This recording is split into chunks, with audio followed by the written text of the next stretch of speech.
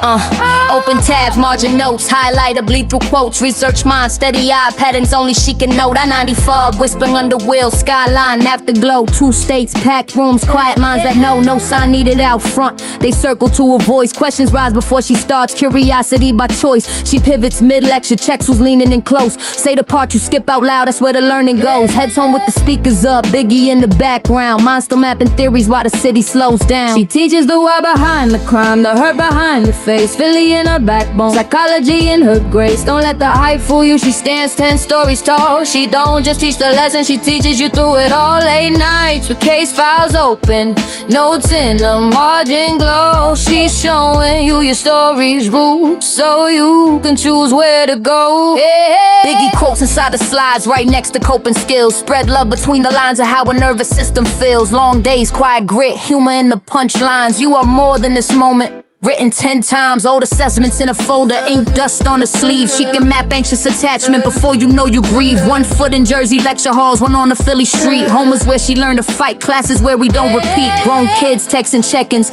pride she doesn't post. She teaches minds all day, then goes in mother's most. Case files, true crime, mind behind the scenes. She doesn't tell you what they did, she shows you what it means. Your story is not your diagnosis.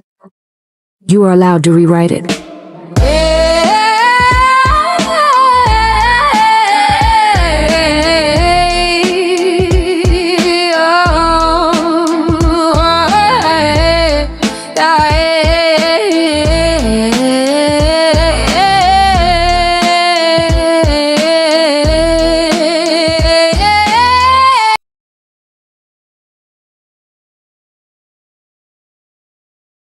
Hi everyone, how you doing? Come on in.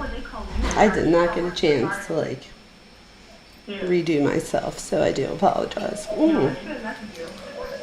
Let's not joke so much. How's everyone doing? Come on in. Welcome in, you guys. Who do we have? Let's see. We have Casey. Oh, hi Casey. Hi Cuff You. Where's you two bad actors? Saying maybe I forgot. And literally right after you said that, it was like, what? And on my side, it does it like 20 seconds before, and I was like, just wait. It's coming.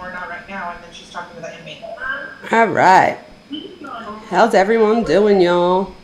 You guys. So, oh wait, how about I turn off? I swear to God. I have Mackenzie in the background because I feel like that's all I do is listen to jail calls. Do you guys do the same? Anyone? Hi, Harlot. Welcome in, everyone. Fancy Nancy's here.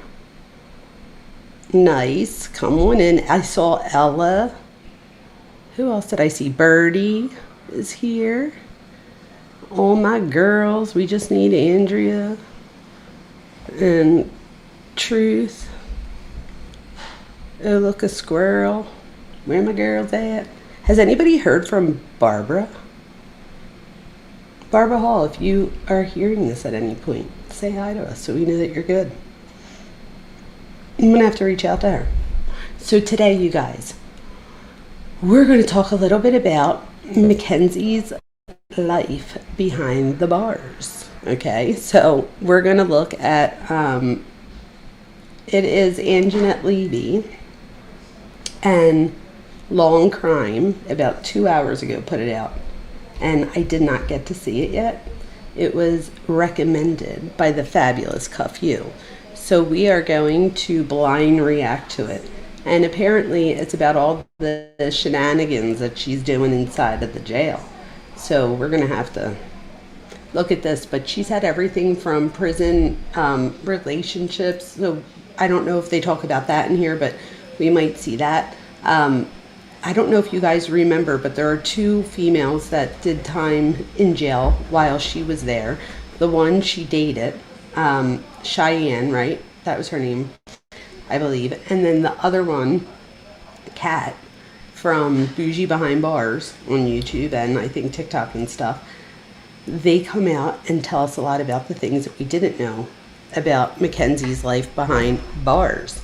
So with that being said, real quick, let's talk real quick about the fact that Mackenzie never shows sign or interest in females prior to this.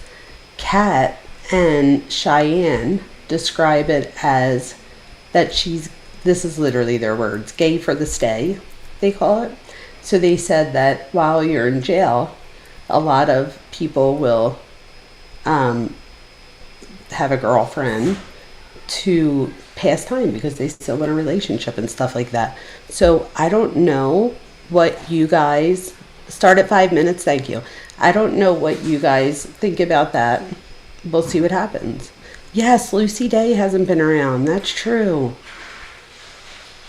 Lucy Day, if you see this, put a thing in the chat so we all can know that you're good. That was a good one. Good call.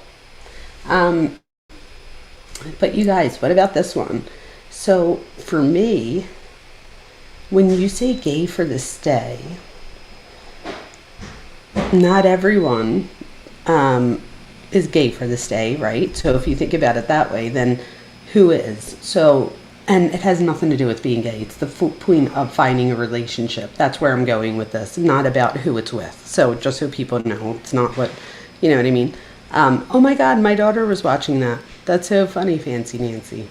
So with this, I think, in my own opinion, and this is just in my own opinion, I think that she has such a need to be wanted by someone, that, and she has like that need for like an attachment, so much so in my opinion, that I don't think it matters if it's a male, a female. I think now I think if she were outside of jail, I mean, I don't know that she would have even had an opportunity to be with a girl, or to think that she would even like that. Do you know what I mean? So maybe being in jail.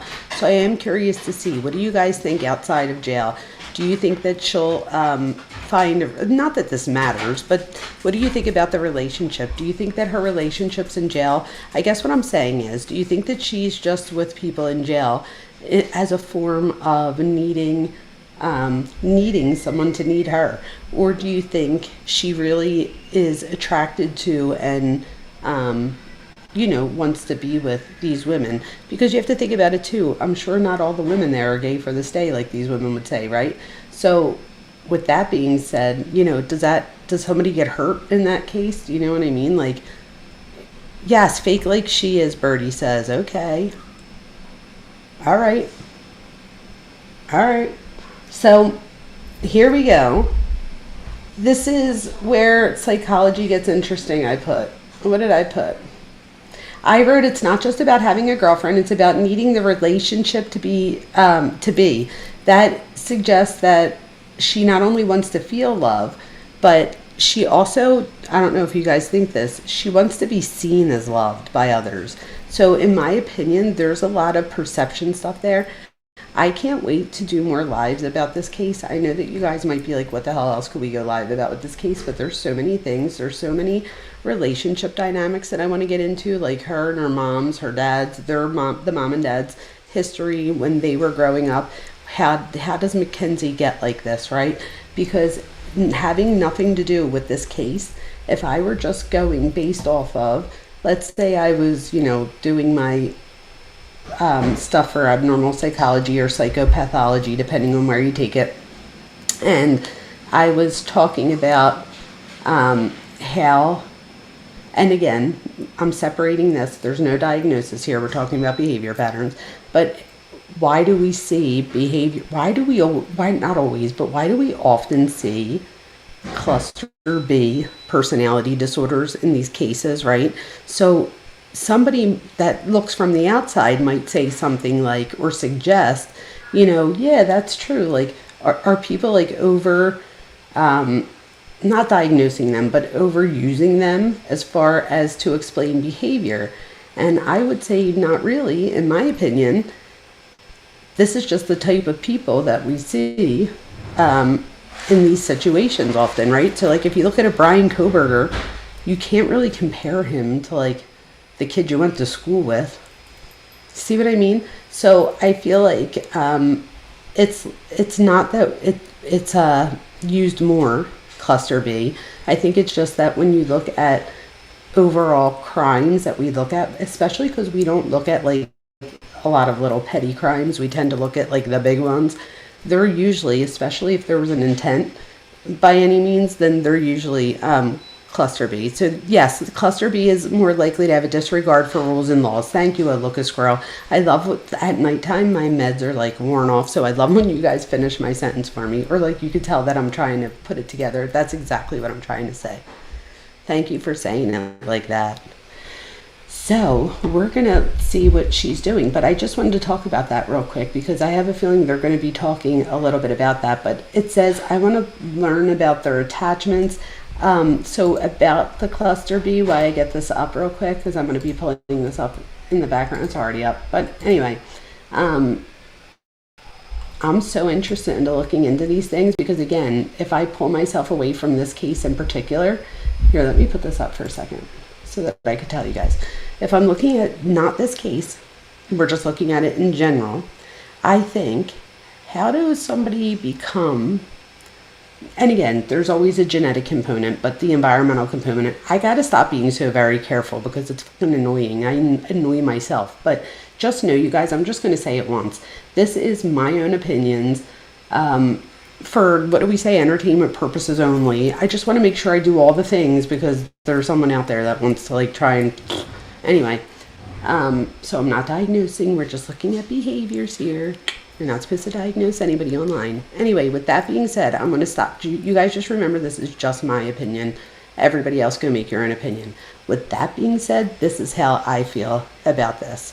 I think when you see borderline personality traits or behaviors, that doesn't just, like, you don't just have a kid and they become borderline personality, right? You don't just, now, could that happen sometimes? Sure. But for the majority of the time, there's that biological component and then to the nature and nurture, and then also the environmental component.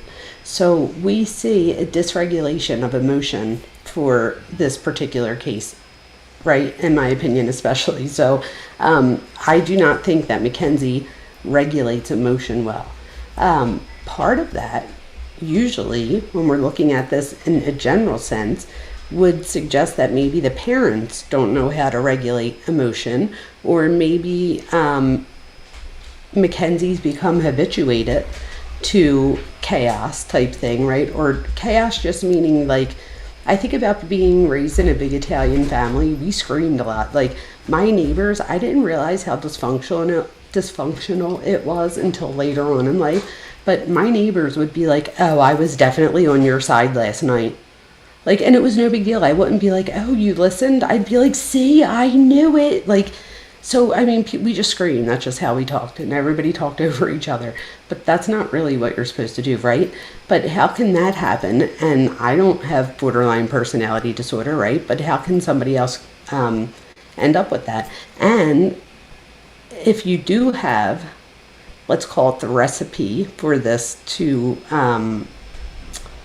become, why doesn't it happen in all the siblings? So like, why would one sibling maybe have this and not another sibling? So I think that part goes back to biology, which says that, part of this is biological and that now the other part is going to be environmental. What often, in my opinion, not even in my opinion, just based on what we see, I should pull something up from the DSM-5 so that you guys could see it yourself, TR, but just looking at cases in general, when I see someone that's borderline, that often gives me like a red flag, if you will, not a red flag, like a ding, ding, ding, you should be looking at, and what should I be looking at? So I see that when we have a narcissistic parent, this often, and again, let me separate myself from this because, I could talk just based off of people that in my history that I know of. But when there's a narcissistic parent, that narcissistic parent does not access their emotions the way that many of us access our emotion. So I want to be careful with what I say here. If you could think about it, if you have a narcissistic parent, that narcissistic parent, everything is about them and everything is through the lens of, their lens, and it's all a reflection of them. So you're a reflection of them if you're their child. So if you do something wrong, it's a reflection on them that they do something wrong. It's never anybody else's. It's always everybody else's fault. It's never like your fault type thing. No matter what. I don't know if you guys have been taking notice of this, but when you listen to these jail calls, I haven't heard one time any of them take accountability for any of it. The closest we got was there in the one prison interview. She says, I know that I was the driver of this tragedy. That was like the most accountability we saw, in my opinion. If somebody knows of Mackenzie or the mom or dad taking more, and I'm not just talking about like when the mom or something will be like, I'm sorry, and cries, but there's not tears type thing. So when you lack accountability and you are worried about the perception of others onto you and your family type thing, this really this doesn't lead to the best child outcomes always. Now, can somebody absolutely turn out okay? Sure. But when you have a kid that, like Mackenzie, in my opinion, and some of you are going to be like, no. But in general, I think she was a very, very attractive girl. She is very charismatic. She has the ability to manipulate things, right? So that's always, that a lot of times there's that charismatic thing there. So we see that, I could see how she's very outgoing. She's learned that she can get things through, and this is all my opinion, based off of her sex appeal.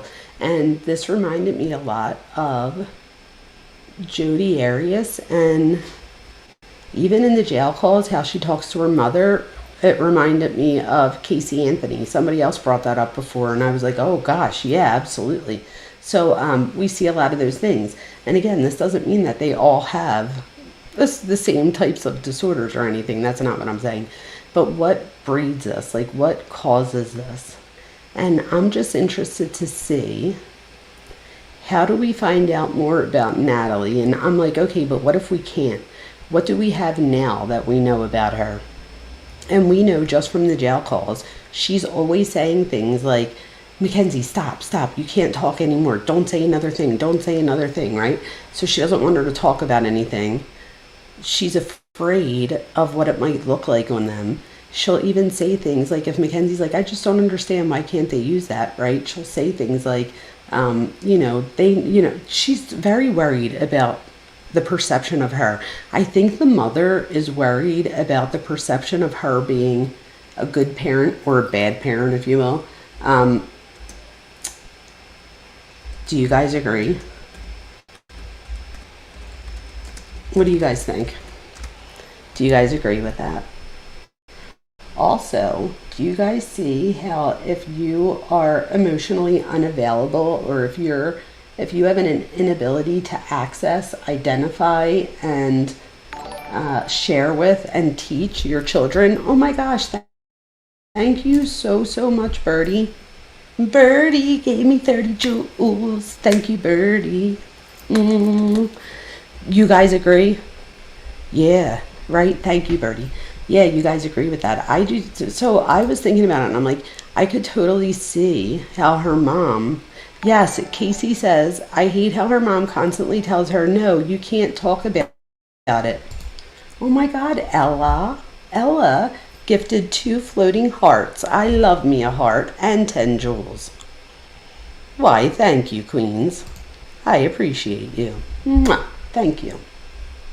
So let me just tell you real quick. I didn't have enough time today to put together like a PowerPoint slide, so this is just off the cuff. But when looking at things like cluster B, when we're talking about borderline, we have 4 of the personality disorders fall under cluster B. There's borderline, narcissistic, histrionic, and antisocial personality. They are all odd and eccentric behavior. That's the thing that they all have in common. The core theme for someone with borderline personality disorder is a fear of abandonment. We talked about this the other day, right? There's an emotional instability. So the person has an inability to regulate emotion. They have unstable relationships and identity disturbance. I think you see all of these core themes and behavior patterns in this case. I mean, tell me if I'm wrong.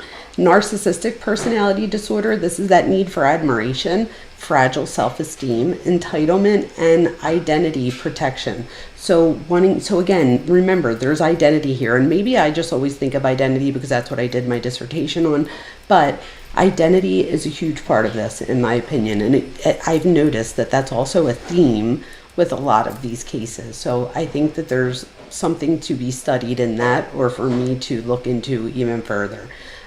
Yes, Thor. Oh gosh. So hi Tony, hi A Higgins. I saw a few people come in. I just want to say hi real quick.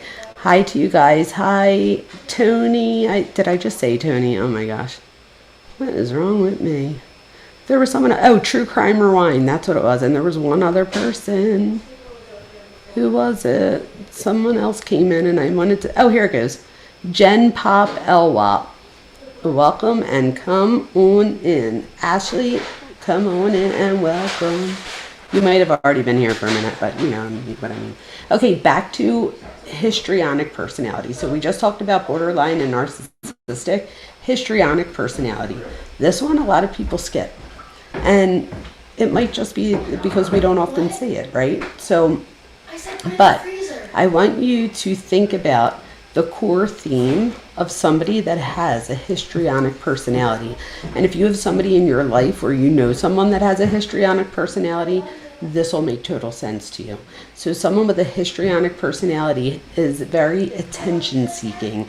They're very dramatic, very emotional. They're very expressive. So I think of the call where she's yelling at Dom, you know, you better open this door. I'm going to count to 10. I'm going to count to 10. Remember all that?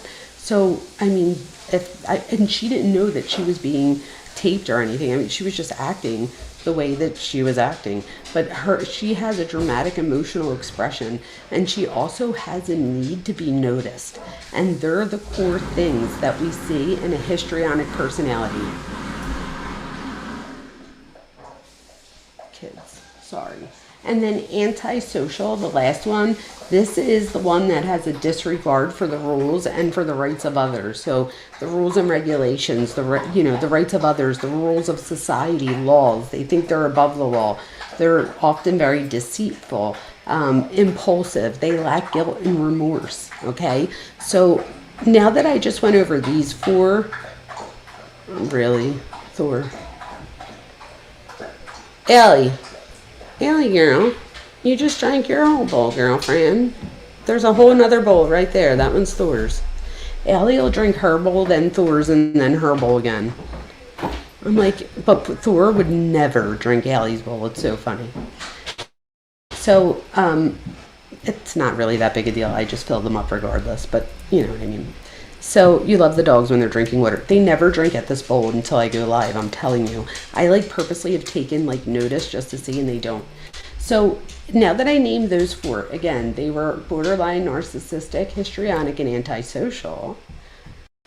What do you guys think? Do you see one or more of these disorders going on here? Because if so, I think, and this is the other thing, let me say this. At the time of the crime, you guys, she was only 17 years old. If we were really looking, if somebody was really looking at her, now I think she was 18 2 days later, so I don't think it would have been that big of a deal. But at 17, you can't diagnose anybody even in person with a personality disorder. You could put, borderline traits or for antisocial, there would be conduct disorder before the age of 15. But anyway, I'm going to move on from here because I don't have my slides with me, so I feel like I don't want to lose people. We're going to move on to this. We're long crime video. We're going to blind react to it, and then we're going to go to bed because I have work again early tomorrow. So let's do this. Here we go. All right. I am so happy that you guys are here with me. Thank you so much for coming. All right, here we go. Sorry, I was trying to. All right, we're going to do it like this. We're going to blind react. I'm going to take a sip of my drink, so I'll turn that right back on. But let's start this. All sorts and allegations of sexual harassment. Those are just a few claims made against Hell on Wheels teenager Mackenzie Shirilla after she got locked up in prison. I'll tell you about. Again, this is Anjanette Levy from Long Crime. Everybody go like and subscribe and all the good things. The link will be in chat.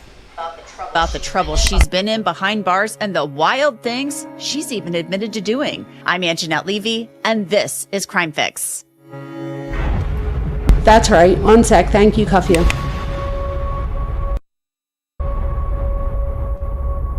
You know, here at Long the crash, Mackenzie tried to portray herself as being remorseful, but guess what? Records from Ohio's Department of Corrections make it look like Mackenzie's been raising quite a bit of hell during her brief time behind prison walls. And I'm going to go through all of it for you. The sexual harassment claims, the flashing of her breasts, and much more. Some of the infractions appear to be minor, while others are more serious. In May 2024, Shirilla got into trouble for being in the wrong place at the wrong time. The officer wrote, on the above date and approximate time at 11:40 p.m., inmate Shirilla was seen in the second floor day room talking on her tablet. This is the second incident that has occurred where inmate Shirilla has been found in the day room after rec has been closed. Inmate Shirilla is being charged with 5.6, being out of place. Oh, wow. So I was looking it up, you guys, and they have to be off of their tablets at 8 p.m. So 8 p.m. is the latest that they can be on their tablets. Okay. YouTube Bad Actor says, so do people like this have little to no empathy because all they do is think about themselves? So not in the way that I think you're thinking right here. So there's different types of like, people with antisocial. So with antisocial personality, you lack empathy or guilt and remorse, like stuff like that. I think what you're thinking of is like the egocentrism that we see in narcissistic personality disorder. So when we say that it's all they do is think about themselves, I would say that it's all about me thinking. So yes, I guess you could say they're one and the same, but this is more than like just like looking in the mirror type thing, which I think you mean, but just in case somebody else is watching and doesn't know, this would be more than that. So this would be more like, every decision and thing that I make throughout the day is tied back to my identity or how other people perceive me. So that would be a way that I'd say it. In response, Mackenzie said, I just didn't know. She admitted guilt and the hearing officer found her guilty. Fast forward to October of 2024, the infractions get a little more serious. The report states, on the above date and approximate time, I, Officer Bryce, was conducting my random bed searches. During my search on inmate Shirilla, I found 2 pair of altered state pants, a fan with the name and number of an inmate's name who is redacted, crossed out, and Shirilla written on the same side, and 4 nude magazine pictures. For this, I will be charging her with a 12.3 possession of another inmate's property and a 12.7 possession of contraband. Shirilla told the prison staff, I did have the fan and pants, was turned into quartermaster, and I was charged. The hearing officer wrote, contraband fan destroyed, pictures will be returned, and pants returned to quartermaster. Shirilla was found guilty and lost commissary for 30 days. The following month, in November 2020. Hold on. What was that last one? What just happened? We have to rewind the last one because I know what it said, right? So she got in trouble for the one for being in the day room talking on her tablet for longer than she should have been. But the second one, on the above date, Officer Bryce was conducting a random bed search. During my search on inmate Shirilla, Oh, you guys, her number is, oh, that's an easy number. 111780. So 111, I just want to write that down. 780. Okay. Not that I need it, but you know, you never know. So I found 2 pair of altered state pants. So what, you're not allowed to have them altered? Everybody said that they were altered, right? Towards her fit. So that's interesting. A fan with the name and number blank on it, crossed out, and Shirilla written on the same side, and 4 nude magazine pictures. I wish we knew what the magazine pictures were of. Like, where were they from? Which nude magazine? Like, are we talking Playboy, Playgirl? Like, what are we talking? Hustler? What type of nudes do they get? And then it says, for this, I'll be charging her with 12.3 possession of another property and 12.7 possession of contraband. Yes, Birdie, play the number. Yes, that's exactly what my dad would have said. Redacted, crossed out, and Shirilla written on the same side, and 4 nude magazine pictures. For this, I will be charging her with a 12.3 possession of another inmate's property and a 12.7 possession of contraband. Shirilla told the prison staff, I did have the fan and pants, was turned into quartermaster, and I was charged. The hearing officer wrote, contraband fan destroyed, pictures will be returned, and pants returned to quartermaster. Shirilla was found guilty and lost commissary for 30 days. The following month, in November 2024, Shirilla was written up again. So you guys, this is interesting to me. Do you guys remember, like, this is the thing. So, the disciplinary, it says, A. Higgins, the disciplinary report sure ain't helping her out. It just makes her look more like a psychotic brat. Is that how you were going to say it in real, like, life? Did I get, like, the... did I say it right? Anyway, I'm such a nerd. But, you guys, she lost commissary for a month.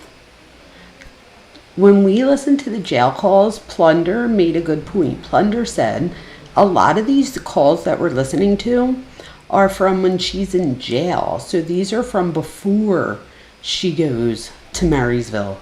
So there's a ton that I don't think we've even heard yet. Does anybody know if we've heard any Marysville ones yet? Because if not, just imagine the phone calls that are coming. My point is, in the phone calls that we've heard so far, she makes it a point, and even Kat, right? And Cheyenne said that she wouldn't eat the food at the prison, that she would only make commissary, and that she would do it every single day, and that they even said that could get like real expensive after a while. So what do you guys think? Like, she probably had to eat the regular food. Wow. Oh, she's cute enough. She probably gets stuff from other inmates. But this is the thing, YouTube. Isn't it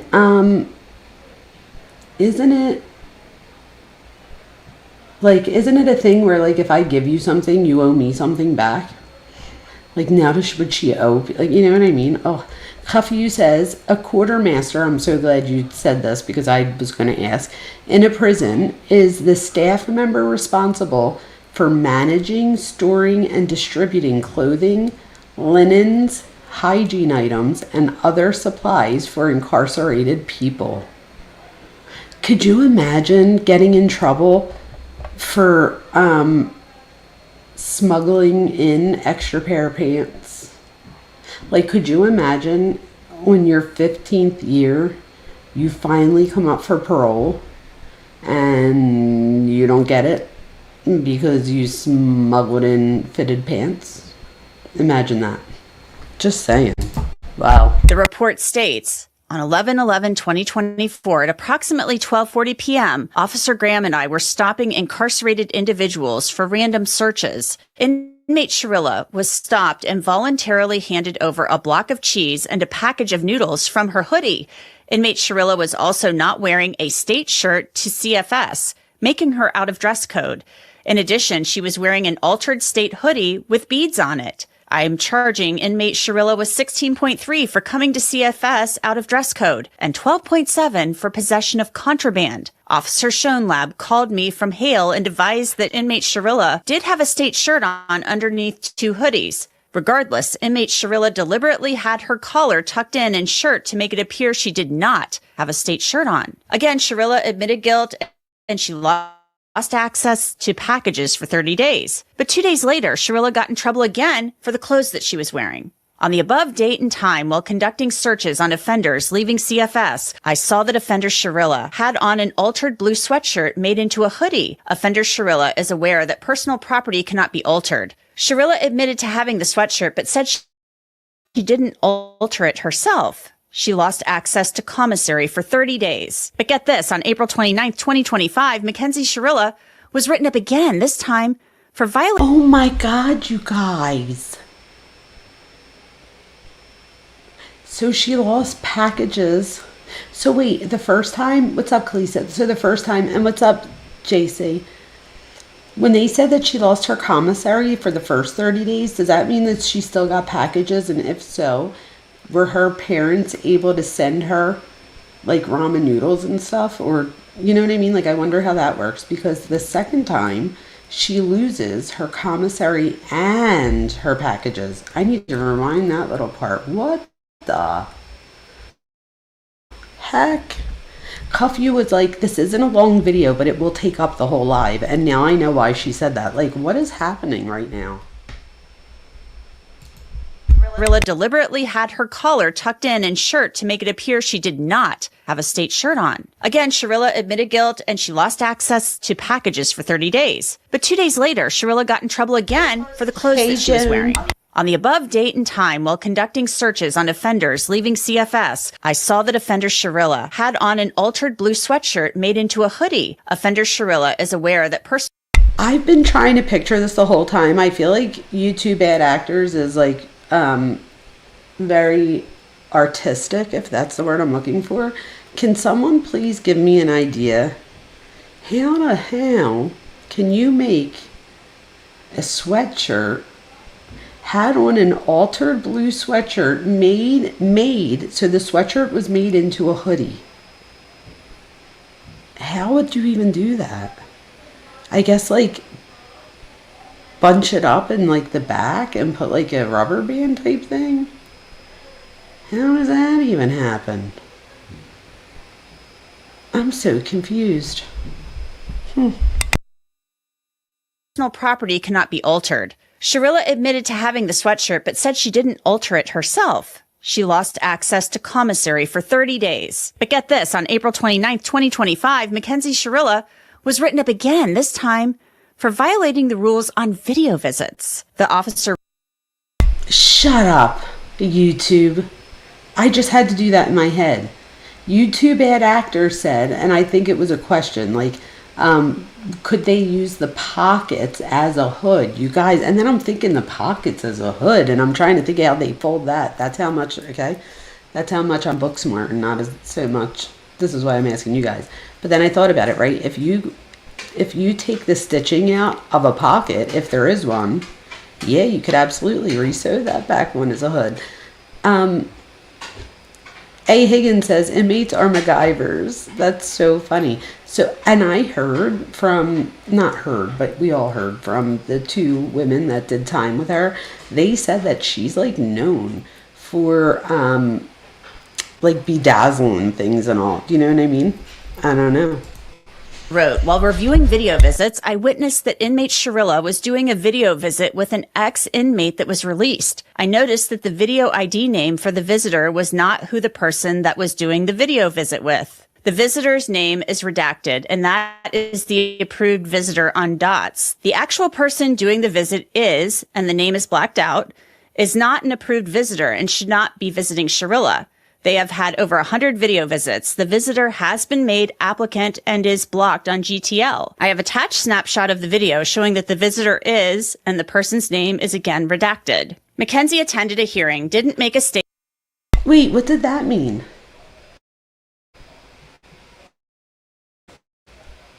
While reviewing video visits, could you imagine everything you do is like reviewed for the rest of your life? or for as long as you're in jail. While reviewing video visits, I witnessed that inmate Shirilla was doing a video visit with an ex-inmate that was released. What? Oh shit. So they must have set it up with like the ex-inmate's like friend or something. And oh look, a squirrel says you could use 2 sweatshirts. Imagine that. Where do they get like the sewing things? Do you know what I mean? I mean, I guess they're shopping stuff. I don't know. That's interesting. But you guys, this is crazy. I wonder if it was the girl. No, I think she said she talked to her a few times after jail. But I wonder who it is, and could that other person get in trouble? Like Mackenzie gets in trouble, but could they? Applicant and is blocked on GTL. I have attached snapshot of the video showing that the visitor is, and the person's name is again redacted. Mackenzie attended a hearing, didn't make a statement, and admitted guilt. She lost access to electronics for 30 days. Then the next day, she got in trouble again with the guards. This time, Mackenzie was accused of sexual harassment and wearing her clothes improperly. The corrections officer wrote, I approached IP Shirilla while she was in Case Manager Jones's office to take her to the restroom to see if she was properly dressed. IP Shirilla was previously in Mr. Ream's office, and he had asked her for her hoodie as it was altered and considered contraband. IP stated that he couldn't have it because she wasn't dressed properly under her hoodie. When I told her I was taking her in the restroom to make sure she was dressed properly so I could take her hoodie, she stated, if he got an erection from the way I'm dressed, that's his fault, except she used another word for erection. As she got to the door of Ms. Jones' office, she told Ms. Jones to come with us to the restroom because she didn't feel comfortable. When we got into the IP restroom, IP Shirilla unzipped her hoodie and her state shirt was completely unbuttoned with just a sports bra on. She was instructed to button her shirt and give me her altered hoodie. The whole time we were in the restroom, she was very disrespectful and talked with a loud tone, asking if this was all we were worried about was her altered jacket. This IP has had several conduct reports for contraband clothing. She has been given new state uniforms in exchange for the altered clothes. Her hoodie was clearly taken in on the sides and was very form-fitting on this. Shirilla was quoted as saying, I went to the bathroom with her. I never said that. I did what they told me. I was not being disrespectful. Shirilla ended up pleading guilty to the charges and was punished. Then just a few months later, in August 2025, there was another incident involving claims of sexual activity. A conduct report states, IP had her hands in IP Shirilla's pants in her buttocks region. The records show Mackenzie denied this incident happened. Offender pleads not guilty, states I did not allow her to touch me and I have never had a sex ticket and this is not me. I don't do that kind of stuff. And there's much, much more to talk about. So I'd like to bring in Justin Piperni. He is a crisis manager with a company called White Collar Advice. What was the date of this? What's up, Austin? Hey, Ashley, what was the date of this, you guys? Look at Cuff You with the eggplant. I love it. That's crazy. I can't believe she said that. Actually, I can believe it. And he advises people on spending time in prison. So, Justin, thanks so much for being with me. I appreciate it. My pleasure. I want to dive right into these prison records. This latest conduct report, or one of these conduct reports, this one is from September 2025. So Mackenzie had been there over a year at this point, and we're going to put this up on the screen. It says, Officer Miller was reviewing ViaPath visits. This is the video visit system. It was a person on there with Mackenzie who was not approved. And it says, during this visit, multiple inappropriate things took place. The visit that took place at 6:06 p.m. shows Mackenzie Shirilla showing her breast to the visitor. Then at 21:08, the visitor shows a sex toy, and then the visitor shows her breast. And then at 7:42, the visitor shows her breast with a sex toy. So it's very descriptive here, Justin. Mackenzie Shirilla could not deny this. She couldn't deny this at all. So what are your thoughts on this conduct report in particular? Is this an unusual thing to happen? Oh my God, you guys, I don't even know what the hell to say. What's up, are you sunny now? And good for you, Austin, to have a nice break, until Friday. So I was saying the date of this incident, but they said that she was in there for a year after I said that. So I was just going to say that the incident was a year after she was there. So she said, that's not me. I don't do that. So does anybody know when she started dating in prison? And could it just be that she wasn't... Can I go back a few seconds? Sure. I sure can. All right, let's see what they say. It was a person on there with Mackenzie who was not approved. And it says, during this visit, multiple inappropriate things took place. The visit that took place at 6:06 p.m. shows Mackenzie Shirilla showing her breast to the visitor. Then at 21:08, the visitor shows a sex toy, and then the visitor shows her breast. And then at 7:42, the visitor shows her breast with a sex toy. So it's very descriptive here, Justin. Mackenzie Shirilla could not deny this. She couldn't deny this at all. So what are your thoughts on this conduct report in particular? Is this an unusual thing to happen, people doing sexual things on video visits? It's not unusual, unfortunately. Look, disciplinary infractions are very common in prison, but I use the analogy of the speed limit 65 and you're going 75, you might be okay. So there are things staff in the prison will overlook because there are so many things to be worried about. But when you engage in destructive behavior like this that threatens the security of the institution, it's like going 125. So it could lead to loss of good time in segregation. I've heard her complaining in videos with her mom that she doesn't want to be in protective custody. But of course, in a situation like this, you end up in protective custody because you need to separate her from other prisoners that are behaving. Since she's been in prison, it's like it is a total case study of... I always love when people have this picture on. This picture always makes me laugh. I guess they were Sandy and Danny. Oh my gosh. But yeah, you guys, can you believe this? What not to do. No identification with victims whose families are destroyed. It's all about her image, her ego. And as a result of that, well, it doesn't help she has enabling parents as well. As a result of this conduct, forget about getting out of prison in 15 or 20 years. She's truly setting herself up on a path to be there for the rest of her life based on conduct like sex toys and a video visit. She's getting poor advice. Well, is she getting advice at all? That's the other thing. We don't know if she's getting any advice because I don't think that this Netflix documentary worked for her. I think it works against her. Of course it does, because Netflix has an agenda to get viewers and to bring in money and get subscribers. So they're not going to create a narrative that's going to help her. And she doesn't recognize that, unfortunately. So she's making decisions that are going to keep her in prison for the rest of her life, I think. And until she understands how these actions are going to influence her, it's simply going to continue. We talk about truth tellers. She has enablers in her life. They tell her what she wants to hear. If someone is even willing to give her advice, would she be able to take it? And based on what I've heard and what I've learned, the answer is no. I mean, listening to these tapes, it's so sickening. I want to hear identifying what the victims want. I am ashamed. I am sorry. The only thing you hear from the family is some platitudes or cliches. She does accept remorse. She does not. It's a throwaway. And the focus is, I want out of protective custody. I'm around some really weird and sick people, without recognizing she may actually be the problem. At some point, she's going to need someone to tell her the truth and then actually take that truth, unless she wants to be in prison for the rest of her life. That's her choice. She had another infraction where she was accused of stealing a lot of stuff. And I want to put that one up on the screen as well. They said that they found her wearing...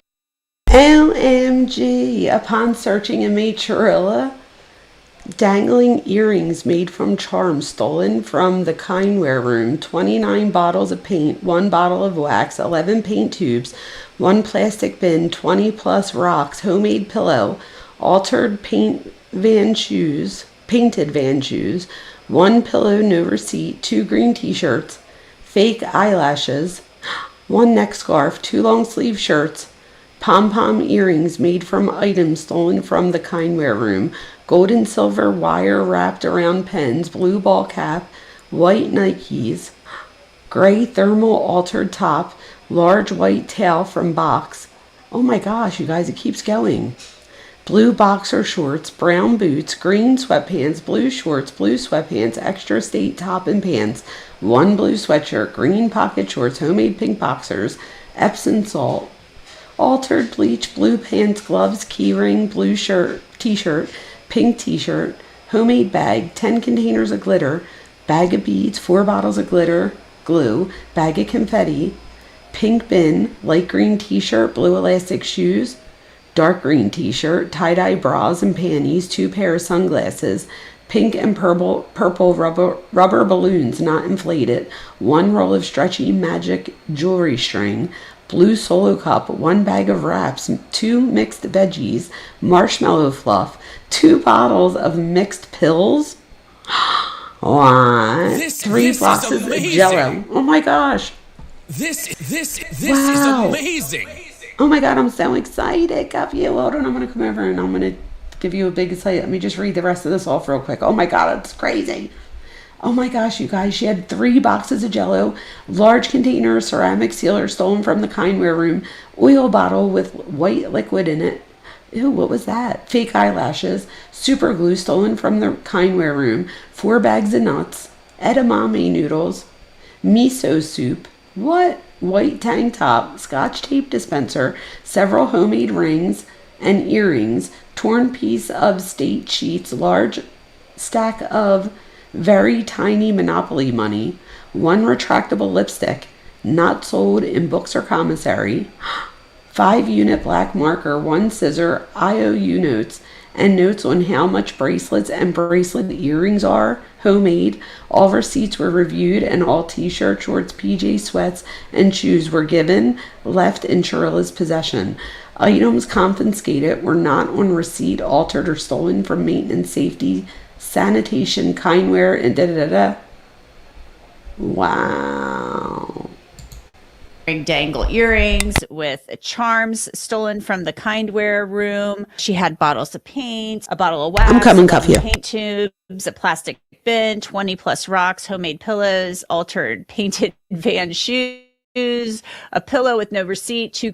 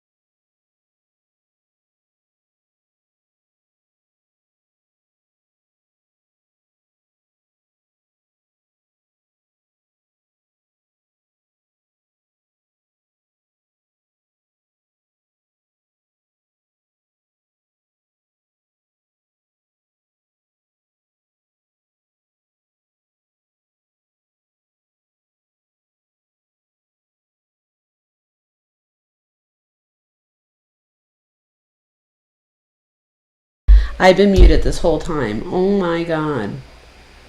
Cuff you. I just thanked you profusely. I know, I'm muted. I just saw it. You guys, and I'm not usually, I'm usually good about that. It's late. I do apologize. Please forgive me. Cuff you got 5 the Mind Behind True Crime memberships. I do apologize. Let's see who they went through. Cuff you. Thank you so very much. That was so very generous of you. I really do appreciate you. Thank you. Okay, let's see. So Calissa got one. Calissa, you got a membership. Who else got one? Hey, Higgins. Oh my gosh, you guys. Like, we got people that are usually around that got them. Wow. Sammy got one. Kareem Mills got one. Oh my gosh. Wait, I feel like I'm missing one. Oh, Austin got one. Shut up. Austin, you got one too. See, you guys, make sure your memberships are on. I'm so excited. 3 of those people are people that we see every day, and hopefully the other 2 become people we see all the time. That was so nice of you. Thank you. I know it is the tricky mute button. You know what the problem is, Ella? We have to turn the mute button on when we turn on the video. So then when you come back, even if you think you click it, if you don't physically look and you don't click it, then you're on mute, right? So, but thank you again, Cuffio. I'm so excited about that. Woohoo! All right, you guys, let's watch a couple more minutes of this. Green t-shirts, fake eyelashes, one neck scarf, too long. I read that part. And then it was referred to the infraction board. So she got in trouble for that. I mean, is that a serious thing? I mean, it sounded like she had this huge collection of stuff in there. She's saying she didn't steal any of it, but they make it sound like she did possibly do that. She later pleaded guilty to it. The best response she gave on these incident reports is when there was no response, because anytime she actually chose to respond, there was, sure, she said guilty, but there was no acceptance of responsibility. It was just blaming or excusing. It was never her fault. So some of these on its own, one disciplinary infraction, for example, taking food out of the chow hall or going into another dorm without permission, prison staff may overlook this, but this isn't like an out of character for her. The problem is her character in prison is continued to cheat and take shortcuts, engage in disciplinary infractions. I'm frankly a little surprised the prison's given her so much room to continue to engage in it. This isn't like 1, 2, or 3. It is dozens, and it's going to get. Does anybody know, like, what happens if you have too many infractions? Like, could she move to a max prison or something? That's interesting, right? Could you guys imagine that? To a point where she's going to get exactly what she doesn't want. Total isolation. Austin, thank you for coming, and I'm so excited you got a membership. Thank you for coming. 23 hours a day in a bunker where she's going to be able to get out 3 days a week to shower and exercise. And you can only imagine the lamenting or complaining that's going to come then. So if I were advising her, I'd say you need to understand that there could be a path at some point 20 or 30 years from now where you could be released from prison. It feels like a very long time, deadline. But it's coming. And if you began to make good decisions, I accept full responsibility for my conduct. I identify with victims. If I were them, I too would want punishment and retribution. I hope they take some pleasure knowing that I'm going to be in prison for the next 2 or 3 decades. Instead, she's building this record through disciplinary infractions and just not caring, making herself the star. Netflix doesn't. It only adds on to the feeling that she's some celebrity or superhero. She's putting herself. Speaking of celebrity, did everybody see that Kim Kardashian finally got word of, I'm sure you guys all heard the phone call. Well, she says it more than once, but there's like one specific phone call where she's on the phone with Rosie and Faith, I think it is. And she's like, make sure you tell Kim Kardashian that I wear nothing but Skims. She's like, and tell her you do too. Do you guys remember in Rosie's text messages, we did see that. That was funny that Rosie switches over to Skims too. But Kim Kardashian has responded. And she just simply said that she only gets people out that aren't guilty. I was like, ooh, mic drop. So there you go. I'm dying to know when Mackenzie hears that, what she says. So again, Kim Kardashian said, I only get people out that are not guilty. So I was like, ooh, that was shady. Austin, what did you just say? You're back. You were just tired of looking at your phone. On my TV now. Oh my God, you are a riot. Well, I'm glad you came back to us. You guys. You requested what? Deadline crime. What did I miss? You guys, can you believe it? And Kim Kardashian's not a lawyer. That's right, Fancy Nancy. Remember she said to her friend, she's like, and Kim K passed the baby bar. She's a lawyer. She gets people off now that are not guilty. Oh, I'm dying to know what she thinks of that. Oh. In a position where she's eventually going to go in front of a parole board and she's going to say, I'm sorry, I've changed. I won't do it again. I've learned my lessons. And a very cynical parole board is going to say, cool, where is the record? What have you done to demonstrate why you should be released? Because I can assure you the victims' families are going to be sitting there in that hearing 15 years from now. When she begins to embrace that reality, she may make better decisions. Or some people with long sentences say, you know what, who cares? The sentence is too long. I ain't never leaving. I'm going to live my life. If I want to have sex toys and video visits and have fans around the world lionize me, cool, I'm going to be here for the rest of my life. anyway. She's on a path to be in prison for the rest of her life. It certainly seems so. At one time, she actually got a ticket, as they call them. They call them tickets. They're called conduct reports, but the inmates call them tickets. And it seemed like they were coming fast and furious for her, like all these things. And I'm sure she was under a microscope. And maybe she was being rebellious too. We don't get the full picture, but it seemed like she had several in a row. And when she accepted one of them, she signed it under duress. Yes.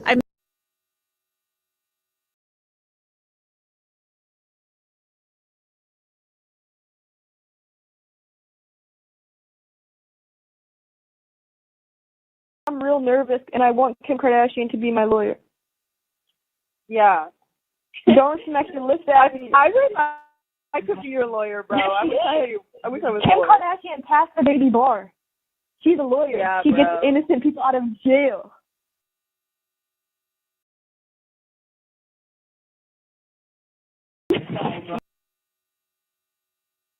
So Harlot says, have I seen how everyone's finally catching the part about her asking her dad for warm milk? So did I tell you this, you guys? So you guys, do you remember? I read that warm milk whole thing. I don't even know how long ago it was. It's been months.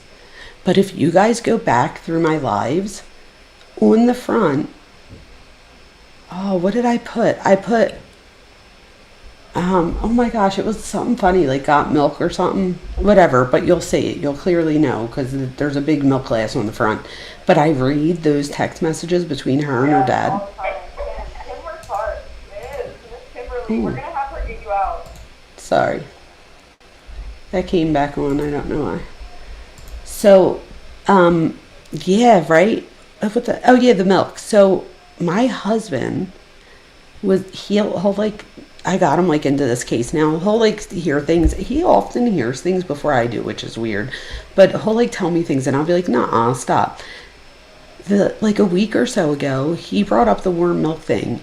And he was like, yeah, everybody's saying that it might be a code for something else. And I'm like, no, it's not. Like, I looked into it, you guys, and this is just my opinion, but I actually think that the warm milk is warm milk. Like, she even says to Dom in some of the phone calls, the text messages they're talking about like something eventually, and she's like, oh no, I drink milk every night before bed. Like, that can't happen. So whatever, but I thought that was interesting. But then the other day he said, okay, wait for it. He said, because he'll hear me like in my lives and stuff, and I'll get him thinking, which I kind of like. But he was like, do you think there's trauma from her childhood? And I was like, oh, I'm sure. Even if it's just that you have parents that don't have any rules and regulations. Not that they don't have any, because you can find text messages where her dad doesn't allow her to stay over Dom's like when she's like 15. And like 2 days before this, she tried to herself and they had to call the police and stuff, but then they never had the police take her. So but she like tries to pull one of those manipulations on her dad, and I'm glad he didn't fall for it then, but eventually he must. But she was saying things like, but dad, it'll make me happy. Can I please sleep at Dom's? Like, I just want one night out with my friends. It'll make me so happy. Like, please just let me do it. And hey, wise woman. And she was like, he said, Mackenzie, I said, no, you're coming home. And he says something like, don't make me say something that I'm going to regret. You need to listen to what me and your mother said. I was like, oh, okay. Oh, shut up, deadline. That's what my husband was alluding to. And I was like, I'm going to need to look into that more. I don't know, but hey, y'all.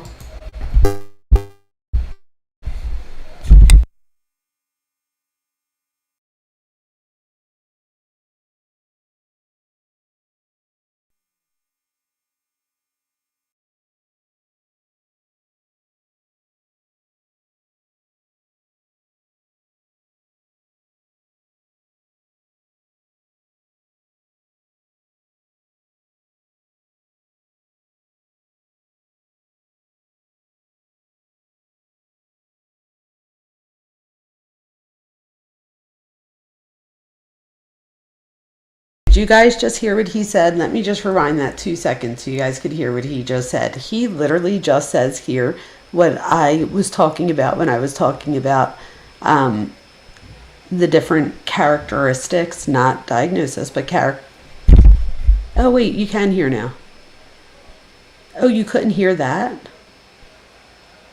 Okay, well, I rewound it anyway because I think it's important. So hopefully you guys could hear it this time. I don't know what happened. Wait, hold on. Let me see if I have to reshare. Let me reshare just to be fair. That was so nerdy. Okay, hopefully this will be better now. Let's see. Okay, let's try this one. All right, I rewound it anyway, so let's hear what he has to say. But you guys listen up, because he literally is saying, when I was talking about the different cluster B personality disorders, and I gave some of the characteristics, listen to what he says here. She's having trouble adjusting to this. Here's why. I'll tell you why. So in the federal system, they're called shots. She doesn't believe she's guilty. So if any injustice is being done, it's against her. So why would she follow rules that are meant for inmates who are actually criminals who have broken the law, describing herself being in with crazy people? She does not identify with them. She is not one of them. She is innocent. So this injustice is coming her way. Therefore, why should she be held accountable to rules that shouldn't apply to her because she didn't anything wrong? She maintains hope. I assure you, she lays on her rack, the long day behind her, expecting at some point to get a phone call from her lawyer that says, you prevailed on appeal. You're coming home tomorrow. She is expecting that. And when that news doesn't come, and it's unlikely that it will, the reality is going to set in. I'm going to be here for a very long time. And as she gets older through introspection, she's going to realize how foolish and embarrassing and disgustingly she has acted since going to prison. She can turn it around. We can all become better than decisions of our past, but it's time she begins to make better decisions. She just doesn't think she's guilty. When you read through these conduct reports, I'm so glad that I didn't see this first and I blind reacted, because then it just showed that, well, not that I ever, I obviously know what I'm talking about, but this guy knows what he's talking about too, right? So you guys, what he just described there, remember when I was talking and I said, when we were talking about the different personality characteristics, and I was saying to you guys that the 4 personality disorders, borderline, narcissistic, histrionic, and antisocial, were all under cluster B, odd and eccentric behaviors. And what he just described, he said lack of or disregard for rules, right? So the disregard for rules, disregard for rights of other people, that actually falls under antisocial personality. However, he also says, hey, Jeannie, he also says that she has a need for admiration, and she is entitled, right? So she has entitlement, and she needs to protect her image. She also has a fragile self-esteem, and that would all fall under a narcissistic type behavior. And then for borderline, there would be that emotional instability, her inability to have, healthy relationships, her identity disturbances throughout the entire thing, in my opinion. And then fear of abandonment, right? And which would fall under borderline. And then histrionic, which so many people do not talk about. I haven't heard one person describe her as histrionic, and I don't know why. With histrionic, and again, I'm not diagnosing, I'm saying like what I can clearly see with my own two eyes. I said 2 eyes, that's how tired I am.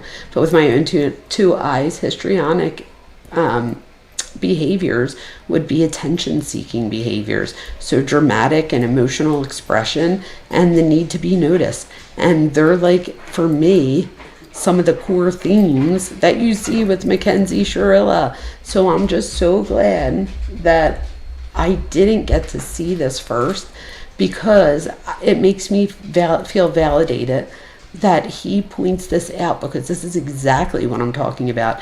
She genuinely, that entitlement, in my opinion, she genuinely, like he said, thinks she's going home.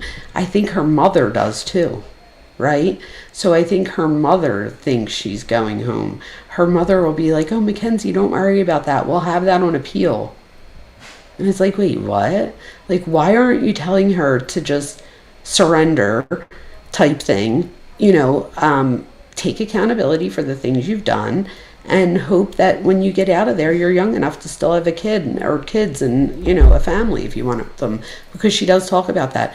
And did you guys notice when she talks about that with her mom? I don't know if you guys heard that one yet, but she literally says, I'm going to have Danny carry my kids for me.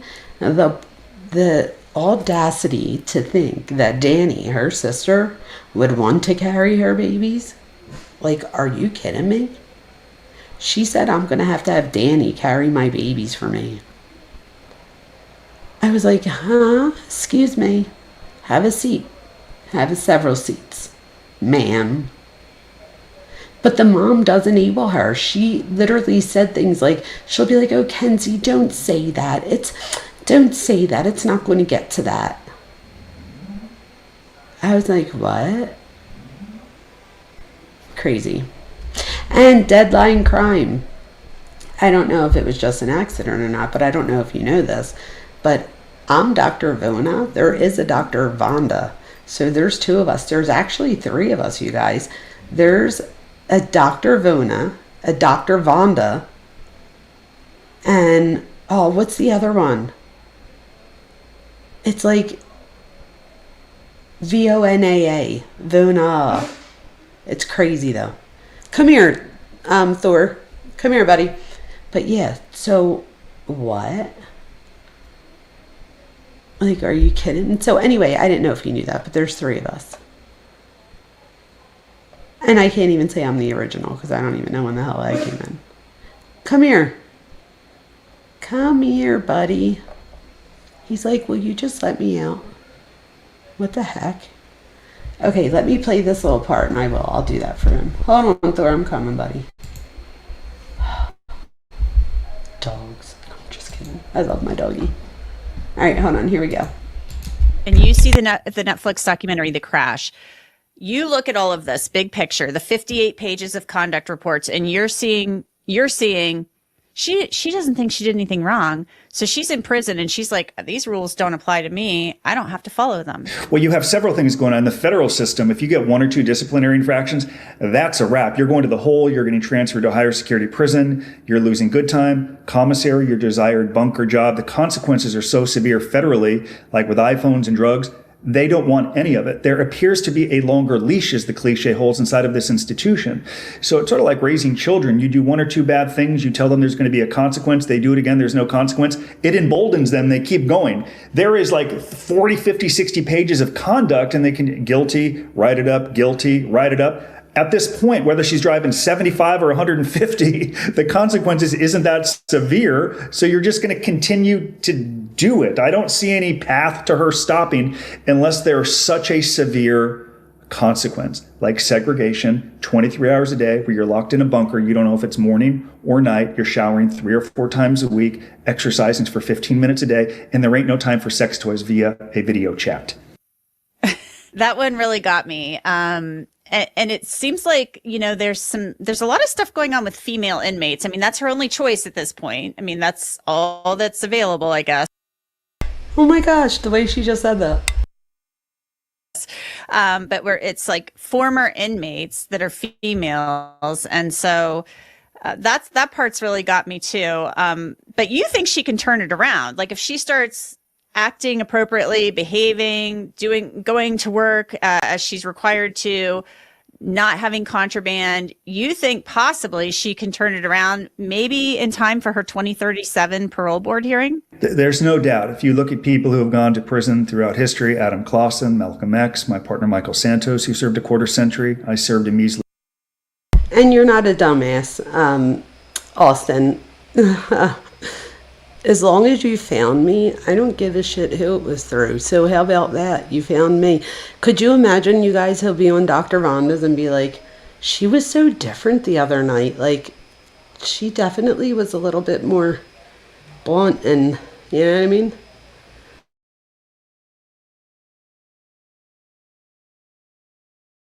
to look at that later. Do you all still think Dom was trying to break up with her? I do.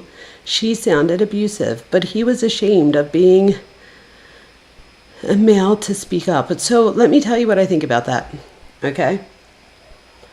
Oh, good to know, good to know. Let me tell you what I think. Hold on, I'm going to put my camera back on. I was just letting the dog out and I didn't want to get up and have everything out. Okay, here I come. Sorry, I'm back. So the question was, do I think Dom was trying to break up with her? This is the thing, you guys. I must say, this is the thing. Whether he was or wasn't, and this is just my opinion, whether Dom was or was not breaking up with her that night, I don't know that is something. You spoke with someone on What's the Obsession, and all this time I thought it was you. Oh my God, I'm dead. There you go. It was probably Dr. Vonda. That is a riot. People do that all the time. It's so funny. The first time I recognized who she was, and she was in my chat, she donated 5 Mind Behind True Crime memberships, and I'm like, does that say Dr. Vonda? It was so funny. It was great. But yeah, so Casey agrees. So Casey, what the hell did I just say? I'm really tired. That's the problem. Break up. Thank you, Cuff You.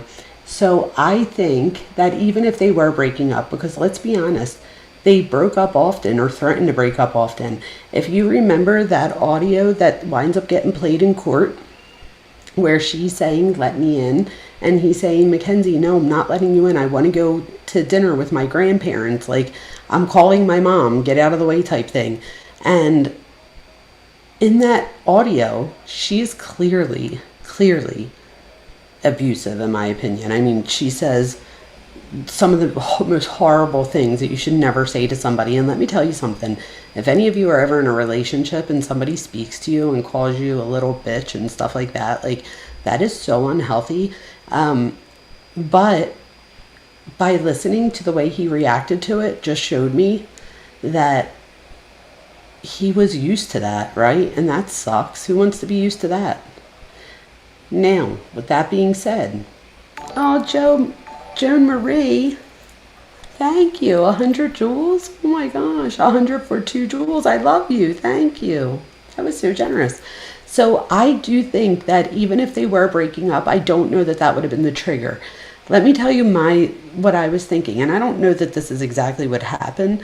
And again, this is just me pondering like everybody else. But let me tell you what I think. I think after taking all of these personality, traits, characteristics into consideration, you have to imagine yourself being somebody that has possibly some of these traits. I'm not diagnosing a disorder, but some of the traits, right? You're in the car. It didn't take a whole lot to activate her when it came to her and Dom. I did read their text messages, and although I know that his sister was saying that she wouldn't read them because she felt that it was, a wise woman. Thank you. Thank you, Queen, for my 10 jewels. Thank you. But his sister was saying that she didn't want to read them because she felt like it was an intrusion. And I get that. If it was my brother, I probably wouldn't read them either. But I think that it was important for me or other people to read them that are also interested, because it clearly shows the progression of the intimate partner violence. So IPV is what we call it. And, I teach family violence. There you go. I just said it there too. So if you ever hear me say IPV, it's intimate partner violence. And I think we see the progression of that here. So, and this is my opinion, right? But I mean, we see her acting out on that one audio. So she was breaking his door, right? So, and Dom's sister was not too fond of her ever. You're right. I think she said that the very first time she met her, she was wearing like a half shirt, little white top type thing and shorts, and I guess like a swimsuit top and shorts, and kind of like the things we usually see her in her pictures. And she didn't like really come up to her and say hi or introduce herself. I'm like, oh yeah, like if you're trying to get in with someone's family, the first thing you do is go to the sisters and the mom. Duh. So, but this is the thing. I don't think it was about anybody else but her. So it would have never occurred to her that if you're trying to win over the boy, you need to get to the sisters and the mom type thing, or the dad and the brothers, like just anyone in the family. And when I say get to them, I mean like go out of your way to be kind to them, right? Serious. What? Yes. Thank you, Sirius. That was so generous. Oh, thank you. Sirius, that was so kind. Maybe if I get to yours right away, I'll be able to put it up on the screen. This is the thing. If I'm showing a video and I'm on a different screen, I don't have both screens. It's crazy, you guys. I just need another computer screen, which I'll get soon. And then I'll be able to see all the things. But thank you so very much. Thank you. I appreciate you just as much. Thank you, if not more. For real. But thank you so much. Yes, they were both toxic. So this is the other thing, you guys. Her dad is out there trying to make a mockery of Dom, in my opinion. A mockery of the whole situation. Oh my God, cuff you. I can't help but dance. Yes. Thank you, cuff you. You guys, I'm going to have a monitor sooner than I thought. Look at that. Thank you so much. You guys, you're so freaking generous. Thank you. I do appreciate that. Oh my God. What just happened? Shirley, I don't know why. This is amazing. This is amazing. This is amazing. This is amazing. Oh my gosh. This is so amazing. I don't even, when this happens, I don't know what to say. I get verklempt. Oh my gosh, Shirley. Shirley just gifted 5 Mind Behind True Crime memberships. Oh my God. Joanne got one, and Jiggy got one, and the musical Cherubs. What a name. Love it. Nana. What's up, Nana? We all need a Nana. Nana got one. Turnpike Tollbooth got one. Yes, you guys, if you got one, please say that. Austin, what the fuck is happening? Yes, you guys. Austin. Oh my God, I didn't even get up. Oh my God, I didn't even get Cuff U's up yet. And Austin's is there. What's happening right now? Hold on, let me get to Cuff U's and then we're going to get to Austin. Oh my God. Oh my God. And then we have to get to the memberships too. You guys, you have no idea how much I do appreciate this, like with everything aside. That is so very kind. And just know that, I don't know if you guys know this, but just know that I don't ever take my money out and just like do something with it. It's literally all still in the same thing. Now, I did learn from watching a few YouTube creators get into trouble in that, you know, even other like sites where if you get like do you guys remember in the very beginning they took away my monetization like a week or so after I got monetized. I was so upset, and they said that there was no way I could get it back and I had to wait till November, and I was not taking no for an answer, and I didn't take no for an answer, and I got my monetization back. I don't know how. Everybody was like, you're not even talking to a human, you're talking to an AI machine. I'm like, I don't care. I will bitch to this AI machine until like I will do whatever I have to. And I was so upset about that. But anyway, what the fuck was my point? You guys, I have ADHD bad and it's late. The hell was my point? It'll come to me in a second. It had to do with, okay, so with creators, see, I just needed a second. With creators, they were saying, like, in that time, if I would have had like $30 worth of super chats and like memberships and stuff in my YouTube account, they would have taken it. so they can just stop it.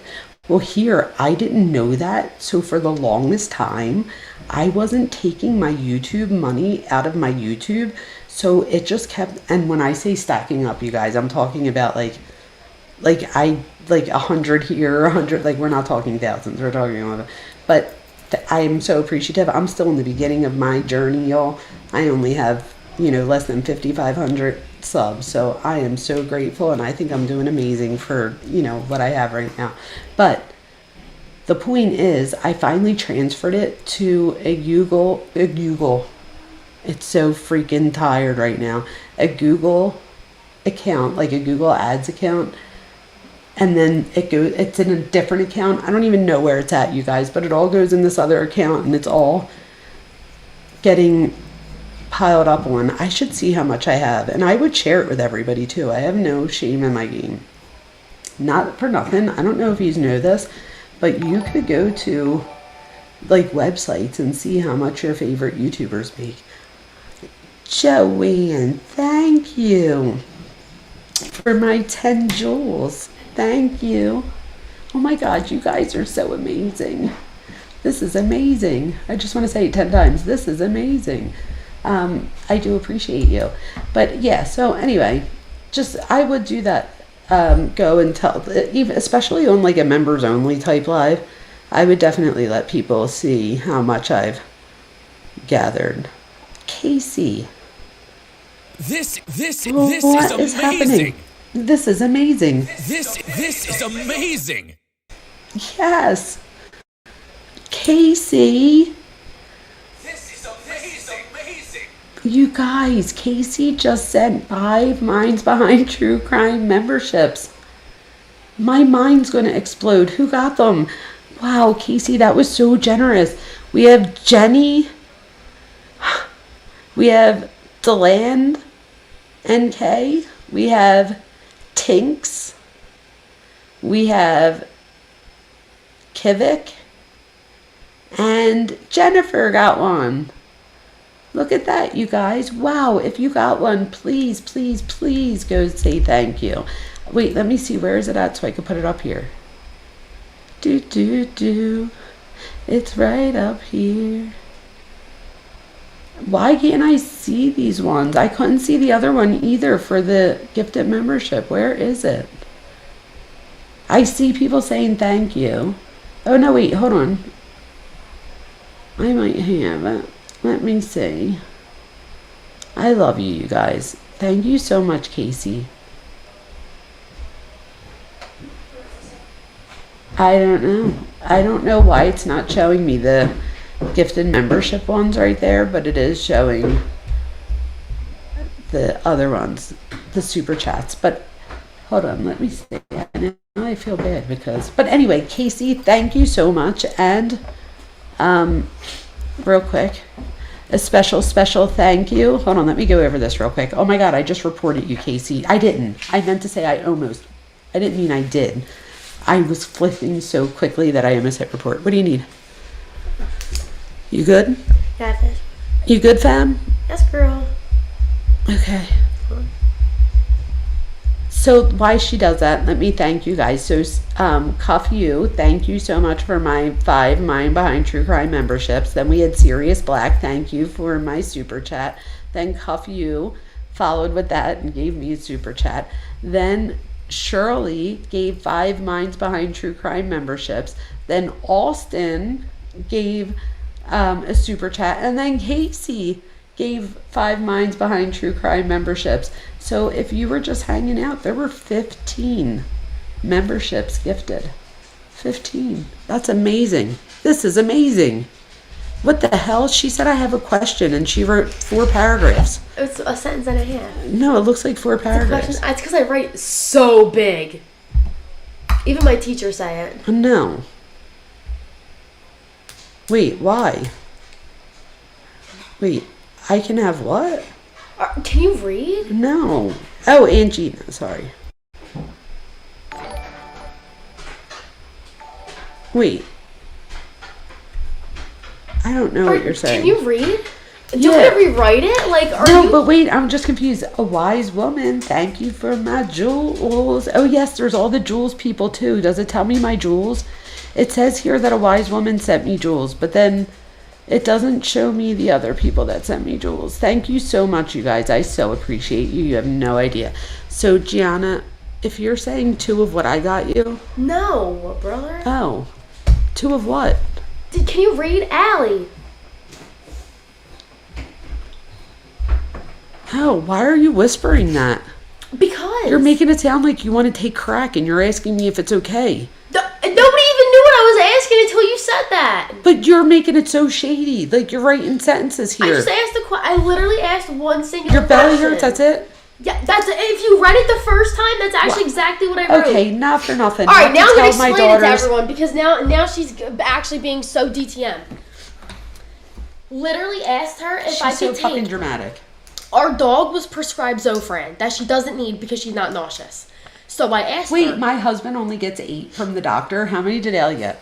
40 or something? Or 60? She has 60. And they're like regular Zoframs. Yes.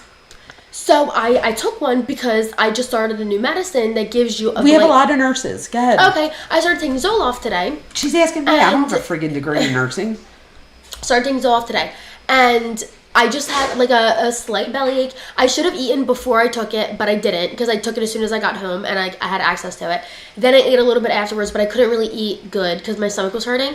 And I was just a little bit nauseous. But Allie Zofrans are only 4 milligrams, and I took it about, what time is it? Like an hour ago, and I still kind of feel nauseous. So I wanted to see if I could take another 4 milligrams and if that would help. And she just wrote this all down on No, I paper. didn't. I said, I took one of Allie's Zofran. Can I take another? I can have Aunt Gina prescribe me my own. It's just a mild bellyache and nausea from the meds. That's actually That's a lot. That's pretty much exactly what I So said. you guys, can she take a second Zofran? Yeah, let me know. I think so. It's a Zofran. It's not like crack. If you just want to take a Zofran, Yeah, my belly be hurting. it's 4 milligrams. Grow up. She up to 8 milligrams. Okay. Yeah, that's what I said, Okay, right? guys. Grow up. You should have another. Okay, thank you guys. Bro, because I didn't know. I wanted to ask you first. She's like, can I take an Advil? I took an Advil 6 hours ago. Can I have another Advil? My girl does. Anti-nausea. That's what it is. It's an That's good anti-nausea though, med. guys. I'm not complaining. She could be a cracky, so I'm not I literally complaining. could be Like, she cracking. could just be No, like, everything scares me, y'all. she Don't could even be worry like, about Mom, that. I want to take all of the things. So I'm just making fun of her. Is that Jamie's daughter? She's so cute. Yes, thanks. She is. We look alike.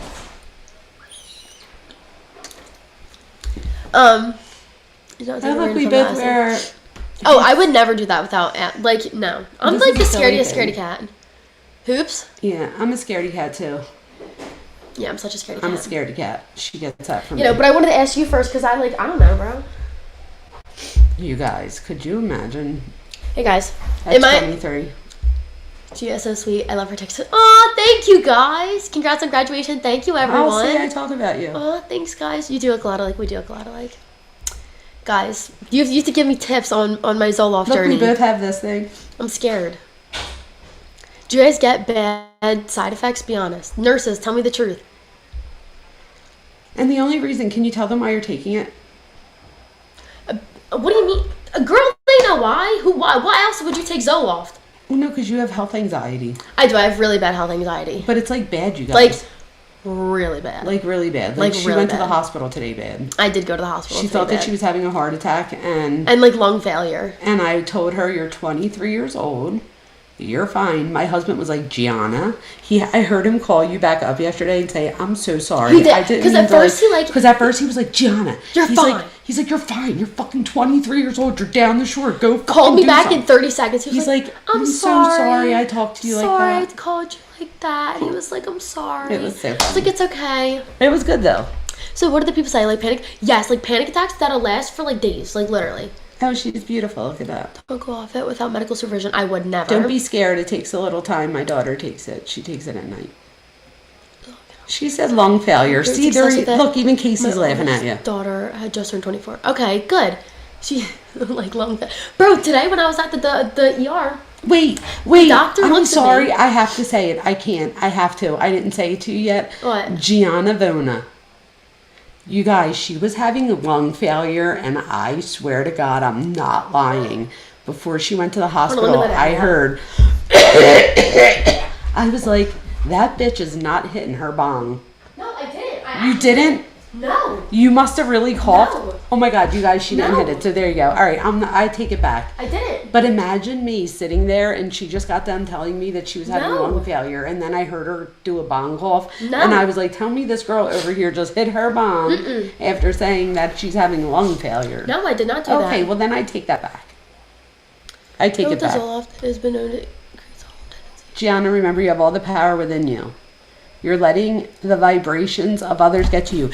These bitches over here are big on the thingies. Bitches in a great way, you guys. No, I know. They're big on the crystals. Where's Allie? Do you hear her barking? I showed them my crystals that you got me and everything. Oh, I have to show them all mine.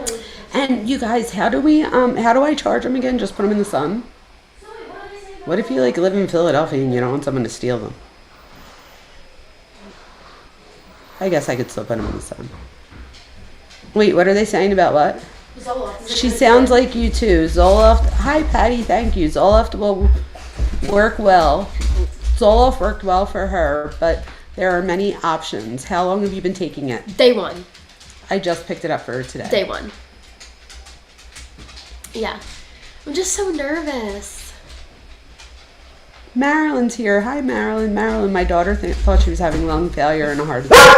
No, Thor. Come on. Come here. Thor, can you stop being I'll jealous? pet you. Come here. Come on, you could join. Allie, you go. Move there. So your brother can come. So jealous. Yeah, no, and I was having these chest pains, and it was like 5 days. So then I'm really like, damn, like there's something wrong with me. Like this is like a long time. So that was what was driving me crazy. And then this morning I was like, I just have to go. Like I would rather go. Oh no! What?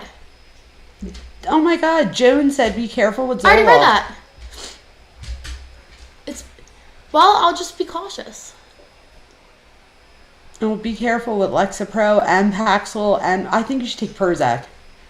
Me? Yeah, anybody.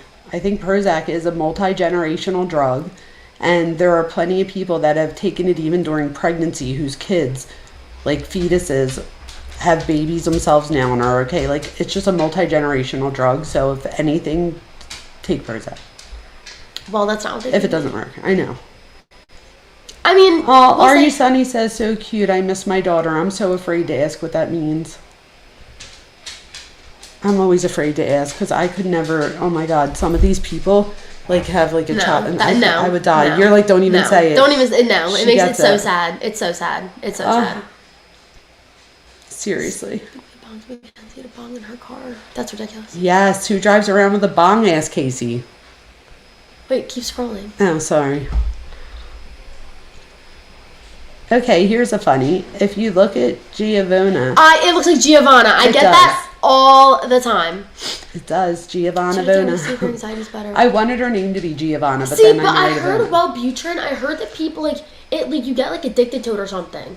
Like I heard like bad reviews about Wellbutrin. Isn't that Boost Bar or something? I don't know. You don't get addicted to it. Stop. That's what I only heard this. I don't know it. I think they give it to Wellbutrin to help you stop smoking. If you smoke. Give it 2 to 3 weeks, says Fancy Nancy, and see if your anxiety's better. If you have side effects, Wellbutrin. Oh, duh, you just read that one. Casey, a dumbass trying to get caught and catch a charge. That's who smokes a bong in their car. That's funny. So None of this Casey, could be I do know causing that. her anxiety. I do know that sometimes, but the thing We is think that that's what my husband has.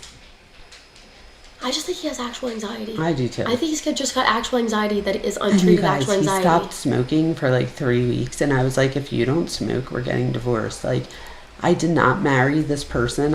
He'll tell you, and I'm not even like I know, that was he'll so tell the funny. story. Like, No, it's a real story. I was dead ass. I was like, I can't take it. I don't know this person. You need to go back to what you was doing. Know what I mean? But I agree with her. I think he just has regular anxiety. I think it's just anxiety, and I think that's what I have too. I think it's just spirituality. anxiety. I love What's- crystals. Me too. Undastron. I don't know what that is. I love crystals. Full know moon. what that She's so fun. Thanks. Crystals are life. Is that just Bro, anxiety attacks literally it felt like a crushing pain in my chest for days, and I was like, I can't sleep, I can't live. And it also was waking me up in the middle of the night. I'm like, I literally cannot. I literally called my mom. Mom, tell one time I've ever asked you to come pick me up from a sleepover, ever. Never. You can't, because I've never done it. I was crying, but I was like, Mom, I just want to go home. I was down the shore with my best friend. It was like 5 a.m. and I was like still texting with her, and I was like, Gianna, I love you, but it's 5 a.m. Like the birds were chirping. So then she was finally like, okay. So we were like, all right, I love you. I'm like, go lay down, like do something. Finally, I was like, go wake up my mom. Like, go wake that bitch up. Like, I'm tired. Like, she was down the shore at my mom's. Did you ever wake up my mom? No, but I talked to her the next day. She was like, what's been wrong? I bet you she would have said you should have woke me up. Dory was like, what's been going on with you? Oh, gosh. I was like, I'm just not feeling too well. So anyway, then 20 minutes later, I'm starting to fall. I'm like, and all of a sudden I get another beeps, and I'm like, what's happening? So I go and check, and she says, hey, Mom, do you want to FaceTime for a little? I just kind of want to FaceTime.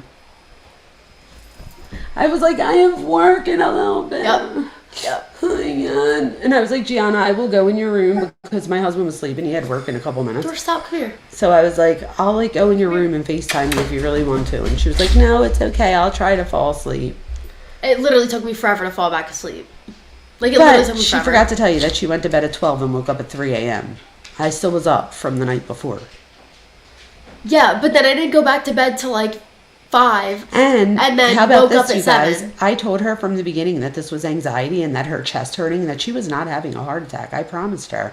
And I said, you're having anxiety. And I teach this, you guys. I am a psychology professor. And this bitch over here didn't believe me. So she wanted to go spend $150 at the... So worth it.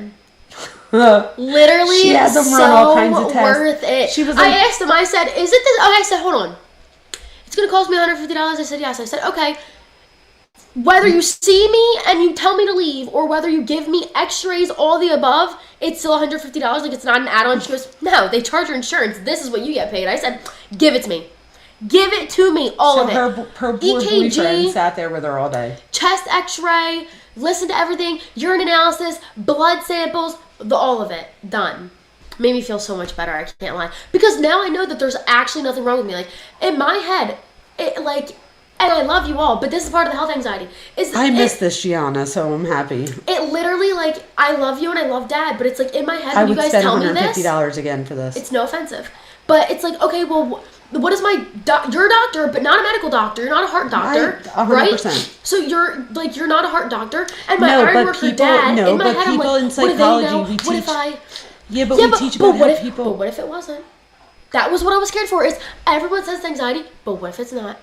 But what if? But what if it's not?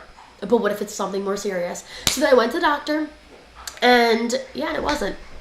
Oh my gosh, you guys. No, but like the fact that they gave me an EKG, they looked at my like lungs and everything. They were like, they look clear. There's nothing wrong. Oh, they were saying put your crystals under the full moon. Yes. I didn't know that. Why didn't you tell me? Tonight.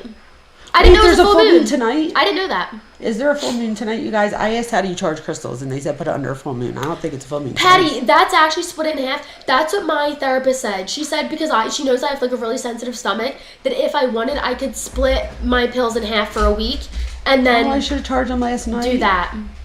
But honestly, I'm not feeling super. I just have like an uneasy belly. What's it called, you guys? I forget. Wait, what's what called, Alexa? When I have panic attacks, it's the first thing is I can't breathe. Like I can't get all the way down into my lungs, and it's 100% anxiety. I tried to tell her. Yeah, but then it's like I was getting like shooting pains in my chest, and I was like, oh my God. Oh, look at this one. Everyone else's expectations and shit don't have to be yours. We always talk about expectations. Hyperventilating. Yep. Make sure you monitor all of your symptoms, says Sirius. And Sirius is a nurse, so listen to Sirius. And if you start having any weird dreams, please, Sirius, I swear to God. Bro, shut up. I swear to God, if she wakes me up in the middle of the night with a fucking nightmare, she's getting your phone number. No, I only have nightmares. But they're but I have the same reoccurring nightmare for like 2 years now. You want to hear it? Serious. She's going to write down a nightmare every day. No, nothing could be worse than the one I already have. It's a recurring nightmare I've been having for a year. You want to hear it, guys? It's bad. And it's so telling. Anybody can understand what this dream is. Keep water I by get your it. bedside. You do that. I get this dream probably. No, okay. I used to get it. I really get it frequently during school. Like, real. I get it at least twice a week during school. I haven't gotten it in a while. I haven't like had an actual dream that I could like. Oh, I did have a dream. AJ's brother tried to give me surgery. That was my most recent dream. Oh, who? Dick Burns? Yep. I tried to give. Dick He was Burns. trying We've to make talked my about him tibia before. straighter. We had a poll before whether would you rather be Dick Burns or what was the other one? Richard Wacker. Oh, Dick Wacker. My Dick husband Wacker. was working the site my husband was working at was Richard Wacker Park, and he like took a picture and was like, "You have to see this." I'm like, "Oh my God, Dick Wacker Park." And then her boyfriend is Richard Burns. So we took a poll. Would you rather be Dick Burns or Dick Wacker? Who said let Gia take over the stream? I agree. Oh, you could have it, yo. You two bad actors said that. I'll talk. What do you guys want to talk about? She has a TikTok, you guys. I do. So go join her TikTok. I do. Gianna Vona. She goes live herself. She really do. does. And I love to talk to people. And you guys are so interactive. I feel like people on TikTok are not nearly as interactive. Well, that's because they're all like 40s like me. I just got some selenite. Oh, I have selenite. You have selenite, Mom. I do. That's thick, the white one. I have selenite. But it's just a couple of pieces. All right, what else do we have? I don't even tell people it was a black box warning when they prescribe it. What's a black box warning? I don't know. I think I missed the first part of that. I can't live without anti-anxiety meds. Oh, I love you guys. These are oh, Patty. Hi, Patty. What the fuck was that? Whatever you do, don't start a Fexer because it's a bitch to get off of. Huh. That's how Paxil is. Take some time off to explore. Oh, she did. She's off right now. I'm off school right now. You guys, thank God. my whole entire outside is full of plants. I'm going to have to take you on a tour someday. No, seriously. Actually, seriously go It follow looks my really TikTok. good. If you guys want to know anything about the gardening, I've been posting pretty much daily updates There you go. about the garden. She's like so proud of it too, and she should be. I am. She's doing a great job. It's super nice. AJ like showed me an AI picture and was like, would you mind if I like built this for her? It's a beautiful I was raised like, no. bed garden thing No, I in our don't know. backyard. It's gorgeous, and then it's like a perfect like square without like the one end, and then I'm gonna have like a bench on the inside, like a little love seat, so I could sit in there with all my plants. Okay, well, since I've been married for 20-something years, I was thinking, okay, maybe he'll put that in by next summer. Yeah, he comes walking in with the like biggest piece. He came in with the arch. He brought it already. He did? Yeah, it's already here. Because I wanted the arch in the front, so when you walk in, it's like archway, and then you sit in like your little heaven. God, I'm coming back as Gianna Vona just without health anxiety. No, seriously. That's like my only downfall. And this one's been through like 30 surgeries for Bro. limb lengthenings. But listen, the difference is that my limb lengthening, it's Control. like I have 3 toes. I see that. I see that my leg is like, so I know that it needs surgery to not be like anymore, okay? But when I'm like, ow, my heart, and I can't see it, then I'm really scared because I'm like, well, what the hell's going on? I don't know what's happening. But with an EKG and they said, nah, girl, your heart's fine. I said, okay, cool. Because that's like actual physical evidence that my heart is fine. I can't just like believe my heart's fine because I don't really know. Oh, I love that. My kiddo's middle name is, how would I say that? Giovanna. Oh, Are you dumb? I hate That's sort of her. like a phonetic spelling too. Like that's actually I'm exactly so how you fucking tired. read it. Mom, there's the easy Giovanna. Like how else would you read that? I don't know. How do I pin this one so you guys can see what she just said? She's actually so fucking dumb. Pin that. Do you remember the time when I was like, no, it's right here. It's, Put that on. hold on. How would you guys read that? Thor, come here. Come here. Come here. I'll pet you. Here it goes. My kiddo's middle name is Giovanna. Like, is she serious? Oh, wait, where'd it go? Oh, there it goes. How That's else so do you funny. read that? She looks so tiny. Addiction is Bad the dreams. same as dependence. If you're prescribed too much, it can cause delusions, hallucinations. Oh, wait. See, they only gave me 25 million. That's like the starting and dose. insomnia. Found out the hard way. Oh, thank you for telling I am us. worried about that. They did say that I might have trouble sleeping and like being able to like stay asleep. All right, this one is probably true. With- Ella says she looks tiny. If you're like me, half of any drug is effective for me. Wellbutrin was horrible for me. Bad dreams. Okay. She is tiny. You guys, oh my God, did I tell you? So George, my other daughter's friend, has a Tesla. So I was like, George, can I see your frunk? And I looked at it and I was like, oh, I could definitely put Gianna in the frunk. Me and George talked about it today. I said, you got your frunk on you? He started cracking up. He was like, no, I took my sister's car. He's like, why do these people want to shove a body in my I was frunk? like, I guarantee I get stuffed in my hamper Could you let right her now. know? I Yeah. love you. Stuffed in her hamper. I could definitely fit We could in stuff there. her in a mayonnaise jar. I just know I could get in there. Harlots, we have to say this louder when she comes back. Alexa was referring to Wellbutrin. Yes. Harlot says a lot of antidepressants cause physical dependence, so don't stop them abruptly. After taking them for a while, you have to wean off. That is such a good point. All right, your body becomes dependent on it. And that's how it is with Effexor too. And if you miss even a day, you will have withdrawals. That's how it is with Paxil. Boost bars for anxiety, I thought. It is, I think. Ativan can help with anxiety, isn't that? That's what they gave me at the hospital today at the ER. Yeah, I was like, why are you giving my kid Ativan? Because when I went in, I was tachycardic. Because I was having such bad anxiety. What's that? Tachycardia? Bradycardia. Cardia. Oh. My heart rate, it's when your heart is beating way too fast, is tachycardia. And bradycardia is when you're like... We used to call them out of hands. Because they make you get out of hand. It did not make me get out of hand. No, you actually were, like, still anxious. I know, I was. Because I was anxious as She was hell. like, they gave me Ativan, but I don't know if it worked. No, literally, because I'm like... brrr. You can become dependent on it. I become dependent on Effexor, and I hate it. If I even miss one day, I'm so sick. Case, you should, if you ever want to, like, switch off of that, see if you could, like, not get off of, but switch to something else so that your brain is tricked into, so it still gets what it needs. It still gets the SSRI, but then it gets off of the Effexor.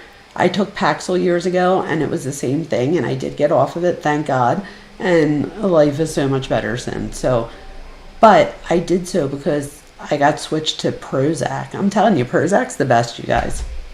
They don't even pay me. They don't even pay me. You know what I mean? Cuff you? Yeah, I Hell, felt running. that. Fancy Nancy says the best thing that The helped her. thing is that my health anxiety is so bad that sometimes I can't even exercise because I'll get so nervous that, like, in my head it'll tell me, like, it's something stupid. Like, I could literally be walking up the hill to my next class and I'm like, I'm gonna have a heart attack in the middle of the walk. Or, like, I'll feel something in my chest and, like, my lungs are gonna collapse in my walk. It's like it, like, drives me crazy. And I know that it's so outlandish, and that's what makes it harder to deal with. It's not like it could be plausible, and because it's so outlandish, but I thought you were believe going it. to say that you can't run because of your leg. You're like, because my lung's going to collapse. No, but she's saying about the anxiety, like, to help with her anxiety, she runs. But I mean, even with exercise, that's been, like, a big problem, is that because I think that I have, like, she gets all these anxiety health too. things that I feel like I can't do them. But now that I know my lungs and my heart are fine, then Yes, it'll take a couple weeks to build up to a therapeutic yeah, I level. do know that. They said it should take 4 to 6 weeks for me to feel like how Oh I my should God, be. Harlot had Effexor withdrawal too. Don't ever take Effexor. I only smoke hybrid or indica because Yeah. sativa gives me anxiety. See, but I like sativas, but I wonder if they could be giving you anxiety. Door. Is that door? No, that's Allie Pissy Pants. She's sitting right there. Oh, then it's Thor. I don't know. What the frig was that? Oh no, he's there's probably just Allie being noisy. My provider prescribed me 3 times the amount of Wellbutrin, Oh my which is why it God. messed me up. Oh my God. And you were given it to help quit smoking. Did it help you quit smoking? Harlot, I hate it. They didn't tell me when I started taking it. No, they never do. They never do, right? Are the messages here different than the ones on the screen? No, I'm like behind. Oh, So this is like what's going up now. okay. And I'm just behind. Maybe she needs warm milk to sleep, Joanne. That is the thing. Oh, I know. Please. Wait, I was doing at the YouTube with AJ. They were like, one of the questions they asked us was, "Have you ever seen the crash? You think she was innocent?" I was like, me and AJ were like, "Fuck no, she was not fucking it. She did it on purpose." AJ was like, "She went to the crash site 6 times before." No, that was a cut through. It was a cut through. There's other reasons you could say she did it on purpose. Maybe. And then Indica in the couch. There we go. We have another indica. Oh, she's fine. In fact, she's great. She just lives in Arkansas. Oh, your daughter. oh, thank God. Thank God. Thank God. Oh, thank We God. love to laugh together. Thank Because me God. and Gianna, after this, Okay. Gianna would have been like, "Mom, what happened to her daughter?" And I would have felt bad. Okay, thank you. Okay, well, don't ever move to Arkansas and leave me, okay? We already I would talked never. about it. Her Oh, and me? AJ are going to make money, and they're going to build me a little house. And Of his course. mom. I was like, build us both a house. We'll put you Duh. guys a mansion. You guys could have like girl. I don't even girl need mansion. a mansion. I don't even need one of them. Oh my God, look at I scrubbed the porch. Look at my fingers. See my knuckles? Oh my God. You guys, look at my knuckles. I scrubbed outside because we're having a party. And I got it all out though. Oh my God. I was on Wellbutrin for a week to treat depression. I called my doctor and, hold on, there we go. And told them I was trying to run strangers off the road and throwing things at my husband. And I thought maybe it was the Wellbutrin. It probably was, Oh Calissa. my God. Thank you for sharing that. It probably would see things happen. That is so Oh my scary. God, Wellbutrin did not help me stop smoking and made me crazy. That's scary. What? See, this is why it's said about Wellbutrin. I've heard such scary things about it. My doctor said, "Oh no, Wellbutrin doesn't do that," but I stopped it anyway. Patty says, haha, love her. Wellbutrin didn't do anything for me, good or bad. Wait, Hardlet, me either. I took it to quit smoking and I slowed down. I didn't quit. So glad that was the case. Nothing like our girls. I felt like I had not slept at all for a week straight. You went the gene site test? She's Wait, who right. was that? Wait, what? Alexa. Oh, wait, I didn't get there yet. I have a friend who got the gene site test done. She said it was amazing as well. Oh, look, wait, what do you take? Oh, that's the one that we said, what was that? SRIs apparently didn't work with my genetics. She got the gene site test. They test your genetics and they can tell what mental, like, health medications write it down. work What's best. that called? I already knew what it was. I wanna write Gene it down. site. You can get it through our insurance, I think. I think our insurance covers. Wait, is that like I think we might pay. I think it's like $300 or something copay, but I'm like, that's so worth it. Like for people like Jenna.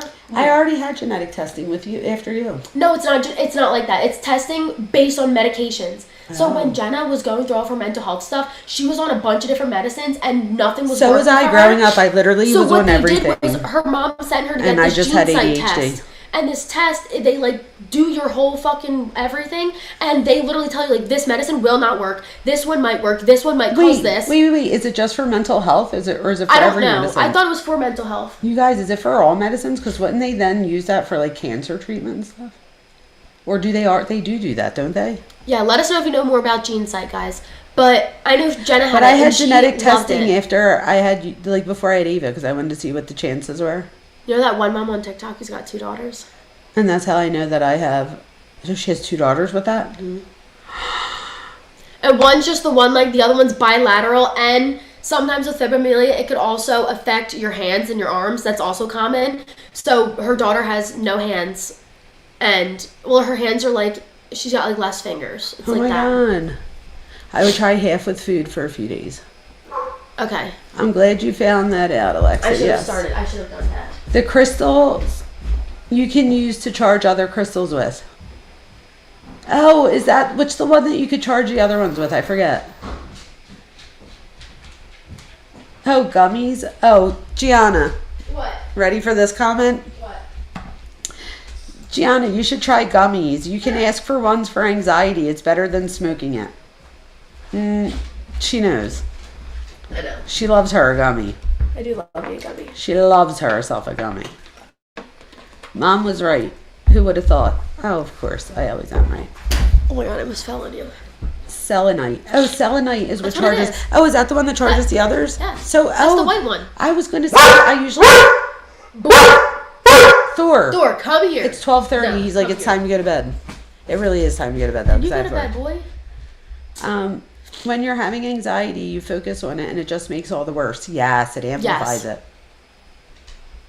I have horrific nightmares. That's terrible, Cuffio. Good exercise daily help me more. Bicycle and walking and wearing myself out. What did I say? When she's in school, she has so much going on that she doesn't even think of health anxiety. Now that she's done school. No, I do. It's just not as bad. I feel like now that it is still bad when I'm at school. But it doesn't interfere with daily functioning. No, it does. Oh, it does. In fact, it does.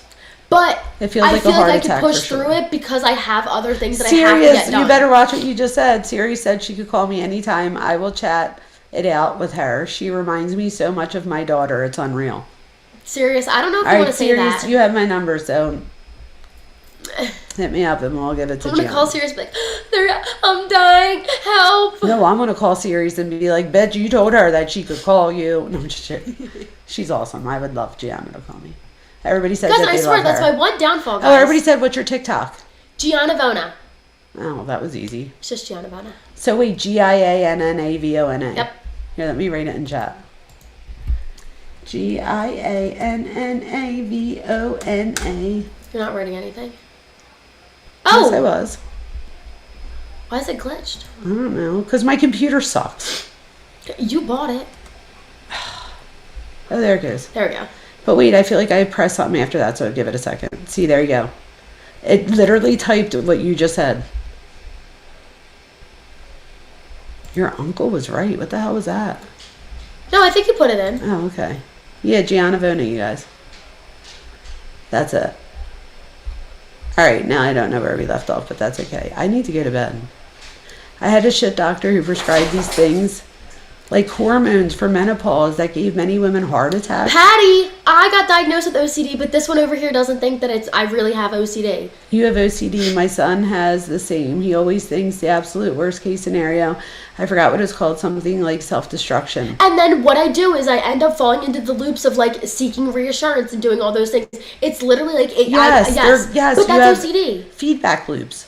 That, But there's feedback loops in other like there's feedback loops in guys, she literally refuses to believe the diagnosis that I was given by a professional. But I think you might be biased because you're my mom. Okay, Love you, this is the but- thing. But this is the thing. This is my argument about it. It's not that I don't think she has OCD. She was calling it, what were you calling it? Health OCD? Well, it's health anxiety, but I have OCD. Like I was Okay, so diagnosed but with what I was health trying to anxiety tell her and OCD. was, all right, but last night you said that it was health OCD. So my thing was health anxiety and OCD have similar symptoms. So I think what she was describing last night was health anxiety, which that is health anxiety, is when you obsess over, right? So it looks much like obsessive compulsive disorder. It does. I just don't know that it's exactly that. It could be. You could have like that too. I'm just saying, I think that some of the symptoms that you're feeling are literally the definition of health anxiety. Like part of health anxiety is obsessions and convulsions. I guess, but it's just like That's all I was saying. Like, I'm I not saying guess. that you don't have it. I'm No, I just guess. saying that I I just- think it's like part of your overall thing. Like, I think it's part of the. That's all I was saying. It's not that Yeah. you don't have the symptoms. No, y'all, I know it's hypochondria. I know. It used to Who be said called everyone. Oh. It used to be called hypochondria, and they turned it into health anxiety because it's like quote unquote Yeah, less I'm offensive. not down far enough. Let me go That's down. literally far what it enough. is. Yeah, so it's hypochondria. Yes, that's what it used to be. We now, yes, and now we call it health anxiety. Or, yeah, health. Is that what they call it? Health anxiety, right? Yeah. I'm so tired. All right, I need to go to bed. I have to wake up soon. You guys, if you want to talk to Gianna, go to Gianna Vona on TikTok. Do y'all got TikTok?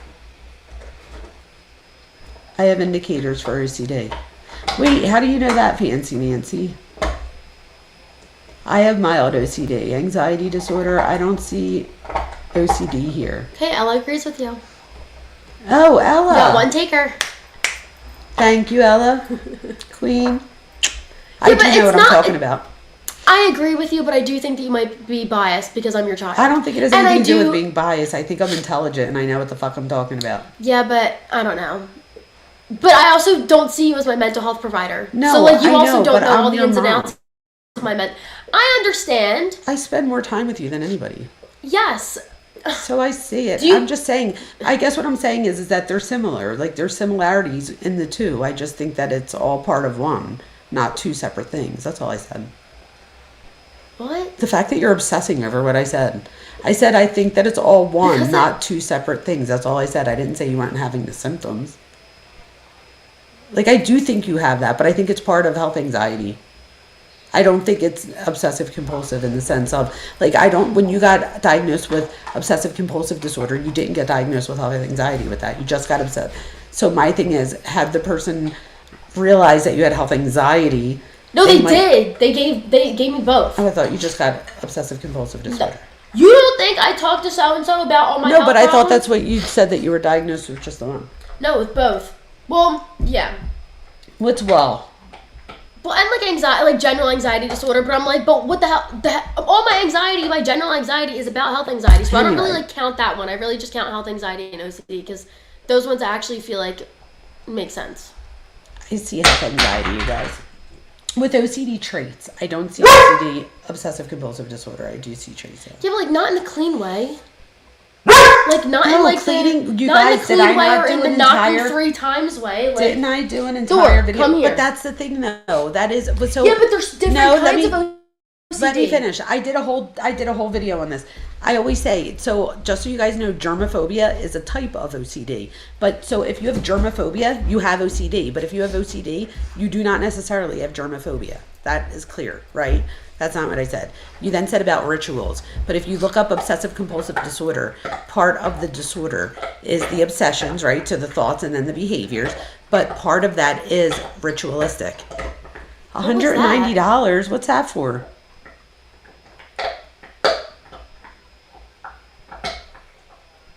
Oh, Xfinity. Oh. Oh my God, we both caught that. I know. I saw. I was like, what? My was bank that? just popped up. It was like, this just went through for $190, but it said for Comcast. Anyway, do you get what I'm saying though? So when you look up obsessive compulsive disorders, part of the disorder, like part of the diagnosis is ritualistic behavior. Like that's part of it is the rituals. And that's watch. Look, let's ask Bestie. Oh my God. Hold on. Let's see.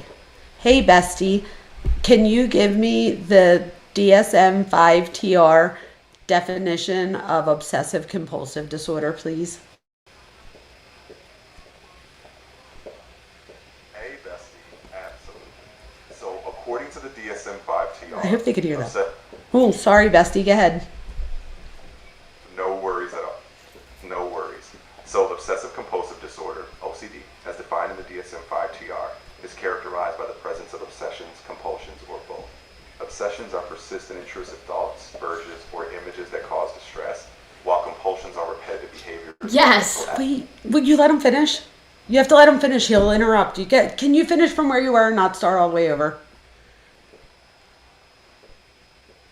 Of course, I'll pick up right where I left off. Compulsions are repetitive behaviors or mental acts that someone feels driven to do in response to an obsession or according to rigid rules. These actions aim to reduce distress or prevent a feared event, even though they are not realistically connected or are excessive. Importantly, these obsessions or compulsions take up significant time or cause notable distress or impairment in daily life. Is there a health form of OCD? Yes, there are actually subtypes of OCD that can focus on health-related themes. For example, some people experience obsessive fears about contamination, illness, or bodily symptoms. Okay, well, hold on, Bestie, real So quick. is this OCD? No, He just said Gianna. that. He said there's subcategories. And Let him talk. he talked about germophobia. No. Oh. Re-say what you were saying about health All right, anxiety. re-say You what don't you're saying. interrupt All him. right, shut up. Good. No, talk about the health subgroups of OCD. And talk about ritualistic behavior. All right, let's tie it together.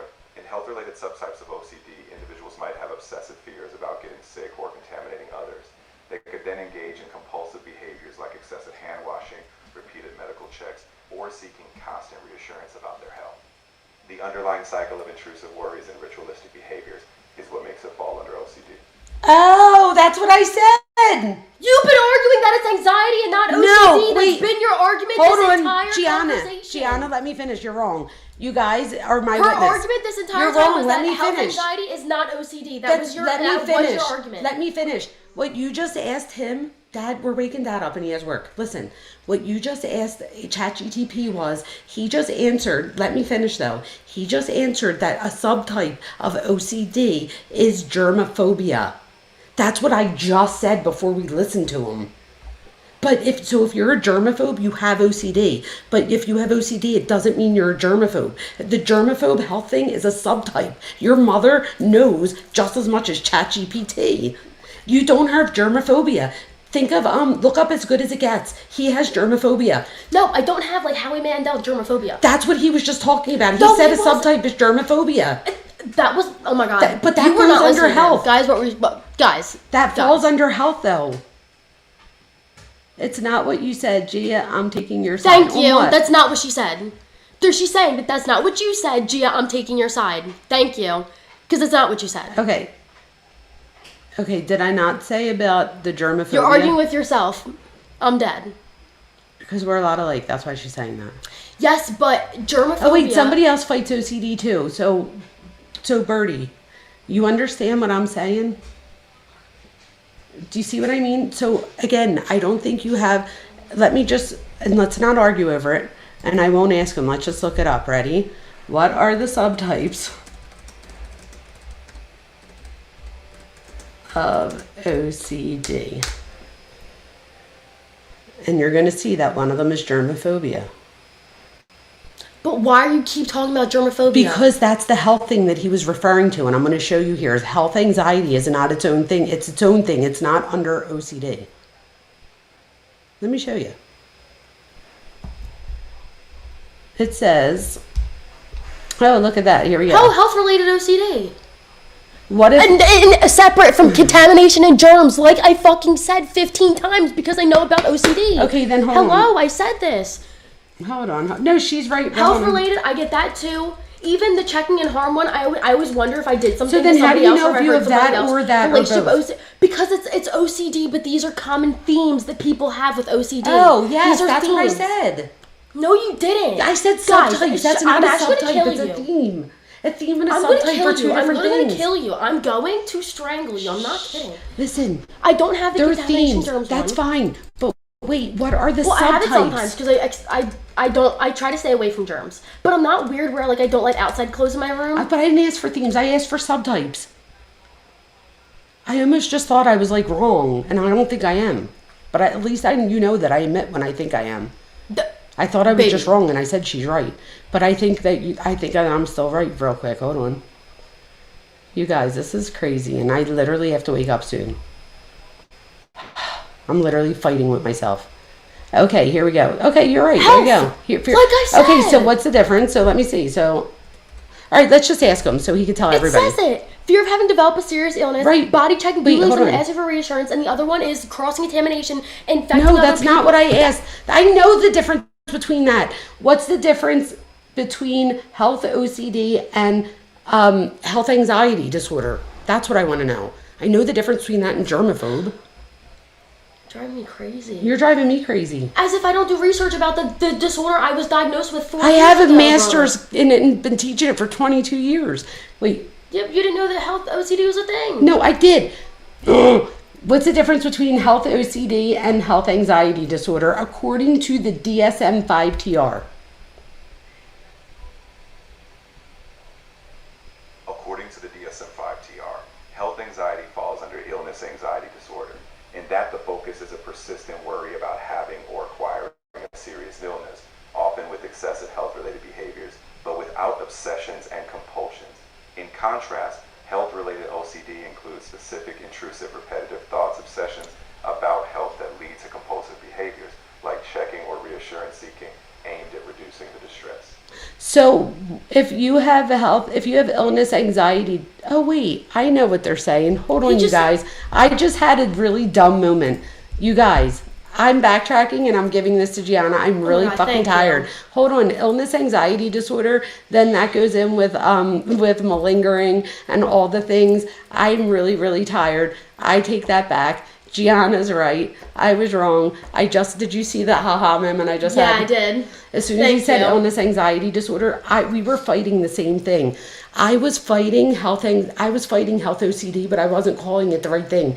I was making it seem like I was talking about illness anxiety disorder, but I'm not. I think you have health OCD. I don't think you have illness anxiety disorder. I know I have health OCD. I got but diagnosed with that. I don't think that you have. I know. I got diagnosed with that by a professional. I know, but listen, I'm a professional too, bitch. Yeah, but you're my mom. You can't legally diagnose me. But I guess what I was saying was, I didn't think that they're two separate things. I still don't. I was just saying the wrong thing. We were fighting the same thing. I was fighting, but I was calling it health anxiety, and you were calling it health OCD. The other one was illness anxiety disorder, and that's what I was trying to say. But I said it the wrong way. Compulsions, right? Which is why I don't think you have that. I don't. I just said that. I have the compulsions and the obsessions part. That's you guys. the problem. So back to the very beginning. So then we both agree that you don't have two separate disorders. You have one. You have health anxiety disorder.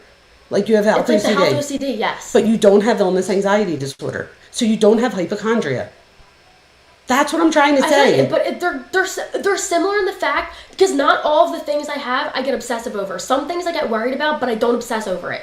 Then there are things that like random ones. Mouth cancer, throat cancer, brain cancer, lung cancer, heart attack, lung collapse. What else? Oh, and cold sores. Those are, I'm not even kidding, I think about them individually 500 times a day. Like, I'm not even kidding. That's obsessive. I know, but then there's other things that I sometimes think I have, and I'm like, it's really what? not that deep. Sometimes I think I have something bad in my back, like there's something wrong with my spinal cord, or sometimes when my nose drips too much fluid, I think I'm leaking cerebral spinal fluid. Stop it now. But it doesn't taste metallic, so then I just let it go. Stop.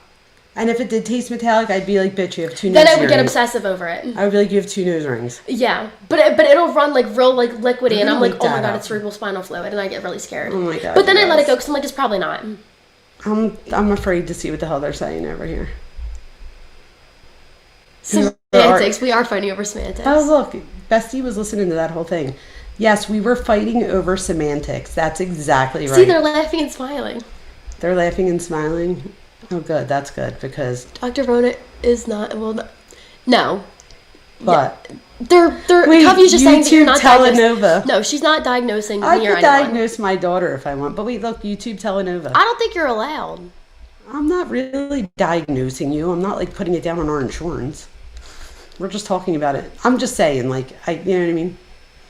No, but I do definitely think I have this, because it's the obsessive part that bothers me. But the other subtypes, I do have a lot of other subtypes woman laughed. too. I'm a professional too, bitch. That was funny, right? Oh, you guys, this is my favorite person on earth. My face hurts from laughing and smiling. When I did my internship, that I do have a part, a little bit of contamination germ OCD, but not that bad. Because, I let... No, oh, my God. You want to hear something funny? We had the cutest baby who was at my internship. When I tell you, I don't care, any of you mothers who think that you gave birth to the cutest baby, you're wrong. This is the cutest girl you've ever seen in your whole entire life. This bitch came in with hand, foot, and mouth. You better believe, bitch, I stayed as far away from her as possible. I wiped down everything, every nook and cranny of that facility, every toy. I was not getting hand, foot, and mouth. No, I can't. I can't do it. Even when I would babysit. That recently? This was last year. Oh, okay.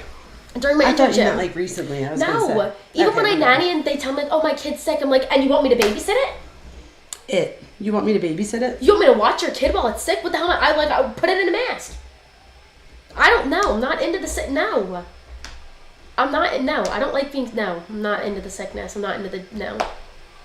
I'm not into being tired tomorrow, and I'm gonna be.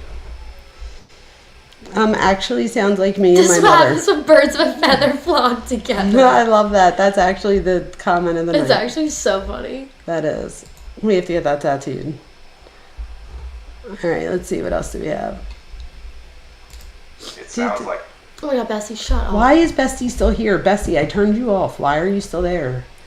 We call my chat GPT. Hand, foot, and mouth scares Casey too, bro, because it's scary. I'm like, what? That's it. That's why I moved over on the couch. I don't want hand, foot, mouth. You think My I would have gotten close to 14-year-old just hand, texted me, I'm hungry. Yo, and what are you doing? That's a riot. Now what are you doing? Oh my God, you definitely have to go feed your 14-year-old. Where is Bestie, and will you go away? See, people are getting me in my germ fear. No, I get that. It's just not the vibe. I went to therapy for germophobia. Oh, I went too far. Oh, here it goes. After I had my kid, it was bad. I was taking our own flatware, wiping tables at restaurants. See, and that's why I try to address it now, because I don't want to end up like this. No, you don't. And I don't, not that this is a bad As thing. good as it gets is but I don't such a good want movie. to negatively impact my children. should watch and As I Good As It don't Gets. want Good. my mental health to then, Good. because I don't want them to get obsessive about shit Good, either. me either. Like it's not the vibe. That's why I think I get upset with you or whatever, because it was like my thing to try to not make that happen. It's clear you You're both so pretty. really It's okay. care about finding a healthy balance. You're navigating it thoughtfully, and that's what matters. Where is he? I don't know, bro. Turn it Presty, off. where are you? I closed you. Oh, I'm right here, but I'll only pop in when you need me. You've got it from here, no worries. Oh my god. Okay. That's scary. As Good As It Gets is an amazing movie. What's it about? Oh my God, it's so good. You have to What is watch it? it. Oh, Jack Nicholson. They do such a good job of OCD.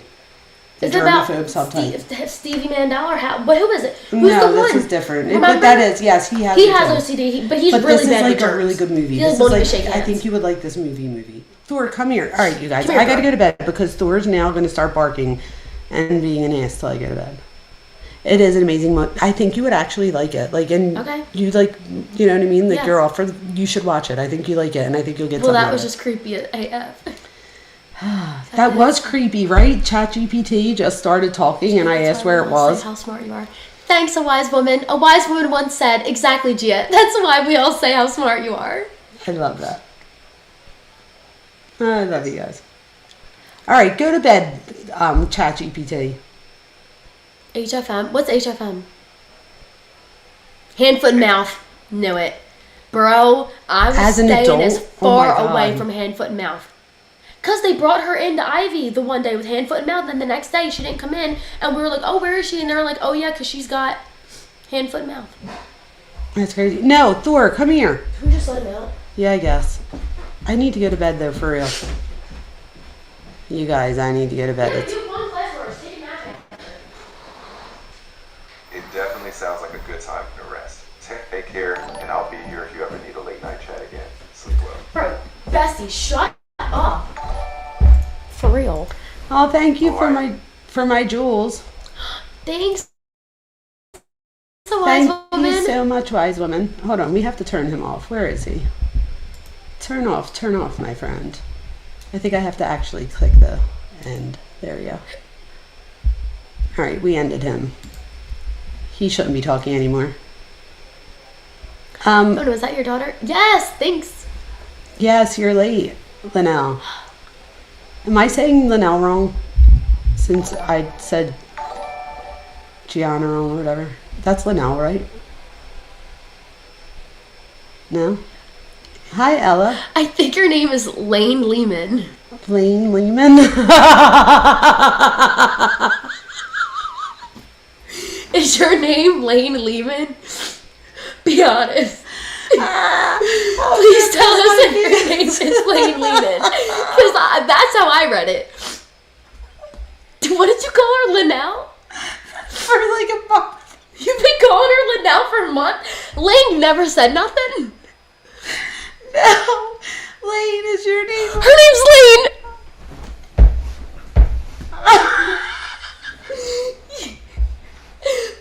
Lane, why didn't you say something? Seriously. You guys, if I say your name wrong, please tell me. I call you Linnell. Did you read this as Linnell? First off, what about the last name? You thought her last Linnell, name was... I thought it was you. Your mom called me Yeah, but okay, Linnell. my thing, how would that make sense? Linnell, Men. Her last name is Men. Like, sound it out. Like, literally sound it out. And, like, start backing up the letters. Like, meh does not sound good. E-M-N does not sound good either. But Lehman? That makes some sense. Straight A, stupid, I'm dead. Like, Oh, wait, it's let's see totally what are Lane. other names. That's Alexa, right? I have told you, but your mom calls me Linnell. I didn't Oh my know. God. I feel so bad, I'm crying. Yeah, for months I didn't want to be the Wait, one is to that Jenny, correct it. Harlot, Alexa? Yeah, this is Alexa. All This right, is so Jenny. we're good so far? Yeah, you're Casey, good. that's Casey and Jenny? Yeah. You're Oh, good. poor Lane. I feel like such an asshole. A That's wise Harlot, woman. in case you can't read that one. I know harlots. I'm not sure. I know, I could see why. Wait, let Lane me was see. only 4 letters, and you were a little... Ella, I know, Lane. I can't believe you guys. How did you not look at the last name? I don't, Like, when I looked at it, Birdie. it didn't even look like Linnell, because it looked Fancy like a Nancy. first I name and think a I got last everybody name. else. I think it was just Lane. Poor Lane. And something Lane, made that's me so ask funny. because something made me ask though. That's what I did ask. I was like, does that say Linnell? No, not at all. Lane Lehman, I'm dead. She said. I noticed the whole time, but got used to it. Wait, so everyone knows her name's Lane but you. And they all got used to it. Everyone else knew. Lane, you should have fucking said something. And been like, bitch, my stop God. calling me Linnell. You guys, don't ever let that happen. Don't ever again. let that happen. Please write, bitch, stop calling me Linnell. It's Lane. We're gonna get a T-shirt made that says Linnell. Linnell. Linnell, man. Like, Linnell, last read name M. HMAN. Like, what's it? How do you say that? Man.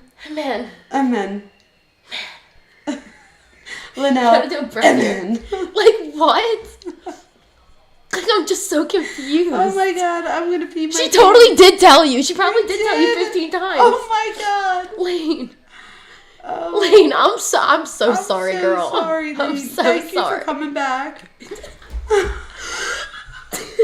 That's honestly a good point. I think if my favorite YouTuber, one of my faves, kept calling me Gianna, I'd be like, fuck you, bitch, I'm not guess coming what? back. My faves call me Dr. Vona all the time. Oh, do they? All the time. Do they call you And I Linnell? don't always correct. No, I don't call it. Linnell and Lane are Okay, two but totally Vona and different. Vona That's are what I like- mean. Linnell and Lane, that's bad. Yeah, that was Vona bad. and Vona is not as bad. Linnell. I'm dead. I'm Alexandria technically, but I didn't want my username that long. Oh, I like that name. So Linnell E. Man. I'm dead. Linnell E. Man. I'm dead. Joan Marie. Oh, I think it's because your username is Joan Marie. So maybe people just like combine it. Wait, which one? Joan Marie. Oh, Joan. So Joan's just Joan. And wait, should we call you Alex instead of Alexa? We call her Lane. Even joke around and call her Linnell. Oh my God, you guys. I can't believe that I did that. And I Yes, we're Italian. 100%. But I bet you I've seen somebody say Lane before, and I just assumed that it was somebody else, and I was like, oh, Lane's in here too. I probably said like, hi Lane, like not realizing. Not knowing, not Like, realizing. oh, Lane and Linnell are both here. Are the same person? The same person. There's a Dr. Vonda. Vonda. It is, Vonda. And there's a Vonaa. Vona. But I think that's her first name. I think her Vona? name is like Vona. I actually have a friend. Her name is Vona. Yeah, it's a pretty Well, first she name. goes by Vona. Oh, you should name your kid It's Vonna. Vona Burns. That's a pretty name. Vona? No, it's ugly. I'm tired. Like what? You wanted to name your kids Moosh Mosh and Poosh I was Posh, like 4. but you still wanted to name them Moosh Mosh and Poosh Posh. True. You guys. Joan is Joanne too. Wait, what? Oh my God! I called Joan Joanne. Casey, I hate you, Casey. Why didn't you tell me? It's Joanne Joan. Wait, is it Joan or Joanne? Now I'm confused. I thought 2 N's was Joanne. Oh my God, I'm saying Joan right now. It's Joanne. Yeah, I think 2 N's is Joanne. You guys, what is it? Is it Joan or Joanne? I'm dead. I need Her to go to username bed. was Joanne Marie. Why was I saying Joan? Wait, Joann doesn't even spell Joan. What? Like, what? I always said I was going to name my kids Corey and Carrie, and then I married a Corey. Oh my God. Casey. I actually have a friend. His dad's name is Ken. The mom's name is Karen. All 4 boys are Kenny, Kyle, Kevin, and Chris. Chris with the K. Like, damn. I wanted to name my kid Giovanna, but then I married Ryan Vona. Yeah. So Yeah, Joanne. Her name's Joanne. You guys- Not Joan Marie. Her name's Joanne. There's 2 N's. Can you spell it phonetically? Marilyn, that's how you spell Marilyn, right? That says Marilyn? Yes. Okay. You guys, now I feel so Right? bad. 2 N's is Joanne, right? Yeah, Joanne and Lane. Okay. I feel Wow, so bad. Joanne and Lane, you guys deserve the Nobel Casey. Peace Prize for dealing with this. Casey, if you ever, or a wise woman, or I'm cup you, dying. or any of you, that like at least feel like you know me a little bit more to be like, listen here, bitch, you're calling Joanne Joan. Joan, Or you're over and over calling and over Lane- again. You're calling Lane Linnell Men. I'm dying laughing, love it. I was smoking a cigarette and I just busted out laughing so hard. It's hard to tell where to separate some names when they aren't capitalized. Thank you, Harlot. Okay, Harlot always- maybe I spend so much time on social media, but I feel like you just sound it out. They're giving her way too much credit. I choked on mine and peed my pants when I had to blow my nose. That was so funny. Oh my God, you guys. That literally was the funniest. Lane and Joanne. See, Mom, my nose is running and it's like water, but I don't think it's cerebral. I'm going to be thinking about this all night now. I'm going to feel so bad. What, you can't spell or read? Read. And I graduated. No wonder why Sarah thinks I'm cosplaying as a doctor. Can't read, Lane. Sarah's creeping in the things and she's like, this bitch can't even read Lane and Joan. Or Joanne. Oh my God, I'm tired. Joanne. There's 2 N's. It's Joanne. Do you all live together? Wait, you usually all live do together. a live together again. I just read, do you all live together? And it says, will you two do a live together? Huh? Huh? Y'all do a live together again soon, pretty please. Yes! You said that last time too, though, and you lied. Nuh-uh. But could we just do like a live where we just talk? Like, I don't want to cover a case. I just want to sit here and have fun. call it. Yeah, we call it Just Jamie. Okay. We Wait, can do it Just and Jamie. Gianna. Just Jamie and Gianna. Just Amy and We'll Gianna. do it Just Jamie and Gianna. Is your... Do I reveal her? Is your last name Wise? It's Corey Wise. No, it's like Amy Wise. A Wise. Ooh, that's good. What is it now? Now we need to know. There's only 20 of us in here. Is it Wise or Weiss? Probably Wise. I think it's Wise, a wise woman.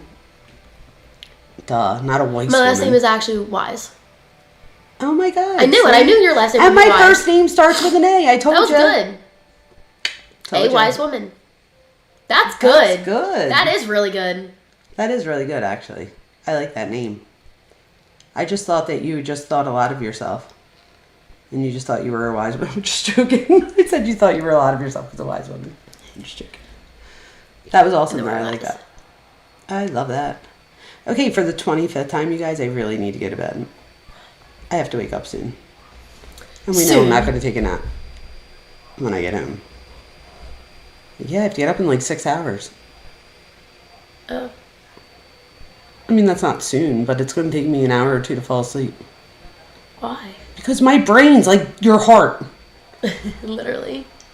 That's why. My brain's just like... brrrr. We have Corey, Casey, and Claire in my in-laws' names, and Chris and Cliff. That's so funny. That's a lot. My siblings, it was Gina, Jamie, Joey, and Carla. Poor Carla. We always say poor Carla. I know. We have a like movie of her like jumping up and she's like, hi, I'm Carla, I'm 4 years old. Hi, I'm Carla, I'm 4 years old. And she just says it like 25 times. Aww. And the whole time my mom's like, Gina, sing that thing, Gina. And Carla's in the background jumping, hey, I'm Carla and I'm 4 years old. It's so sad. I'm like, oh, that's so sad. Discord, I thought you'll find all the keys I can approve. Ooh, Wait, what? good job, Cuff You. What? Should plug in the Discord. Oh, yeah. Maybe we could do a live on Discord. That way it doesn't mess up my algorithm. Guys, we should cover. Does anyone know, before we go to bed, Like the Duggars. Who just said like the Duggars? Do you guys know the Resilient Jenkins? There ain't nobody like the Duggars over here. Who knows Resilient Jenkins?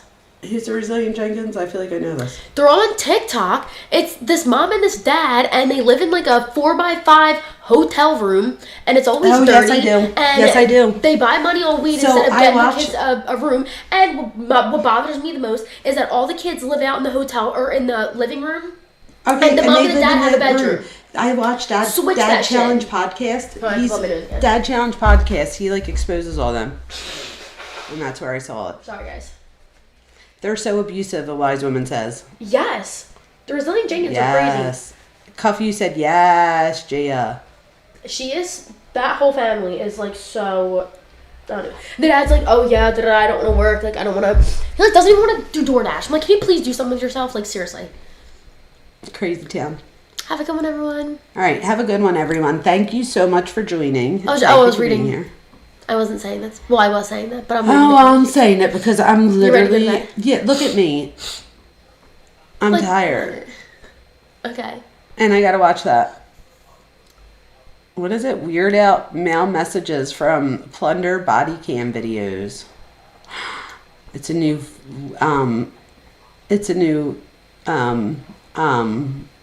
jail phone call. Yeah, I can't even talk. I'm that tired. All right, you guys.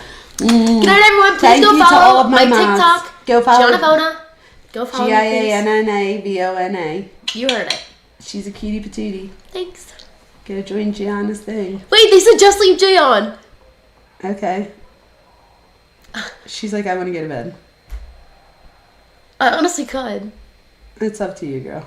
I'm going to bed. I don't even know how I would turn anything off. I don't know how this... You hit end stream. Oh, okay. You hit end stream. What time is it? 1:15. Guys, do you guys want me to stay on? Encore! It's up to her. If the people are going to bed, I'll go to bed. You could smoke too. Like, they don't care. Okay. Like, you could go get your pen. Do you not have one? No. Here, you could use the other one. The other one? Yeah, where? Well, if the collective's going to sleep... Oh, is everybody going to sleep? Yeah, guys, let me know. I could stay on and hang out if you guys want me to. But if not, and everyone wants to go to bed, that's fine. Yeah, we could save it for tomorrow. We could save it. Have a good night, y'all. They're like 20 or 30 seconds behind us. So okay, so we'll just give it a minute. Yeah, I was going to say, we'll wind up saying goodnight, and they'll be like, stay on. Sweet dreams, but call me I will cuff you. I will. Thank you. I love that. Going to bed? Okay, I think the peoples are sleeping. All right, let's go to bed. Wait, I'll chat if other people want. Exactly, I'll chat if other people want. Let me know. All right, we'll give it a second. That's why I said we're like a minute behind. Like, I could chat. I love to chat. Ha ha ha ha ha. Guys, we can talk about anything. I love to talk. Go to bed. Go to bed, young one. That's funny. I'm talking to the doctor. That's funny. What does it say? Go to bed, I'm talking to the doctor. Oh, they were talking to me to go to bed. I'm talking to the doctor, like, for me to go to bed. Who is that just said that, I think? Oh, it's Ella. So Ella's with you. A wise woman's here. Oh my god, Thor is so annoying. Thor is so annoying. We need to get that screen door. We do. We have to get a screen door. The doggy door. All right, you guys. I'm going to bed, but is Gianna saying... Oh, so we have some people saying they're up. I told you we were a minute behind. So the people that go to bed, you have a beautiful night. The thing is, a wise woman just said there's still 20 people. Now there's 24. You'll get more. It says it right here and right there. So it says 22 here and it says 24 there, but it'll catch up to each other. See, now so do the people want me to stay? Yeah, you have 22 people there. Okay, hold on. Even if you just stay for a few minutes. And I'll leave you your thing. Alright, let me get my stuff. Okay. She's going to get her stuff, you guys. And then you guys can have Gianna Vona, the encore. And I don't even care, but I have a feeling you're all going to love her more. But that's okay. I'm all about that. Yes, good night to Alexis, right? Having a coffee now because it makes me sleepy. Ella, I love that for you. Peace out. Cuffy, are you going to bed? And Marilyn, going to bed? But as people go to bed, more people come in. So a wise woman has about 20 minutes before her meds kick in. I like that. Oh, wait, what did you say? Oh, thank you. You don't have to, but thank you. I appreciate that. Sweet dreams if you're going to bed. Gianna's going to get her stuff. Oh, good. We have a couple people that are going to stay with her. She's excited. She should show you guys her TikTok. Her TikTok. Here she comes. Here she comes, Miss America. Here, I'll slide out, you slide in. Oh, did I bring my phone down? Your phone? Yes. I don't know. Where is it? It's right there. So silly. So do you know how to guys. use everything? I think so. What? Do you know how to use it all? No. I'm getting you the... I'm just looking. I You don't know said how to use no. that. Like All what? you have to do is whenever you're ready to hang up, just hit end whatever. Oh, this is my phone. I'm taking that. Okay, but you you take have that everybody right there anyway, so you don't even care. that's fine. And you know how to close that down with yours. You just press the button. Okay. You don't even have to shut off my computer. Just Oh. hit end and then shut the John. There you go, Queen. Which one? I don't care. They're both just as good. Will you just leave it there when you're done with it? Mm-hmm. If for some reason it's not going to, but if you lose battery right there, it just plugs right in. But you're not going to lose battery. I think it's got full battery. You're good. Hey guys. There you go. You can thank Dad for his drone. I stole it from him. Oh my god. Wait, if I have to go to the bathroom, am I allowed? Yeah, what do you mean? Are you allowed? Are you guys gonna leave me if I go pee? Do you have to pee? Yeah. Then go pee. I'll wait. Okay, you'll stay with the people? Hold on. Oh my god, you guys. I'll stay with the people. Oh my god. On TikTok, that bitches will stay. Nobody cares. Oh, on TikTok, them bitches will stay, she said. On YouTube, not as much. But you guys are going to stay because she's my kid and I do appreciate you. And just tell us you'll be back. No, that is true, right? She's 22. She'll be 23 in July. I don't know if that's what you were asking. I just slid back in here.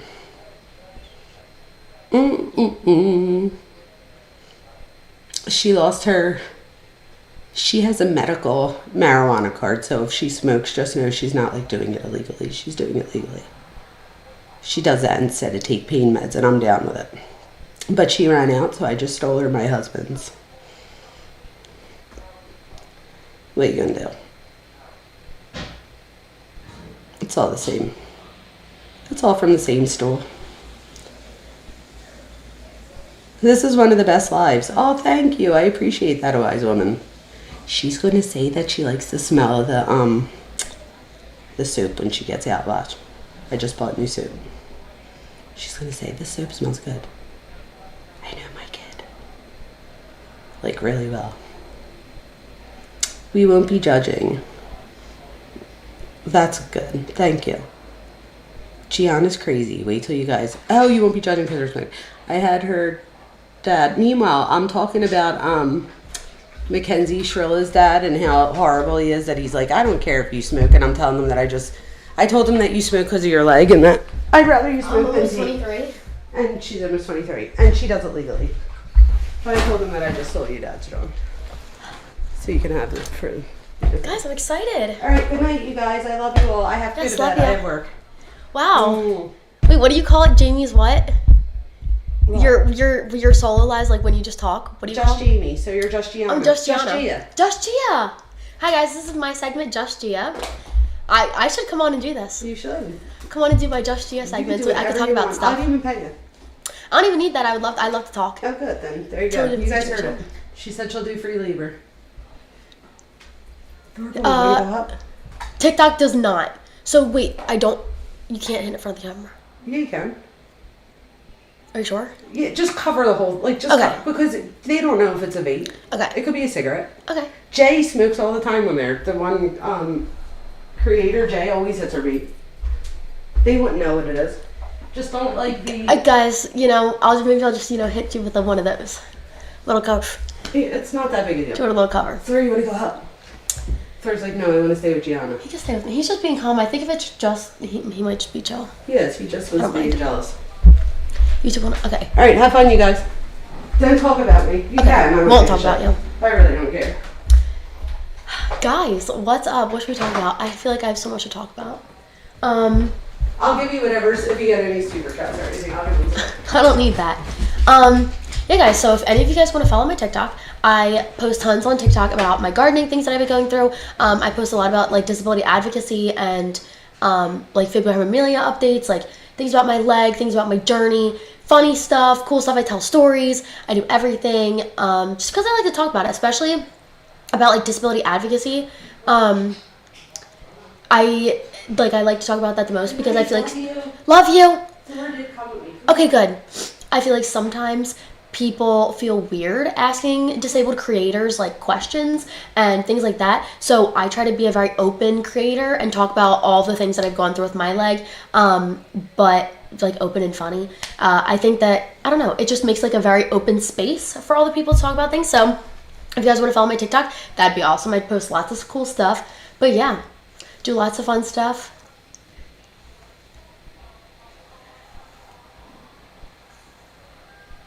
Yeah, literally ask any questions about my disability. My mom's probably shared a lot about it, but I could talk about it forever. Yeah, if you have any questions, I'm also, like, when I meet new people, when I meet new friends, I like to tell people that literally no question is offensive to me, no question is bad, no question is inappropriate. I love to answer questions because I feel like the more that people are curious and they ask questions and they learn, the more that they know and the more accepting they can be and the more awareness they can spread and all the things. So, yeah. I love... How is it for? Do you have a... Oh my god. I have... Cuff you. I am done up. I'm done up. So... done up. I'll show you. So... I'm, like, trying to stand to show you my leg. I have no fear about my leg. I have no shame, no nothing. But I don't know if I'm allowed to, like, show my feet. I don't want the creepers to be out there. But I have scars literally all up my leg, my knee. I have a big one on my knee. Goes right through it. One's on the side of my leg. I have a long one in the back here. And then I have some scars up here. But yeah, I have tons and tons of scars on my leg. But I low-key like it. The only thing I don't, like, I like how they look. The only thing I don't like is shaving it. Like, I try to explain it to people. Imagine trying to mow grass all terrain. That's what it's like to shave with my leg. I'll be sitting there shaving and I'm like, because the nook and crannies are everywhere. I have holes, I have bumps, I have, like, craters, because I've had 4 limb lengthenings, 2 external, 2 internal. So 2 of them were, like, inch thick rods that went into my leg and I had to crank them. So those ones are, like, those are the valleys. And then I have other scars where, like, the scar tissue built up. So those are the hills. And yeah. Any plans for cool tattoos around the scars? Actually, no. I wouldn't want to. I think that they are so perfect to me and it really shows so much about my story. And I think that people, when they meet me, they don't see me as disabled, even when I tell them about my disability, which is really hard sometimes because I spent so much of my life in a wheelchair where people really only saw me as disabled and not as much myself. So now it's really weird to have the opposite effect where I'm finally, like, out of doing all my surgeries and things. So I feel like I would never cover up my scars because it shows all the shit that I've been through and I did all of the years prior. But yeah, and I don't think there's a tattoo big enough to go around that. Let me go back up.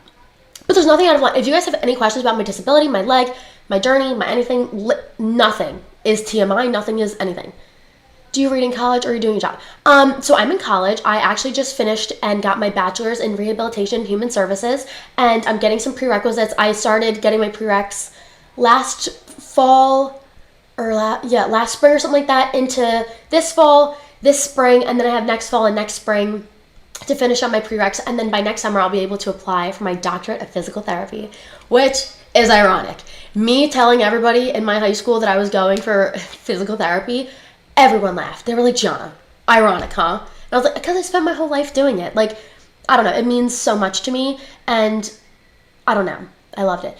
Do you have special soft inserts for your shoes? Okay, so when I was younger, I used to wear a lift, and because my length discrepancy was so big, I've lengthened my right leg over 10 inches through surgery, so they couldn't do inserts because it was just such a big discrepancy. Like, there were times where it was like literally a huge block, but this is the brace that I wear, and my brace has padding in here, but it kind of has this little bit of a foam insert at the heel because my heel doesn't lay flat on the ground, so this just helps kind of give me that like ankle bounce because my ankle's fixated. So this is kind of like a little insert, but this is my brace that I wear every day, my beautiful cheetah brace.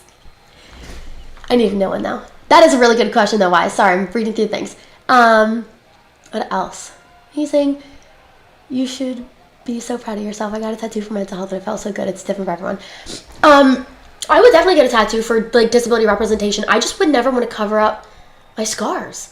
Like, I am so beyond proud, and I think about this a lot, and like when I talk about my leg, people have asked me over time, like, well, do you wish you were born normal? Do you wish that, you know, you could change things? And I don't know, I really think that if God came down today and was like, hey, Gianna, I can make you wake up tomorrow normal. I would tell him I want my 7-day free trial, like Netflix, and then that's it. Because I think I'd be bored after the 7 days. What the? I don't even like to run. I don't like to do any of that. I don't like playing baseball. I like to do theater. And like, so you know what I would do? I'd probably do a cartwheel. Maybe like, I don't know, roll my ankle. That would be nice. But there's not many things. Wear heels. That's probably like the only thing that I actually would really enjoy doing and I would probably miss doing. But it's kind of it. And then I would want my leg back. Like, having 3 toes and my leg and my scars is so integral to me because it is kind of like a little symbol of all of the experiences that I've had over the last 20 years. Yes! Who said this? A wise woman. I want me and my boyfriend to be Jack and Sally for Halloween so bad because he's long and thin and I have all these scars. So I would like have my leg out for the world and that would be like, I think that would be such a good Halloween costume. I just want to make sure I'm reading everyone's messages. Oh my god, no, I did not think that you were suggesting to cover them at all. No, it's just cool.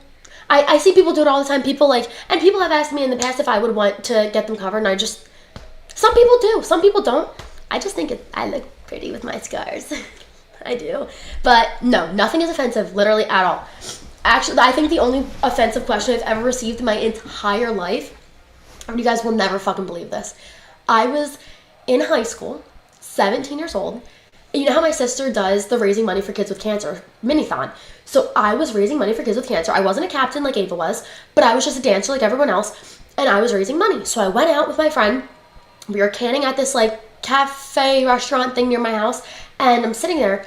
These old women come up to us, and I give them our bit, like, hi, my name's Gianna. I'm raising money for kids with pediatric cancer. This, the organization is mini-thon, like all the things. And I was like, would you like to make a donation? This woman, guys, I actually can't make this shit up. Like, seriously can't make this shit up. Imagine this is it. Holds $1 right in my face and goes, I'll give you this. No, first off, hold on, I lied. Got ahead of myself. She goes, are you raising money because you have cancer? I was like, no, I don't have cancer. Like, no, it's not me. Well, then she goes, how did I highlight all these messages? What did I do? Oh. I have a fixed ankle. You have a fixed ankle? Shut up. Ella, no you don't. I have a fixed ankle. That's crazy. Does my mom know? Anyways, this woman literally holds up $1 like this and goes, I'll give you this $1 if you tell me your favorite thing about being in a wheelchair. Guys, and the woman was too stunned to speak. I'm a chatty girl. I literally sat there for a minute and was just like, huh? Like, huh? Like, what did you just say? Who says that? So I then proceeded to tell her that I was like, you know what? My favorite thing about being in a wheelchair is that I get to understand other people who are going through other physical problems, and I understand other like minority groups because I know what it's like to feel like to be put on the outside, or like to be like differed or like different when just because of how I look. Like just based off of seeing me, that's like I'm perceived a certain way because I'm in a wheelchair. So it does help me understand, and not completely at all, because I will never be able to understand the experiences of other minority communities because I'm not a part of them, right? But it gives me a glimpse into what they might experience. Do you know what I mean? I think that if you have experienced any kind of like hatred in your life at some point, in different areas, I feel like you can be able to use that feeling and I don't know, like apply it to other areas and people. Do you know what I mean? Like, I understand what it's like to feel like I was made less than because I was in a wheelchair. So why would I make somebody who, do you know what I mean? Like anyone else, a different religion, a different race, a different like relationship status. Like, I don't give a fuck. Like, I know what it's like to feel differed. So why would I do that to you? It's not cool. But yeah, guys, that story was actually insane. I've been in a wheelchair and it's not funny. I felt unseen. It is so not funny. You have temporary paralysis? Do you mind me asking why? Yeah, when I would go to stores, that's what bothered me the most, is that I felt super unseen. So whoever was pushing my wheelchair, that was like my keeper. Like, that was kind of how it felt to me. Because and I would go anywhere, be pushed anywhere. No one ever looked at me.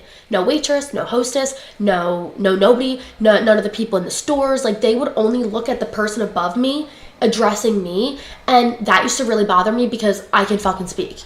Like, I can speak for myself. So I made it a point when I worked in like the restaurant industry, whenever I had like customers who were in wheelchairs, I would talk to them. How's your day? What's up? I would look right at their faces and talk to them. And if I'm talking to both the people, I'm looking up, I'm looking down, looking up, looking down, trying to interact with you both because I know what it's like to feel unseen. And I don't know, I get it. And especially there were times at my restaurant that there were like men in the wheelchairs and their wives would come up to like go make the reservation.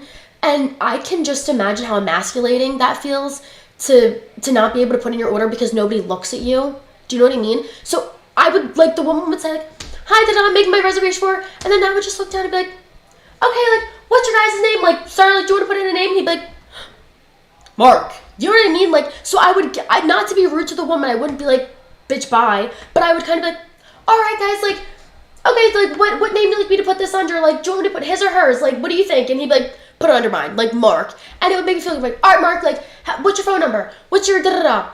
How many people are in your party? Like, just little stuff. Like, I tried to just give my peers with disabilities just a little bit more representation. Wait, I want to read.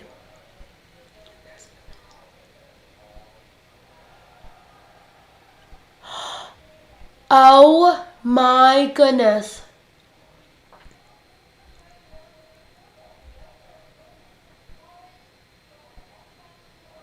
Wow. Wow, they almost amputated your foot? Wow. Wow. And cuff you and Ella, thank you guys so much for sharing. Wow. That is so scary. See, this is another thing. People, like, sometimes people say to me, like, they'll ask me questions just about, like congenital disabilities and, like, acquiring disabilities. And people like to try and, like, start arguments with me, I feel like, sometimes about it. But I don't know, guys. I think that on both sides, it's both very, very hard. Being born with a disability is very challenging because you never had the chance to do things that you want to do.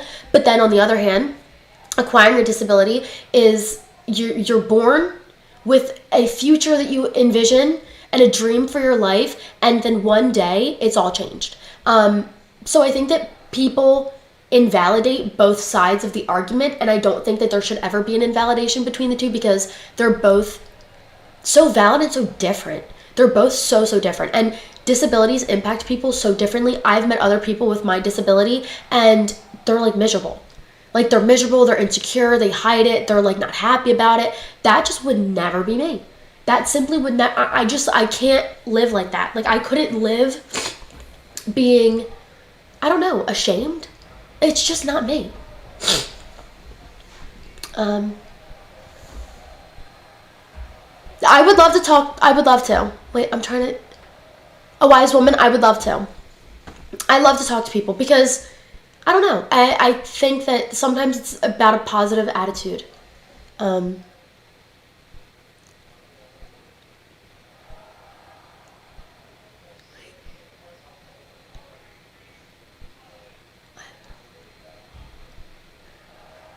What is neuropathy? I can't remember. I'm sorry. I was crazy risky in my 20s. We didn't know snow was frozen. Oh my god. Ella, that is so scary. Both of you, Cuff, you and Ella, that's so scary. Is that short-sighted?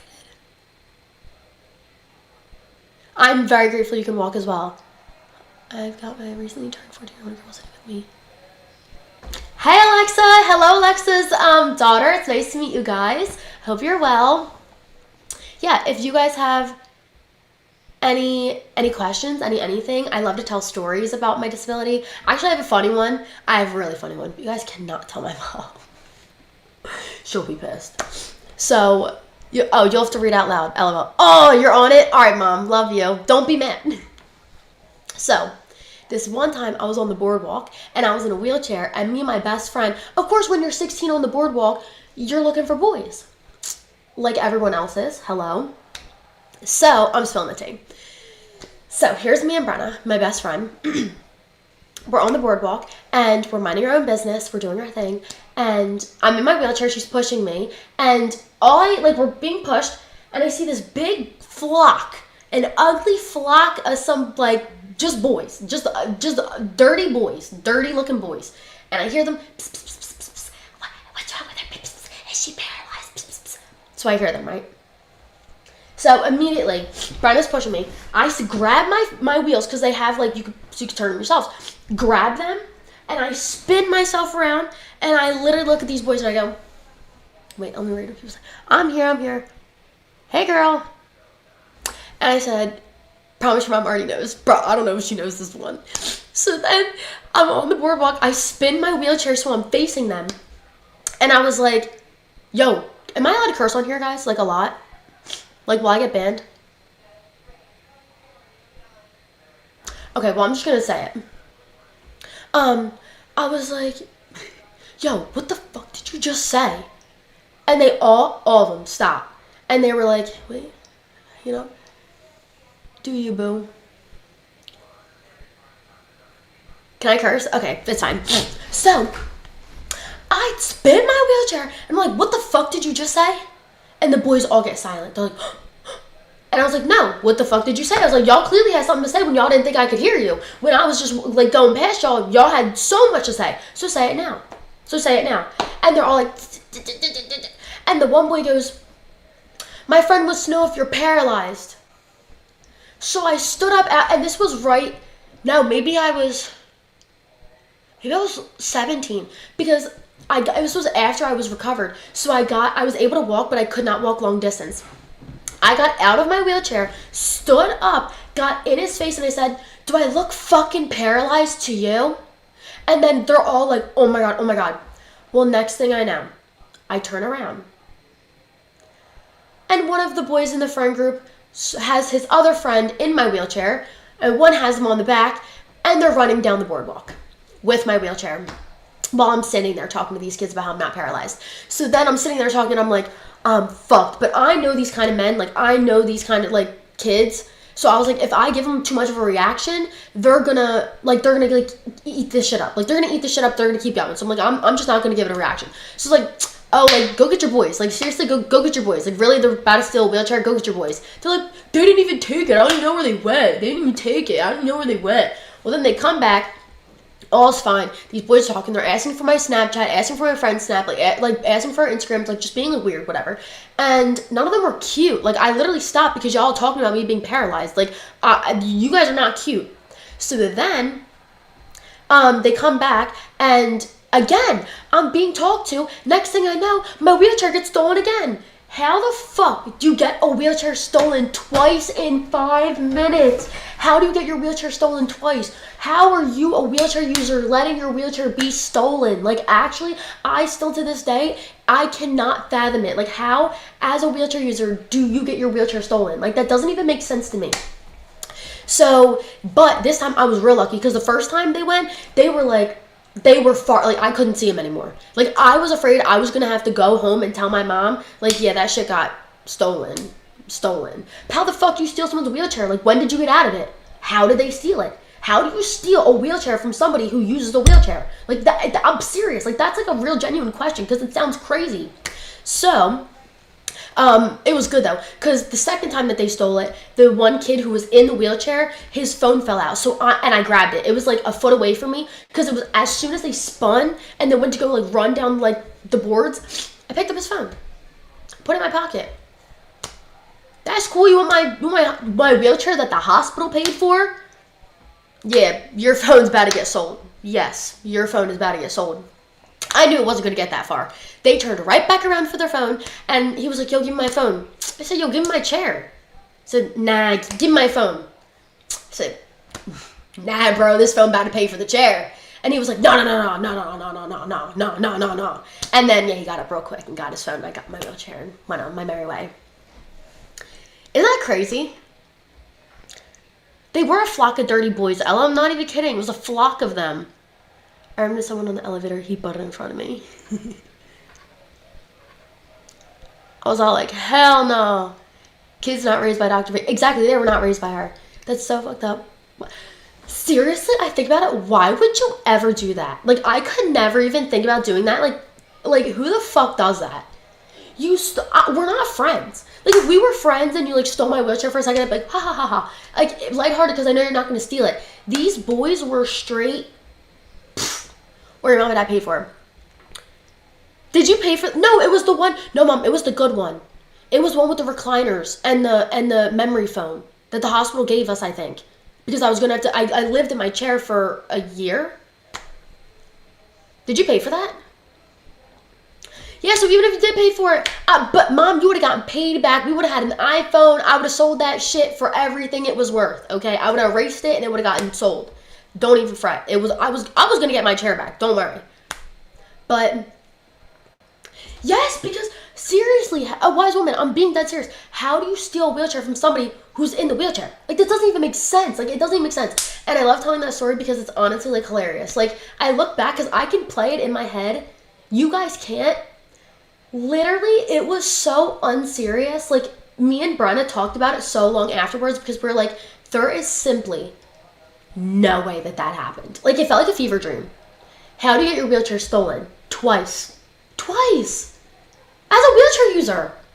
Like, yeah. I love you. You can tell people they won't respond to something. I want to.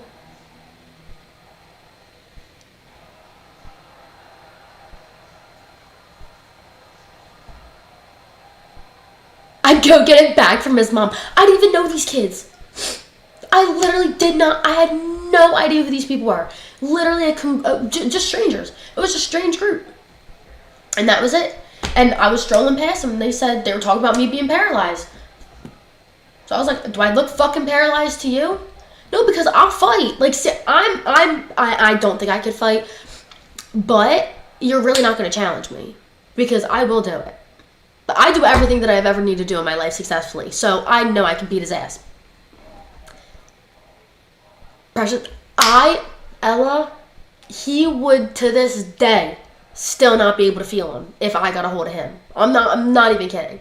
To this day, he'd be having surgeries to get that feeling and the sensation and all the little guys coming back because his shit would have been knocked into space. Exactly, don't think. Where's your mom, kid? No, this was the boards. Tell me your ears are not. No, seriously, because my ears are not paralyzed. I'm like, are you guys dumb? Like, you're literally talking about me. Next time you're at Costco. Because seriously, like, people are so weird. But yeah, I have like tons of funny wheelchair stories. Me and Brenna were literally like, I don't know what was wrong with us. Sometimes a wheelchair didn't get good results on the boardwalk. You know, when guys see a girl in a wheelchair, you know, they don't really like to come up to her.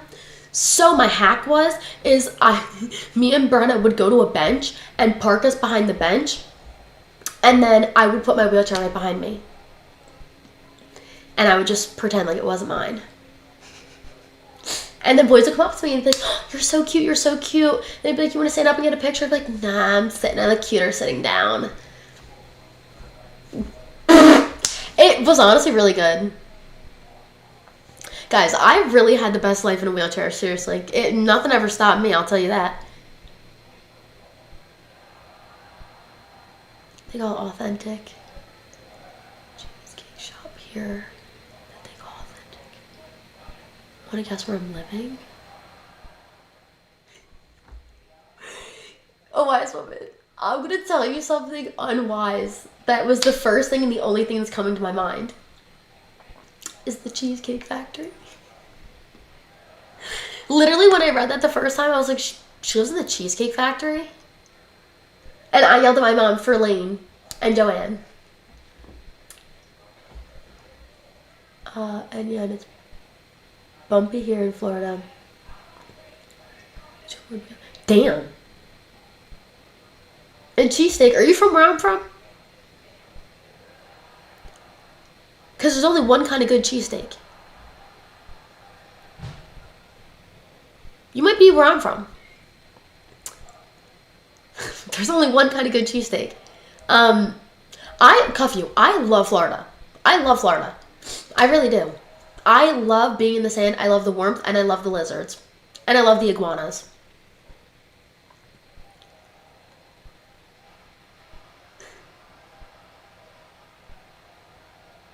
Nuh-uh!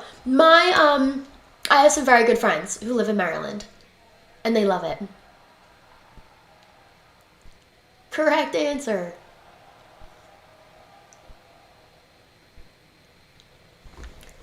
Guys, what else should I tell you about? Didn't you just get god-awful tired of answering people's questions? I got so sick of it. Oh my, Ella,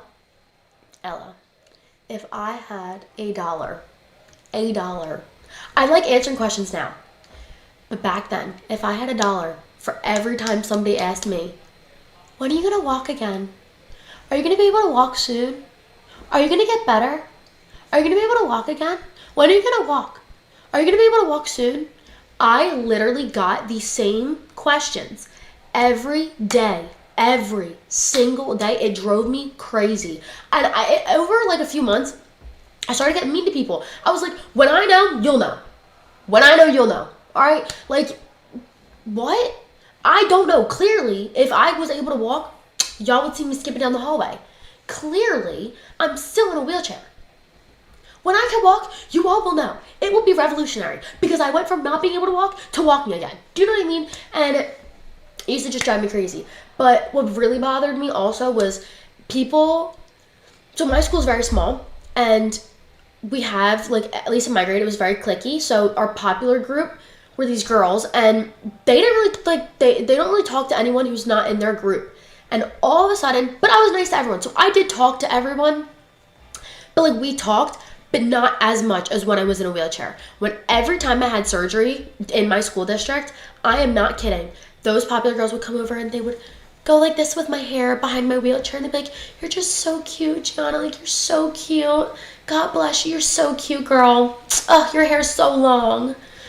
Get the fuck off my hair before I knock you the fuck out, because I swear to God, you're gonna piss me off.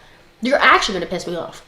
Like, it used to bother me so bad because it was just, like, very infantilizing. Like, they would just treat me like babyish and like, Mom, Gianna, oh, Gia. And I'd be like, bitch, you weren't even my friend. You didn't talk to me when I walked. Why the fuck are you talking to me when I can't walk? Because I'm not, like, a sympathy girl. So, like, you being like, oh, I don't feel like, oh my God, the popular girl loves me. I'm really just like, wow, this bitch needs to stand 5 feet away that way. That's really all I'm thinking. Like, stop touching me because your fake hand's getting on my hair. That's what I'm thinking. Do you know what I mean? Like, I don't know, but they thought they're doing me, like, such a service. I don't know.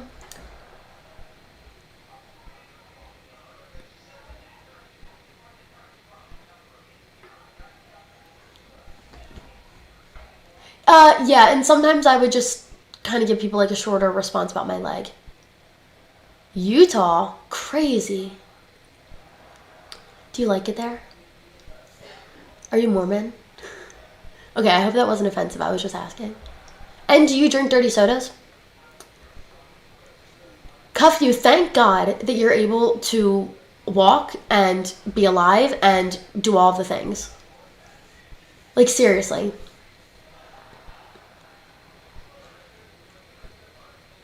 I hate when people talk about that stuff, like handicap parking. Just because I might not look disabled does not mean that I am not disabled. Are you crazy? Get out of my face. What's your main interest besides healthcare? It's just acting is so fun. So I used to do theater and cheer all throughout high school. So I do love acting. I do love the theater. I love going to see Broadway shows and all kinds like theater shows. But outside of that, I'm really crafty. That's another thing I do post a lot on TikTok. I post a lot about like my crafts and things that I do. I don't know if any of you guys are into needle pointing, but I've been working on this for a while. I'm hoping to finish it maybe in a week or two. And I need to buy these. I want to get like a double oval frame on eBay. That way I could have the two pictures together facing each other. So I did, this one's completely done, if you could see. And then this one, the boy, he's not done. He's not done yet. But I did a lot of the yellow. I'm still working on it. This is my needle minder, so it keeps my needle from falling.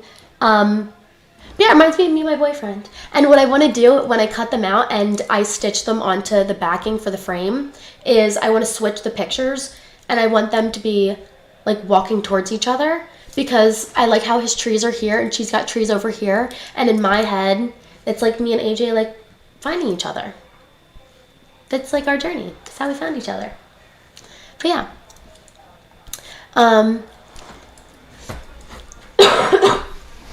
They only see the disability, and I think it's worse being disabled. Oh, wait, you can't say. It's hard. I think navigating disability is really hard because there's so many kinds of experiences as a disabled person. You can have invisible disabilities, acquired disabilities, congenital disabilities, like mental disabilities, physical disabilities.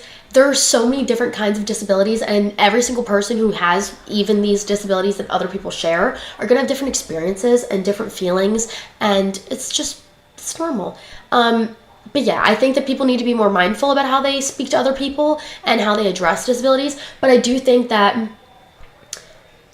education is key. So I also, even though I don't think it's up to the disabled community to have to speak and to educate all the time and to have to like be those people, I do think that if we want a more understanding community and we want more allyship and we want people to be kinder to people with disabilities, that those who have the ability to should be kind and answer questions and educate others and be a good resource and a good advocate for the community. Because if you think about it, the disabled community is one of, the only minority communities who has a chunk of people who literally cannot speak for themselves. You have people who are nonverbal. You have people who there's just so many different kinds of things besides like just being nonverbal or having like selective mutism or just so many other things. What if you physically are unable to, like, I've met people with no jaw.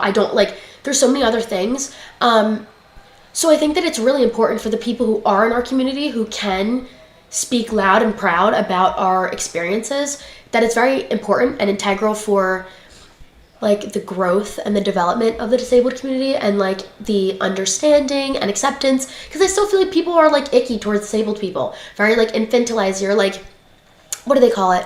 Inspiration porn. I feel very inspiration porn a lot. Like I can literally like take 10 steps outside and like someone will be like, oh my God, you and your leg, it looks so great. And I'm like, it's just inspiration porn. Like I didn't do anything, literally did nothing, but I inspired you by doing nothing. Like, I don't know. I think that we just need to have a nice, beautiful community and, I don't know, be proud to have a disability and to make our community more loving and open and yeah.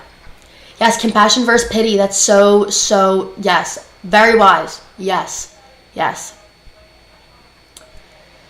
beautiful. I'm not morbid. You don't like dirty soda? It's good. I love coffee and cusses. That's funny.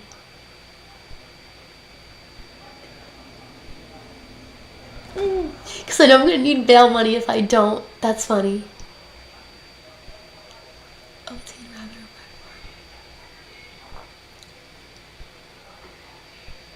Yes, my boyfriend's sister, she actually works at a facility with all adults with traumatic brain injuries. So she, all day long, is working with them and taking them on activities and helping them just live their lives and do things.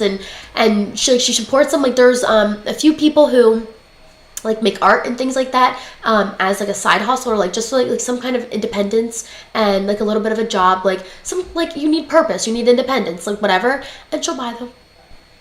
I'm like, wait, so the money you're making taking care of these people, you spend on them? She's like, yeah, yes. She is a great girl, she is amazing, but yes, that is definitely something. I think it's yeah. Showed you some love by hitting that like. Yes, guys. Oh, thank you. Thank you, wise woman. I appreciate it. No, I literally, I don't know. Don't ever feel sorry. Happy poop. All my experiences are what led me here today. Oh, what do you got? You got a happy poop. Thank you so much, wise woman. I really do appreciate it. Thank you. I appreciate it. Mwah. Thank you. That was so sweet, guys. Don't gift me. I just want to be here and I just want to chat. But yeah, I don't know. I love talking about my life. Love talking about my stories because everything led me to where I am today. Literally everything that I've been through has led me exactly to where I am today. And that's also why I want to go into physical therapy, and I want to work with other people with disabilities, and I have such compassion for other minority communities, and I feel like there's so many things that my journey has taught me beyond just like me being able to like walk again. Do you know what I mean? Like, it taught me so many things about life and perspective and people and experiences and just so much, it's like I can't even describe it all because that's how much it changed my life. Like, I would never want to not have my disability. It's very important to me, and I don't know, it taught me so much. Love my leg. But yeah, my needle point, wanted to show you. I've been loving this.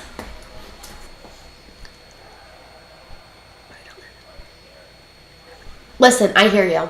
I actually, if anything, I commend you for not allowing your 13-year-old to be on TikTok. Thank you. We need more parents like you, because social media, they're doing studies now about how social media is actually damaging younger and younger and younger generations because they have access to these things. When I was 12 and 13, yeah, I was a little chunky, but I only thought I was a little chunky because I looked around my classroom and I saw that other girls weren't as chunky as me. That was it. I could not imagine being 12 on social media and seeing all these beautiful, skinny girls your age. Like, you have other 12-year-olds who are famous. Do you know what I mean? Like, that's weird. It's weird. It's just weird. And they only show you the best parts about their lives. Nothing is really accurate. Nothing's really real. So yeah, no. Like, no. Even like now, like sometimes like when I'm on social media, that's why like I like to post or like watch certain things like gardening videos or crafting videos or whatever, because I want my algorithms to be formulated for that, because I don't want to just be like taking in like these 20-year-olds who are rich and famous and are on all these vacations and they have 3 cars and they have these degrees and they're doing this. Like, my journey is going at my own speed. Like, how my life is going at my own speed. And yeah. Yes, my anxiety is it's literally like, it's bad. Like, because my parents will say like, oh, Gianna, but like, what about your leg? What about your leg? Like, you know, you're so nervous about like your health anxiety, but like, what about your leg? The thing is with my leg, it's tangible. I could see my leg, I could feel it, I could understand it, I could have x-rays of it, I could like do the things. With like having anxiety or like whatever, what would you want mom to be doing if not for teaching? Like, as a job? Or like like as a hobby? This is so interesting. I can answer both.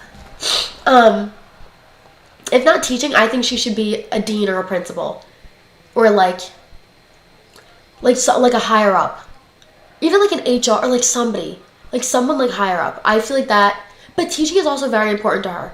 But I feel like if she was a dean, she could still do that. And then like, what if she has more free time and she could start like a resource for like other children? Like, I don't know. I feel like, yeah, maybe something like administration. I feel like she would really like. That way she's still serving like the community around her. But if she wasn't teaching and she was doing like a hobby, obviously YouTube, because we love you guys. But she loves to do puzzles. So you guys need to encourage her to start doing more puzzles. Tell her that you want to see puzzles behind her. She needs to start doing them more. They only have YouTube, and even that is actually mine. YouTube is like, because you can see what they watch. You can look at their YouTube history. You can't really watch someone's like TikTok history. You don't know. My daughter has generalized anxiety. Everything makes her anxious. That's how, yeah. That is how I get a lot. I get very anxious about a lot of things, but that's like yeah. So, I don't know. Yeah. I think I got done right with my diagnosis, but yeah, because I've been dealing with OCD now for 2026. I graduated 2021. It's been about 5 years. So it all started it's actually a great time to talk about it. It all started back in 2021. I was starting birth control. I was just having a lot of like problems, like my mental health. I felt like I was more depressed and miserable and irritable and everything a week to 2 weeks before my period than actually on my period. Like I felt like during those times, like I knew that my period was coming because I would get so depressed that I was like, I know it's coming. Like I know it's coming, and then I'd be happier. But I was like, this is like not fun. Like I don't like being like sad. Like this isn't cool. And I was like so anxious, so sad, like I just hated it. So then I went to the gyno. The gyno was like, okay, well we could either put you on like an antidepressant or we could put you on birth control and we could see like how that works. So she put me on the pill. I took 3 pills, like 3 different oral contraceptives, and each one of them made me sick. Literally each one of them made me sick. I would throw up all day long. I couldn't eat anything, couldn't keep anything down, was literally in the most pain of my life. I lost so much weight. I was so skinny. I like didn't look right. I was literally so sick. It was horrible. So, and I went to the ER countless and countless of times. I went to probably over 5 gastroenterologists. I had colonoscopy and endoscopy, like literally all at the age of 18. Literally all at the age of 18. I was such a mess. I could not understand what was wrong with me, what was happening, what was wrong. I ended up being my birth control, so I stopped my birth control completely and I got the IUD, and literally my life was changed since then. But the thing is, that fear never went away. So that whole time, those months that I was dealing with my birth control, it literally rewired my brain. Like I can pinpoint when this all started, and it was from that time. Because of that birth control, like literal nightmare, I was so worried about every food I put in my body, everything I drank, if I drank my water too fast, if I ate my food too fast, if I didn't take enough steps because I wouldn't be able to digest it. Like I was so afraid of throwing up and getting sick all the time that I was trying to like literally like nickel and dime everything that I was eating and drinking to make sure that it was perfect. Because I wanted to be able to feel good.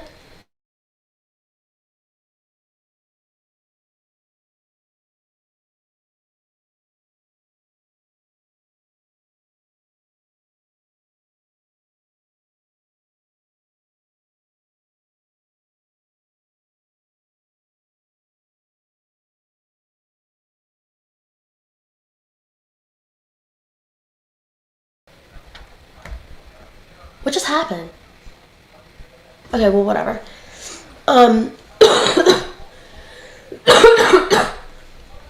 So, yeah, that pretty much happened, and I got really scared, really avoidant, because I was just nervous. Like, I was just so scared that everything I was eating was just going to make me more sick because my birth control, whatever. Then I got my IUD, and it literally changed my life. Like, literally changed my life. And, yeah, but even after that, the fear stayed. Like, so then the thoughts were just, and the actions and everything, it was just, like, it literally just created my OCD. Like, I can literally pinpoint the time. And it wasn't like one day. This was months of throwing up, going to the GI, getting colonoscopy, getting endoscopies, doing all these things, trying to figure it out, not eating gluten, not doing this, not doing that. I tried so much, and I was so miserable and so skinny and so not happy. And so I think that it rewired my brain a little. And I think it enlisted this fear of, like, not having control over my body or not having control over my health, because I felt so helpless and so out of control, because no matter what I did, I still felt like shit all the time. And then it was giving me anxiety, which was also giving me more stomach pains. So it was literally just like this vicious cycle. But I didn't start the cycle. It started because of the birth control. Like, if I was given something that, like, it was just horrible. And I think they should have just taken me off from the very beginning. But they kept telling me, like, wait it out. And yeah, it was my third pack. It was like super, super low estrogen and progesterone. And it was like 4 or 5 days in, I just still like throwing up nonstop. So I literally I stopped taking it. I called my GI or my gyno, and I was like, I'm not doing this. I'm done. I don't know about you, girl, but I'm done. I can't do this again because it's making me go crazy. And then, yeah, then I got my IG. I feel much better. So it all kind of started from there. And then over the last few years, like, I deal with it a lot, but I do notice that I deal with it more when I have more free time, because my brain is ruminating and obsessing and thinking and bored, and it's just going and going and going and going. So I think that makes it also really hard. But when I'm busy, sometimes it really just depends. Like, it depends, because sometimes I'll be busy and I'll forget about it for days, and like I'll like feel chill, and then I'll have a really stressful day with school, and then like my brain is just nuts. So that's why I'm excited to be starting Zoloft, because I feel like I don't want that, like, I hate the spiral, I hate the obsession, I hate all of that. Yeah, so I'm really hoping that it'll help. What else? Sorry, I'm reading the comments.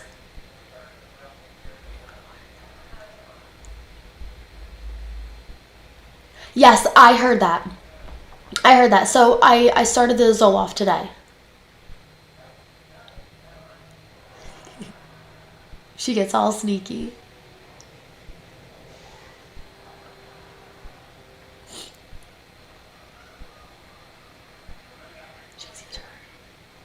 This is a possibility that she could schedule an hour studying college. See, my mom would not be a shit boss. I used to do, you know how you bring your kid to work day? Yeah, well, someone should have told me that my mom's classroom is like watching High School fucking Musical, okay? Going to class in college with my mom is like watching High School Musical and then going up to real school, okay? I would go with her, have the most beautiful, spectacular day year after year after year. Not just one class. I'd be spending classes with her in the day. Heck, when I went to college, all my teachers hate me. Not me. They hate their lives. Actually, let me say that.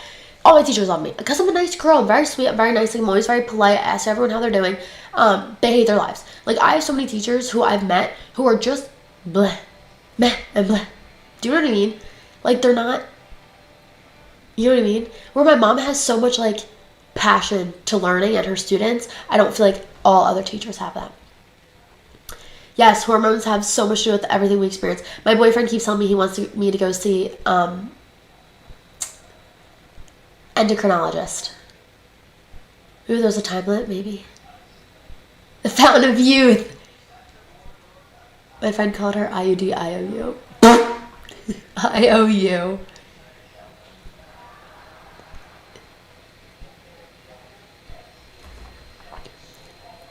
Oh, thank you guys.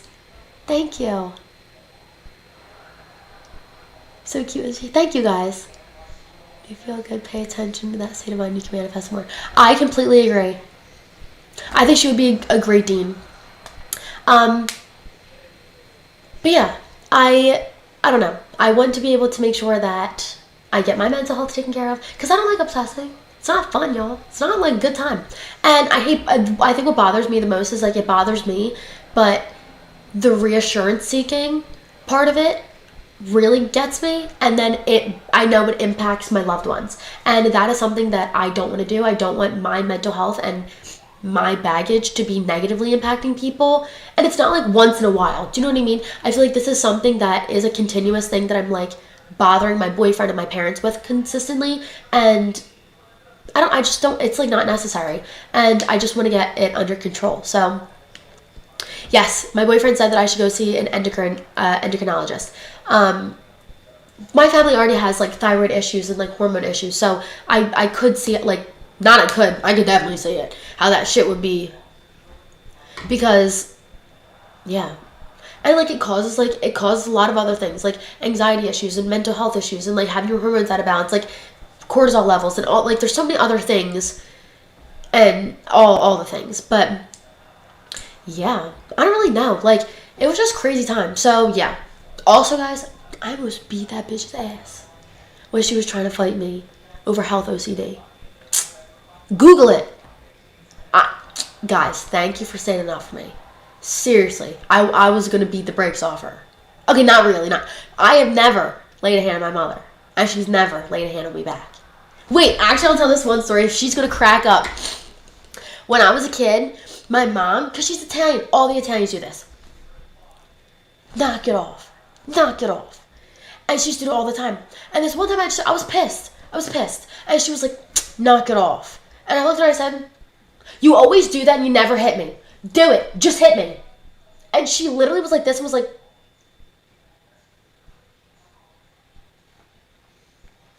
and then walked away. Never did it again. I embarrassed her. Bitch, bye. Yeah, that was the last time she ever tried.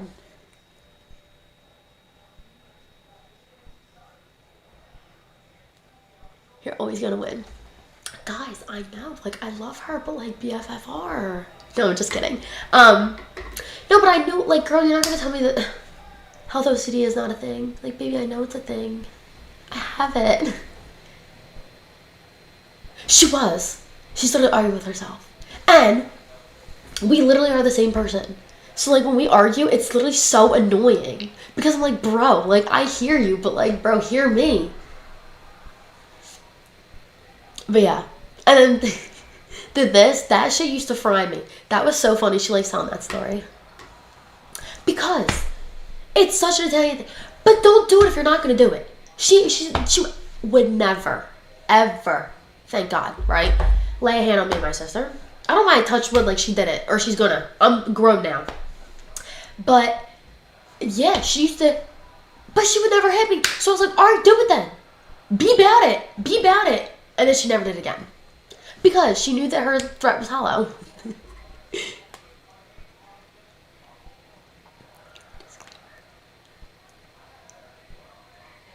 So I was throwing up the disclaimer as a funny.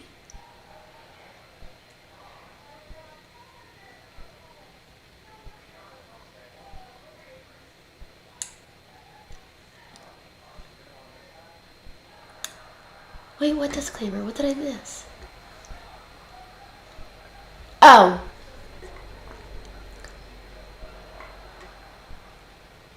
Yeah, no. It is, yeah. It is confusing. But I know what I experience. So I was like, baby, I know there's health OCD, because if there's not, I got it. And I'm the first case in the DSM. Oh, okay. Yes, she is not diagnosing anyone. She did not diagnose me. She is my mother. We talk openly about my mental health a lot. And we came to the same conclusion. It was semantics. We were both arguing the exact same thing, but with different words for the disorder. But we both literally had the exact same agreement. So all is well. Yes. She's awesome. But yeah. So many things, guys. Literally so funny. She was really getting on my nerves. I was like, oh my God, girl. Like, bitch, I know.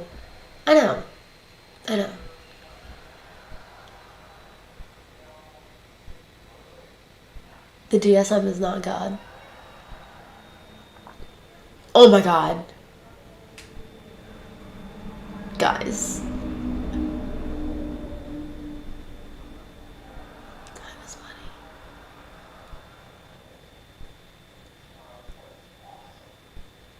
Okay, hi, Spider-Man. Alright, now. The color of a mirror? Low-key, good question. Wait, what did you say?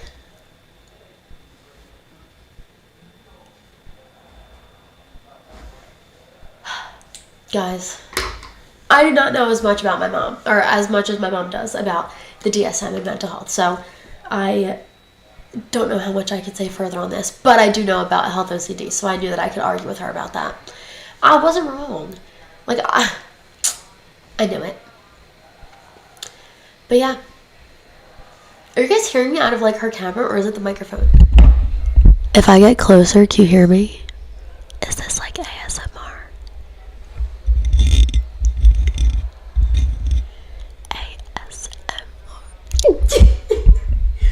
Is that what it is? Did it sound like ASMR?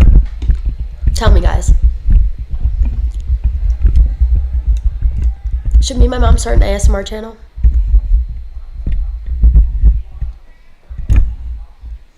Did it sound like it? Wait, I want to do ASMR. Wait, that's not good. Oh, this will be good. Ready?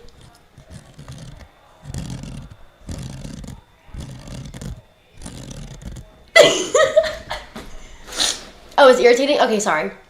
No, I'll stop. She said, no, it's irritating. I'm sorry, Ella. I had to do it. Do you guys know the ASMR channels? Do you guys know what I'm talking about? I can't watch them, but I think some of them are really funny. There are some people who are really creative. There's this one girl, and she really locks in. Like, she did this one, it was like teeth brushing, but she makes like a whole mouth out of cardboard and like literally does it. Like, she literally does arts and crafts. It's like crazy. I like some of them. I like the bubbles, like the bubbly ones, but I hate when people are like, I hate that. When I just hear their mouth like making noises like juices, I'm like, no, now you're pissing me off. I need like some bubbles or something. They have millions on their lives. Yes, bro. I swear to God, these ASMR channels, I should do one. These people, I like a lot of ASMR, but not scratching. Sorry. That's what I was doing. Yeah. They have so many people on their ASMR channels. Like, how? But not the scratching. I'm sorry, Ella. Alright, guys. I'll have to come up with a good ASMR for you guys. But, no, I'm just kidding. Yeah. Tell you what. I'm being reckless. Oh, no, not the mouth. I hate that. Because they're like, bro, shut up. Like, oh my God. It just sounds like when someone's eating their food too loud. Like, they have too much saliva in their mouth. I hate that. That's, like, mean. But, like, some people like it. I don't like those ASMRs. Because I'm just like, please swallow what's in your mouth. Guys, I have to blow my nose. Like, actually, don't kill me. And don't leave. And ask questions. Like, you know, let's talk, guys. Let's be friends. But I do have to blow my nose so bad.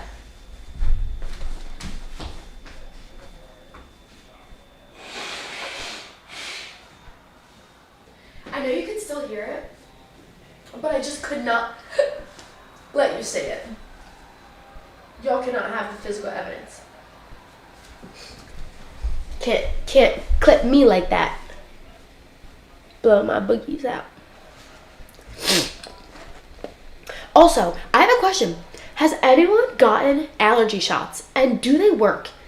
Like, gone to like an allergist and gotten like a panel done and then gotten allergy shots afterwards? Because I got a panel done last year and they wanted me to get the shots and I never did, because I had to go twice a week and I don't have a license, so it was just like not feasible for me to get there. If anyone's done it, let me know. Did it work?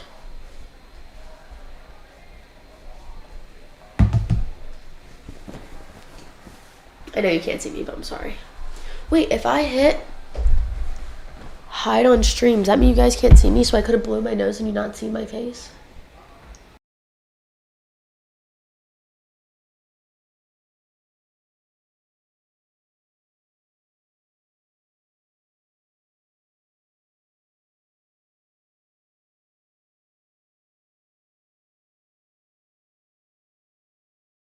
I can't tell if you could hear me or see me or not.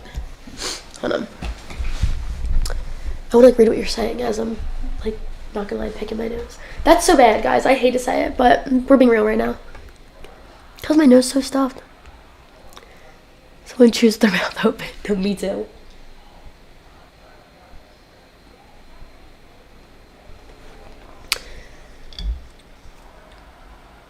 Oh my god, ew, with the nose sounds, I'm so sorry.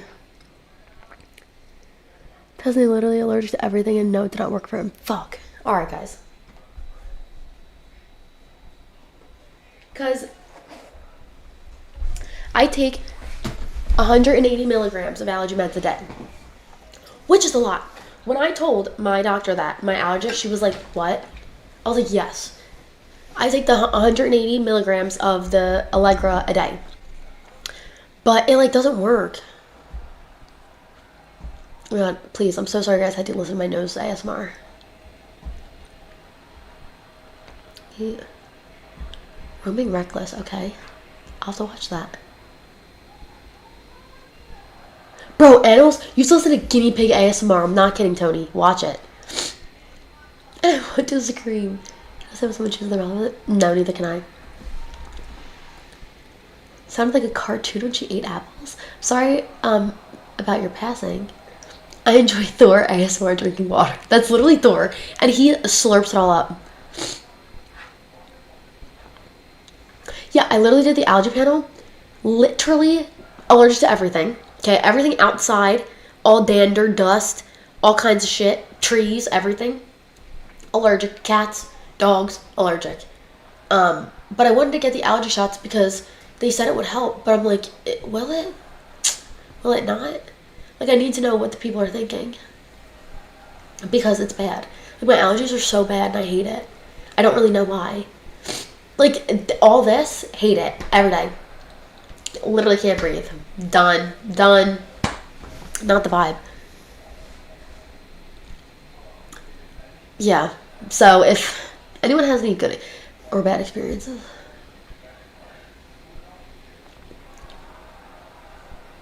And it helped a ton.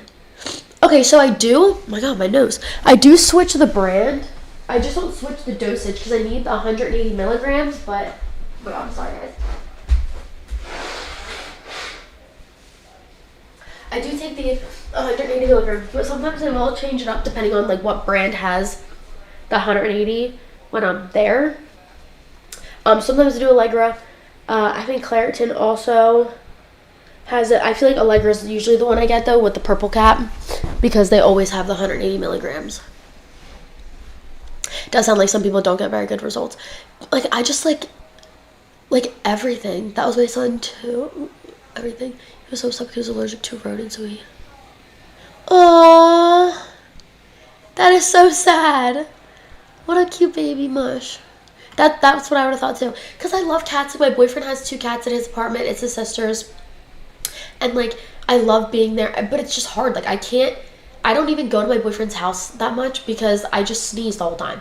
I sneeze and I can't breathe. And if I'm there, I have to spend all of my time in his room because his living room and his sister's room is where the cats spend their most time. So the living room is the main area, and the living room, kitchen, front, it's all attached. So it's where everyone hangs out all day is the living room. So sometimes I feel bad because when I am there and we're all hanging out, we're all together, I'm just sneezing the whole time. Or I also feel bad if on the other side, if I'm there and then I'm all right guys, I can't breathe. I'm going to go to AJ's room, and then I go to AJ's room and I just sit by myself. Because then I feel bad because I'm I don't want to be some mopey ass girlfriend. Because I'm not mopey. Bitch, I can't breathe. Ton of allergies too. My daughter takes Reactin and it helps. Reactin? Let me write that. What is that? Reactin. Works only for everyone. Okay, so I did have this talk with my the allergist when I got my allergy panel done, and we were talking about options of me getting allergy shots. She said that just because of how severe my allergies are, that she doesn't think it would get rid of my allergies, but she thinks that it would diminish them a little bit. But what is a little bit? Baby, I can't breathe. And I just don't understand how I'm allergic to so much. But like, thank God, I do want to say, touch wood, thank God I really don't have many food allergies. I think the only thing I'm allergic to is like bananas and like some fruits, like some like apples, avocados sometimes, like they make my throat and like my mouth itch, but I still eat them, like it's not a problem. What really bothers me is the not being able to breathe part. That part is really pissing me off because I'm like, I hate a stuffy nose, I hate sneezing, I hate coughing, I hate having to blow my nose 100 times, I hate sounding stuffy. Like, it's not the vibe. Gets complicated if you're reactive to more than one thing, hard to treat. Yeah, they did me up, and they had me all over. I was done up. I was so itchy, it was not even funny. And they're like, no, yeah, you're like allergic to all of it. But it was good that it wasn't foods. I have a friend from high school. She is allergic to every food group. Literally every food group. She could never eat lunch at school, never eat lunch at party, or like never go to a party and eat. Like anytime that we did anything where we went somewhere, she was like bringing her own snacks, food, drinks, everything. Like I could not imagine living like that. So at least, you know. Yes, I went to an ENT last year. Is that what you're talking? ENT? Is that the? Oh, ear, nose, and throat. No, I didn't go to there. I did not go to an ENT. That's smart. That is smart. I should go to an ear, nose, throat doctor. What are they called? Ortholaryng. Oh my God, what is it? Oh my God, there's like a full name for it. I learned it in school, but I forget. Oh my God, I have to know. Oh my God, my phone's dead, so I will never know. No, I'll plug it in. What is it? Someone Google it. It's like an ortholaryng something. Get your ears, I might reduce. What's that? It's a pill she takes at night to help her with allergies, much like Claritin, but helps her better.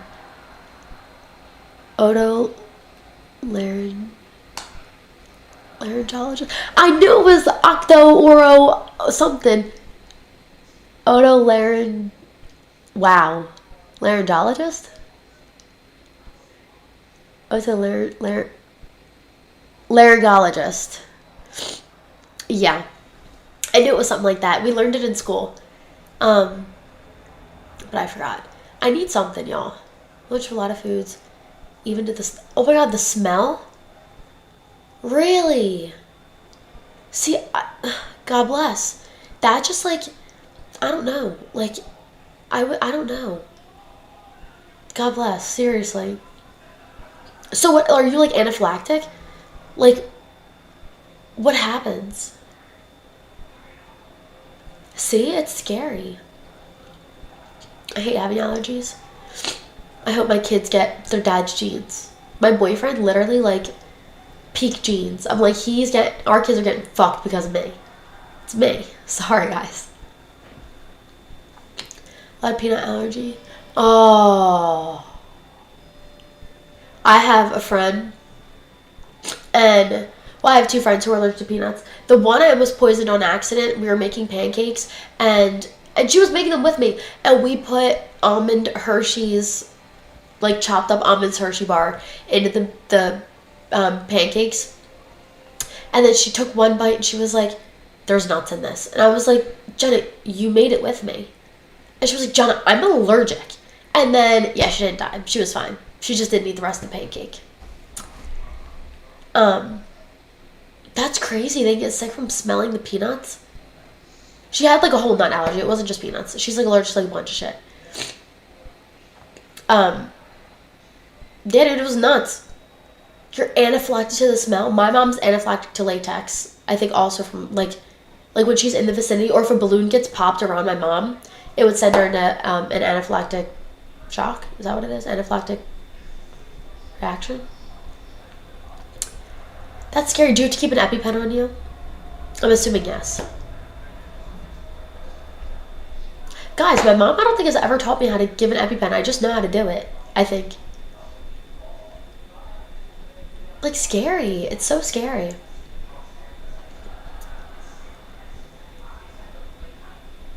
I wonder what she's watching up there. I hear the TV. She should be watching me. She should be watching, what is it? Just Jamie? Just Gia. That's what she should be watching. I'm trying to think, what else should I tell you guys? What should we talk about? Should we talk about a topic? My kid allergy to...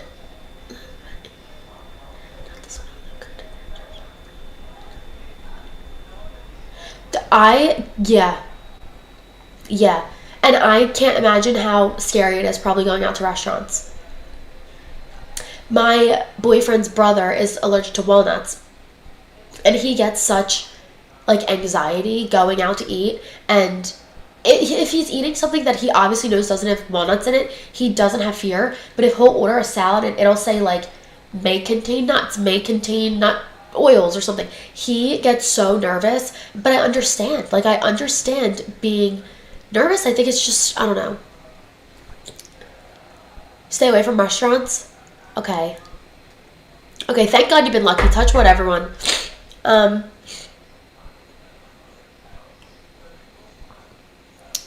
Yeah, that's just, I can't imagine. Yeah, and people are, like, not accommodating. Also, restaurants, I have seen it with my own two eyes. People, like, for religious reasons, allergy reasons, like, ask to not have foods be put, and restaurants don't be caring. They do not care. They will still put it, and that shit, like, really is confusing. I have every single birthday cake myself, even learned how to do fancy ones. I just can't handle getting one from a bakery. Yeah. Wow. Good for you. But it also has to, it's much more special that you do it, and that you hand bake it, and you hand ice in it, and do all the things, and put candles in it, and all your love into it. I think that's even better than getting it from a bakery, even though you're doing it for maybe allergy reasons. But I think it has a much deeper, beautiful meaning than just doing that. Let me blow my nose. I'm actually the worst, guys. I'm so sorry. Please, don't hate me. Guys, we should, like, pick up a fun topic to talk about. Like, what's something super fun we can talk about?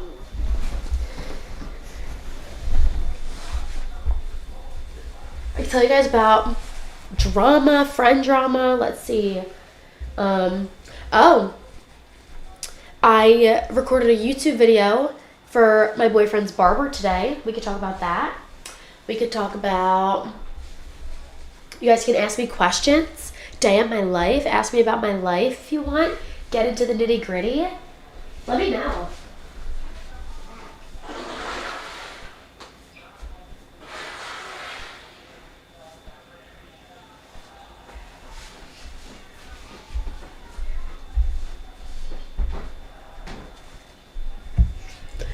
And I'm so sorry my nose is so stuffed, guys. I'm sorry. I hate it. It's so annoying.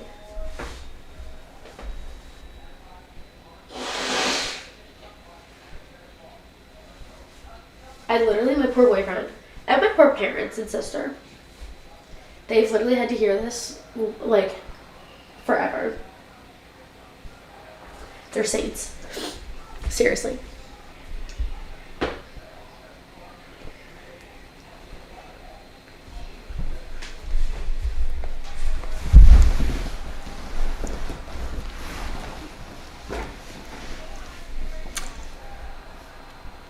Now I do it from love. Good. 100% better. It is 100% better. Do you cook? Do you use recipes? So, I do cook. And I do use recipes. But I don't cook as much as I would like. It's hard because my family is very picky. My mom and dad are very picky eaters. So, they don't eat a lot of adventurous things. Like, they eat a lot of the same things over and over and over and over and over again. So, it's kind of hard to cook here. But when I'm with my boyfriend, we like to cook together because we're adventurous eaters. The only thing he doesn't do is, like, cheese and, like, some, like, dairy things. But he'll eat seafood and all kinds of fish and all kinds of fun stuff and all kinds of greens and all kinds of salads and all kinds of seasonings and everything. So he's awesome. The smell doesn't bother me? Good. Do you have a good group of friends, good enough you could tell them when they are going wrong in something? Ella, that is a fantastic question. Wow. Wow. Snaps for Ella on that question. So, I don't know. It's not even necessarily like good groups of friends. I have friends, but I don't have a friend group. And I kind of like that better. I feel like a lot of my life, I've always had many friend groups. And it's a lot to navigate. It's a lot of drama. I feel like the more people you add, the less harmony occurs. And that's just something that even in college I had a really big friend group, and it all kind of like went and fell apart in like a huge shitstorm. And I feel like I got treated the worst out of a lot of other people because I'm not very demanding. I'm like, if you want to be my friend, you'll be my friend. If you don't want to talk to me, you won't talk to me. I'm not going to chase you. That's kind of that. And I'm like a very safe friend. Like, if anyone knew that they ever needed something, they know they could reach out to me, and I would always answer. I'm very kind. So I kind of got like booted, and then everyone split. The whole friend group split. Everyone kind of stopped being friends.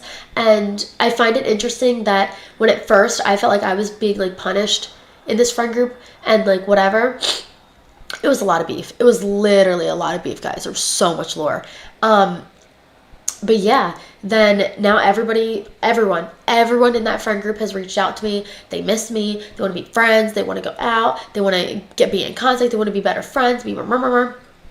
But of the people who like are my best friends, so I have a few best friends right now. So I have my best friend Sarah. I have my best friend Paris and my best friend Annabelle. And yeah, I definitely think for Annabelle, she is the one that I'm easiest to talk to about like if they're doing something wrong, because me and her are like the same person. Like, we're the same person but different. We see a lot of things the same, we understand a lot of things the same, we do a lot of stuff. But like, if that bitch is being crazy, I'm gonna tell her she's being crazy. And if I'm being crazy, she tells me like, yo bitch, you're being crazy. So that's why we're best friends. I would say she's like my bestest best friend.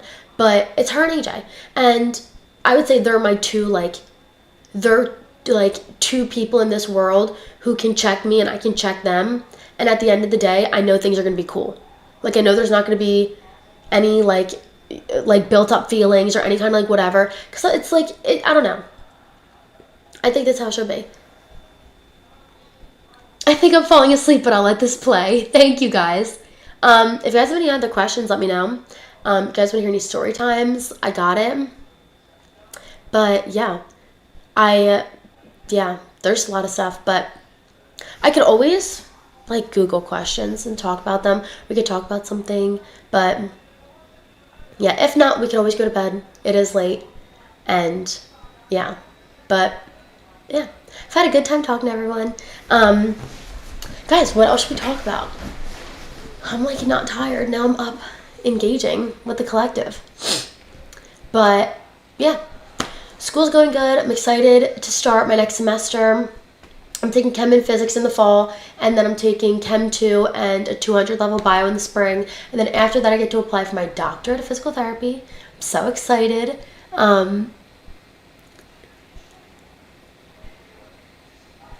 Yeah. I think I could tell all three of them that. Thank God, Sarah, my one friend, she has an amazing boyfriend of 5 years. They just moved in together, so she's doing great, thank God. Paris, she's a very smart girl. She picks pretty well. Annabelle, I love her, and she knows this. She doesn't always pick them good, but she picked a good one. The boy she's got now, I like him. What is happening? Am I being kicked out? Can you guys see me? What happened? Can you guys hear me or see me? Is it just glitched? Okay, maybe it was just glitched. Yeah, so she's with a boyfriend now. I really like him. But when he fucks up, I tell her, hello. But that's how it is. Like, but when she fucks up, I tell her. When I fuck up, she tells me. When AJ fucks up, she tells me. Like, I don't know. Risk losing the friendship by telling them the truth. Yes and no. I don't feel like I've ever had to risk the friendship by telling the truth. Like, me and my friends, at least like my best friends, because this is how I've always been. Like, even if I had a friend group, whoever was my best friend or like of my best friends, we all have the same common agreement that if you want to be best friends, that means like being honest. Because not always is your best friend acting right. Just because she's your best friend does not mean, she's behaving in a way that you stand for, or that you agree with, or that you think is right. And so I would tell my friends, we check each other. I think that's the point of a healthy friendship, and I think that's what an actual friendship is. Like, being someone's yes man and just supporting them blindly, being like, yes, of course, like, you're good. You were so right, girl. Don't even worry about it. Like, fuck him. Like, no, girl, you were so right. I think that it's like, yeah, I don't know, you're just blowing smoke up our ass. Like, I don't really think that makes you a good friend or a real friend, because you're not really sharing any real feelings or opinions. You're just letting your girlfriend do what she wants, and you're supporting her, and you guys are best friends. I don't know. That's just how I feel. But I feel like I have a lot of like very niche thoughts that I think of that like not other people would think of. Just because I don't know, like, I try to think about things like broader than like what they are. So I don't know. Like, today I was doing a YouTube video it's me cutting my boyfriend's hair. I'll have my mom share that with all of you guys once it comes out. I'm really excited about that. But we were being asked couples questions while I was cutting his hair, and we were asked like, who's more jealous? And like both of us kind of looked at each other like, no, I don't think either. And AJ said he was like, oh, well, I hide it a little bit, better. And the barber was like, oh, like, don't you want him to be jealous? Like, don't you want him to be like jealous? I don't think I was like, nah. Like, nah. Because my thing is, jealousy to me shows insecurity, and it shows like a lack of confidence and a lack of trust. So if you are getting jealous over like someone coming up to me and me being like, I have a boyfriend, like, sorry, like, have a good one, that shouldn't make you jealous. That should, if anything, make you happy that like you have a girlfriend who's so pretty and beautiful and sparkling and joyous and radiates such a great light that all these men want her, but all she wants is you. Do you know what I mean? So yeah, I think that's, I don't know. I don't know. Like, jealousy to me is not really a thing. Like, when I see all this is another thing. Girls in our generation, at least like my age group, they, not to be mean, that was kind of mean, I didn't mean it like that. But a lot of like women in my like generation right now, they're really firm on their man being like mean to other women and like not being kind to them, and like no, that's my man. Like that's my man. That's my man. I don't feel that way. I think it's disgusting. I think it's gross. My boyfriend, I want him to be a friend to everyone. I want him to be a kind person. I don't want someone to think that such a sparkly, loving, kind person like me would be with an evil man. Dude, that doesn't even make sense. Like, it literally doesn't even make sense, like, it like, anywhere. So, just, like, little stuff. Like, I like to spread positivity, like, and me and AJ have talked about it, like, if I see a guy with a nice watch on, I'm like, that's a nice watch, that's a nice watch. I'm not calling him handsome, I'm not asking him to go on a date. It's like, that's a really nice watch. Or, like, those shoes are so nice, like, how do you keep them clean? They're like, oh, I've had these for a year, I wash them all the time, and I'm like, yeah, my Johns are beaters. Like, there's little things. And I, like, when AJ does the same thing back. He saw this one girl, we were out, where were we? It was somewhere cold. She was wearing, I don't know if you guys know, I don't even know what it is, the Grey Goose jackets, and she had on a Grey Goose, like, I don't know, fucking jacket. I really don't know what else to say about it. And I didn't know what it was, because I don't know, like, brands like that, but he's really into, like, designer brands, and, like our girl Mackenzie, he's really into, like, designer brands. So, literally, he looked at her, he was like, oh my god, I love your jacket. Like, where'd you get the Grey Goose? She looked at me, like, scared. And I was like, it's so cute. Where'd you get it? I was like, I just like it because it's purple. And she started cracking up laughing. She was like, oh my god, I got it from so-and-so and yada, yada, yada. They were, like, talking for a few minutes. And he was like, yeah, that's so nice. Like, I've always wanted a Grey Goose. They were just talking, and it was great. It was great. So, I don't know. I don't believe in people being mean. I don't believe in the meanness. I don't believe in, like, I don't know. Like, I don't know. You're going to bed with me. Mind you, complimented that girl in her Grey Goose jacket. Boy's sleeping in my room right now. Da fart. Do you know what I mean? like, I don't know. And I think people forget that, like, your partner doesn't just have to cheat on you at the bar. If your partner was going to cheat on you, they were going to cheat on you sober. Drunk was just an excuse to do it. Like, I'm sorry. Like, hate to break it to y'all, hate to fucking be the bearer of bad news, but if your partner cheated on you drunk, they were going to do it sober. That's kind of, the thought was already there, right? The thought was already there. Now it's just, like, you kind of have an excuse a little bit. And I don't know. Like, I used to work in a restaurant. I used to have people, husbands, boyfriends, everybody, ask me dates, give me their phone numbers, give me tips, give me money, ask me to go out, and I'm like, no, I have a boyfriend, and blah, blah, blah, blah, blah. I know, then you ask questions, Control Tony. Say something. You're saying blah, blah, blah. Give me something to talk about. I'm just sitting here chatting. But, yeah. So, I don't know. I just don't really believe in, like, the jealousy shit. Like, I'm sorry, but do you know how many people? Who the fuck is Control Tony? I have no idea. CLB? I was thinking, like CLT, like, control. What qualities do you admire in your dad? Interesting question. You're coming up with some thoughtful questions. That he's very loving, that he is hardworking, that he is funny, he is, like, I don't know, he's always been so accepting of, like, my friends and the people around me, and everything that I do, and all my drama club things, and all my everything, and I also admire how he can stay, like, calm, cool, collected in situations that I can't. Like, there's a lot of times where, like, after surgery, like, I'm dealing with, like, health stuff or whatever, and, like, I could tell I'm making my mom nervous, so I go talk to my dad. He's just so calm about it. Like, I wish I had that kind of sense of, like, calm, cool, collected during something like that.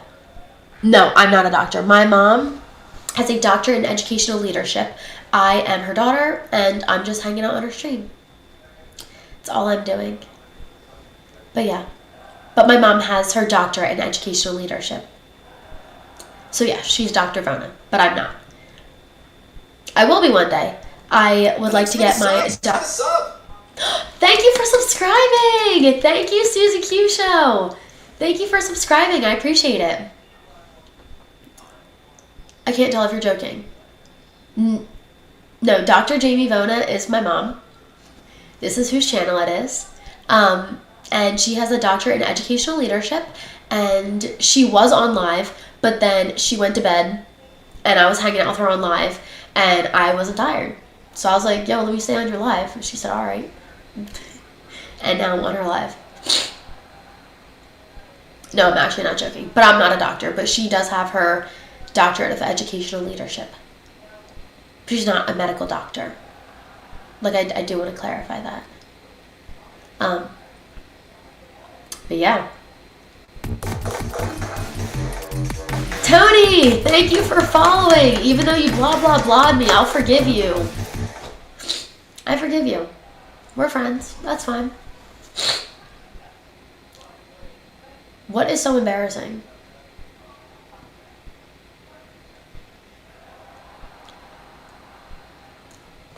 Now, CLB Tony, where's Dr. CLB Tony? I do not see the prefix DR in front of CLB Tony.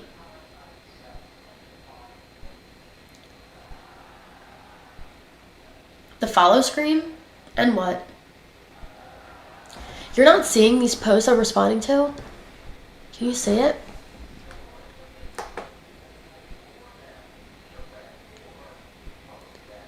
Oh my god, you can't... Okay, can you see it?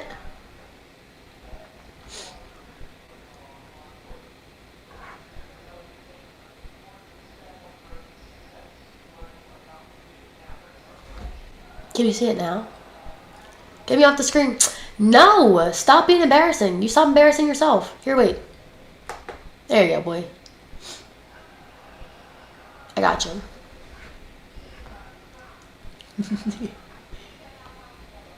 Don't be rude.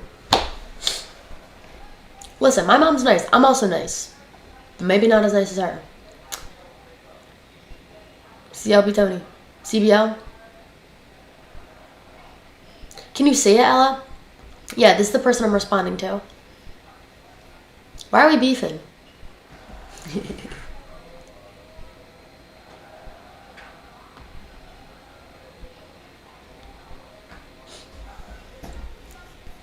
Yo, what is happening?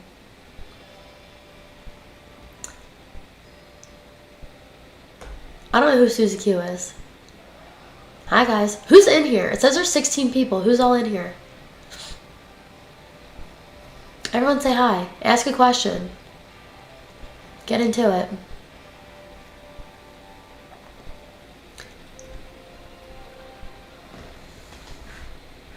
$16 on YouTube? 16, yeah, viewers. Jeez. And why are you one of them? I'm confused. Where are your viewers? Who's watching you, CLB Tony? I'm just confused.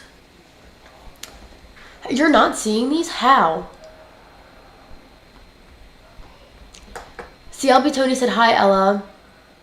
Then he said 16 on YouTube. Then he said, geez.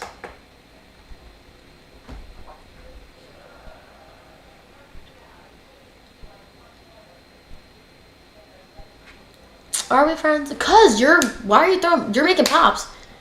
You're bidding and bidding and bidding and bidding and bidding in the comments. So be nice and then we can be friends. Remember when you hit me with the blah blah blah in the beginning of the conversation?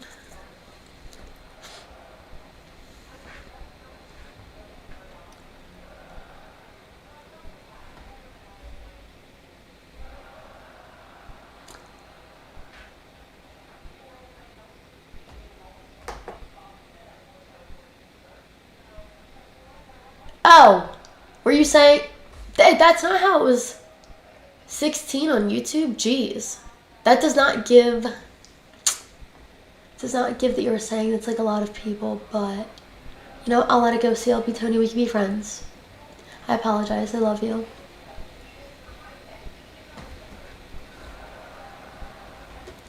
It's alright, we're not beefing, we're cool.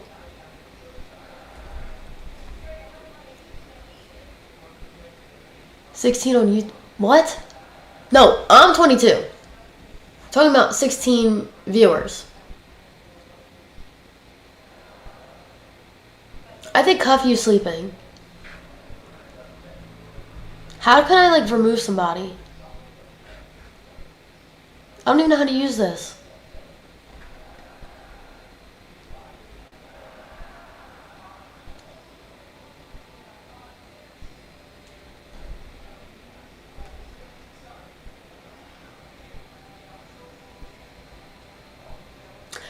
This was coverage about the Shirilla case earlier.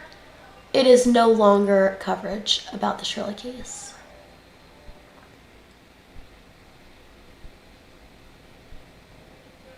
My mom was talking about it earlier. She was going through, I believe, a video of Mackenzie Shirilla's dad. That's what it's looking like up in the corner that I'm seeing. But no, we have not been talking about Mackenzie Shirilla or any of that, the Dominic and Davion case. I think you click on the name. You listen to Drake? Not really. It's only letting me click show on stream. How do I do this?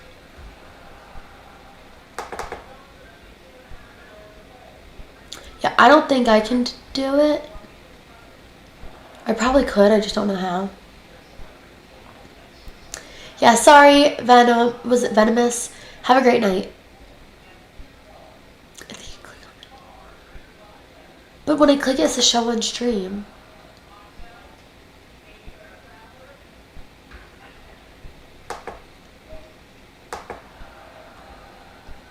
What is happening? Oh my god, guys. I'm actually a mess.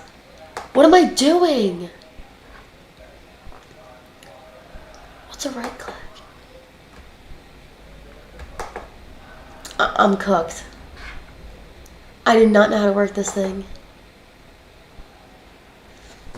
This is not good vibes. Yeah, CLB Tony 1, GL 0. Yeah, you got it.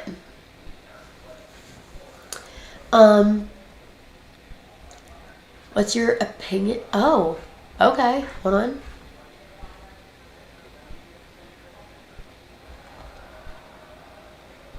Wait. Oh yeah, my opinion. Left click is how we usually do it. Use the other.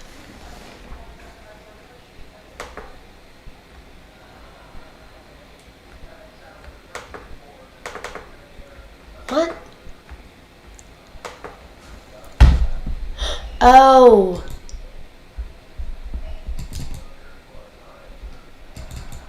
Maybe? I don't want to click too much. I'm like doing too much.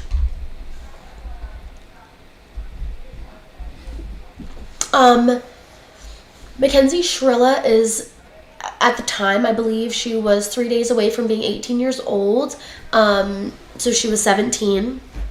She was a girl who was dating this boy named Dominic Russo, who was 3 years older than her, and they had a pretty toxic relationship. And then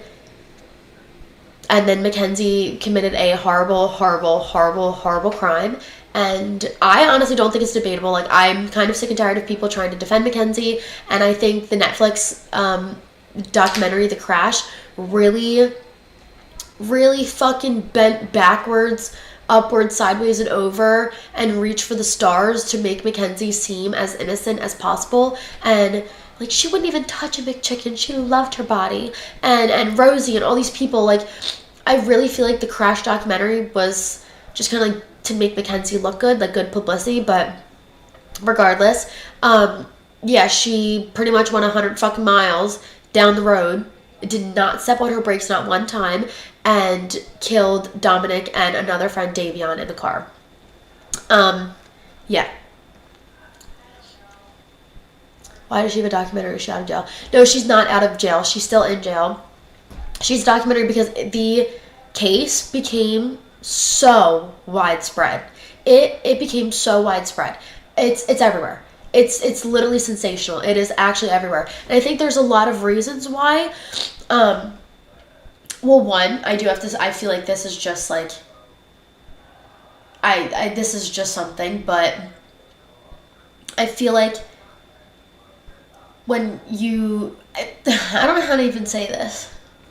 Well, never mind. We'll get into the other things. I think there's just a lot of interesting details about the case that makes the story so interesting. Like, one of them is that her and her mom speak like a form of pig Latin when they talk. She is guilty, I think, right? She was found guilty, correct? Guys, let me know. I'm like 99% sure she was already found guilty.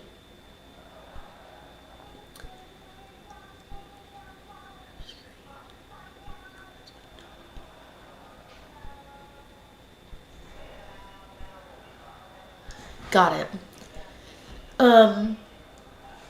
Yeah, so she... You're on Twitch? Okay. Is that what this is? Am I on Twitch and YouTube? I didn't realize that. But yeah, so awesome. Yeah, so Mackenzie Shirilla ended up killing her boyfriend, Dominic, and her friend Davion in this horrible car accident. And yeah, it was really, really tragic, but I think she's guilty. And I don't even think it's debatable. I don't think it was love. I think it was like intensity, or like, I don't know. I don't think it was love. There's like another word for it. Like, I think it, like, it was like more like obsession. Like, I don't really know. I don't think it was real love. I think that they probably had real love at some point, but I definitely think it was a lot about like the money and the drugs or the rugs, like the money and the rugs and the always going somewhere and doing something, and being Mackenzie's friend meant you're always out somewhere. I think that Mackenzie and Dom found each other at the right time, and then slowly developed into like a horrible toxic relationship. Like I don't know, because they both were not innocent, let's just say that. But Mackenzie is ultimately, she fucking killed him. Like, I don't know how else to say it. She's literally a piece of shit. I don't know how she survived. Genuinely don't know how she survived. Me and my boyfriend think it was like, in your head, you have like a self-preservation. Like, for example, your finger, if you didn't know this, you could bite through your own finger with the same amount of effort that it takes to bite through a carrot. But the thing is that your brain will not allow you to do that. So though you can bite through a carrot easily, and you cannot in your right mind really bite off your own finger. Your brain like will not let you do it. Or it makes it very hard for you to do it. Because your body wants to it's self-preservation, right? So I think that even if it was, we are talking about Shirilla, even if it wasn't conscious, I think that she had, I think that she subconsciously was trying to preserve herself. I do think that when she went, that happened. She survived because she was, yeah, but she also hit into the sign, which when she hit the sign, I'm pretty sure she hit the sign on her part of the car, and then that ended up shooting her this way and then into the wall that then hit Dom and Davion. But yeah, she was wearing a seatbelt, unlike the two boys. I just can't. Yes, like it's very hard to just like drown yourself. It is very hard to do such, and you can't take. Okay, exactly. So there's like just little self-preservation things that I think make it very hard for me to understand. Like that's how she survived. Was she? What did they even say? She was trying to. They like come up with new things all the time. I think the one, it was like she tried to kill herself. The other thing they said was she had POTS, which there was no other evidence of her having this like disorder at all. At least that I know of. So I don't really know. I personally, guys, also I just want to say for everyone else who's on this live, maybe I should just write a comment. Hold on.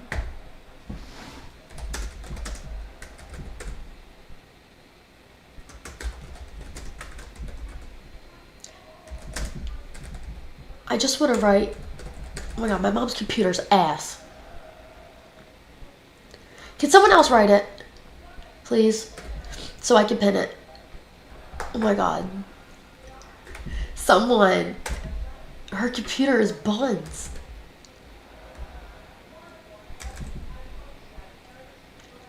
Were the boys thrown out of the car? I don't think they were. They weren't. When I watched the body cam footage, they were all in there. And then Mackenzie, even like when the cops came, could you please write that I'm Dr. Jamie Vona's daughter and that I don't want to like give off that I am a doctor? I just don't want people to, thank you so much, YouTube. I just don't want people who are coming into the live to think that I am Dr. Jamie Vona or like cosplaying as a doctor, because I'm not. Thank you so much.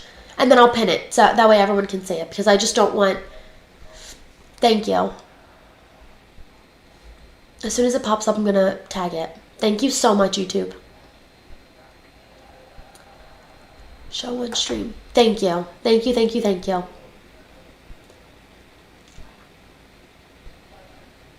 Yes, I am not a doctor. I am not a doctor. Just on here, having fun, talking to everyone. Thank you so much. But no, the boys were not thrown out of the car. They were still in it.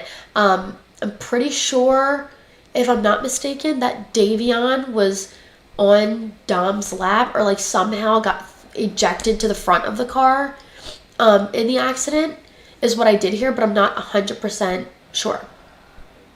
I'm not 100% sure.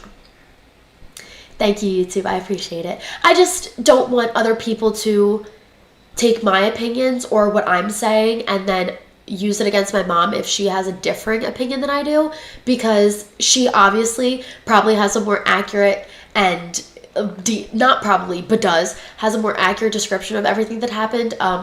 She can tell you all the details about the case.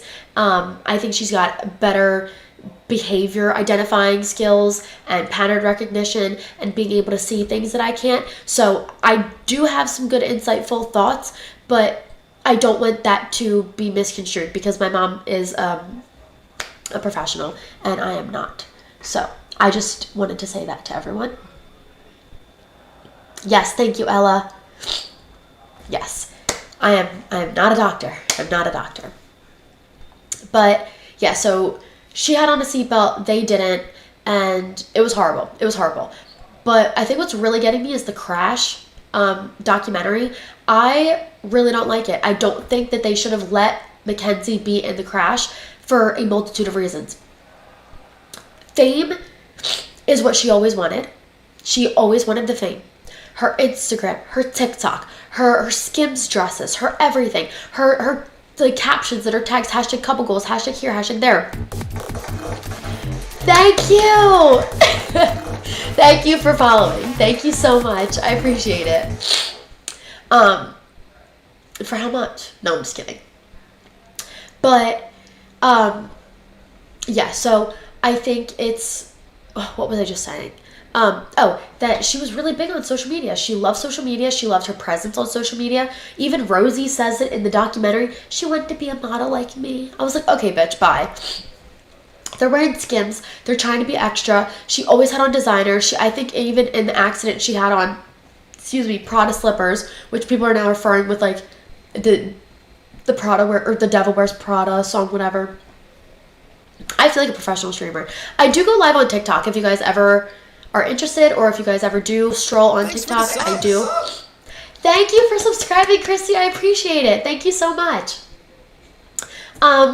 Yeah, I do go live on TikTok as well, so if anyone wanted to see me on TikTok for my own channel, Gianna Vona, please go follow me. I would really appreciate it. But yeah, so I think that this girl, all she wanted was fame. All she wanted to be was recognized. I do think she also had potential disordered eating issues, which is why she didn't put the big chicken in her mouth. Like, are you dumb?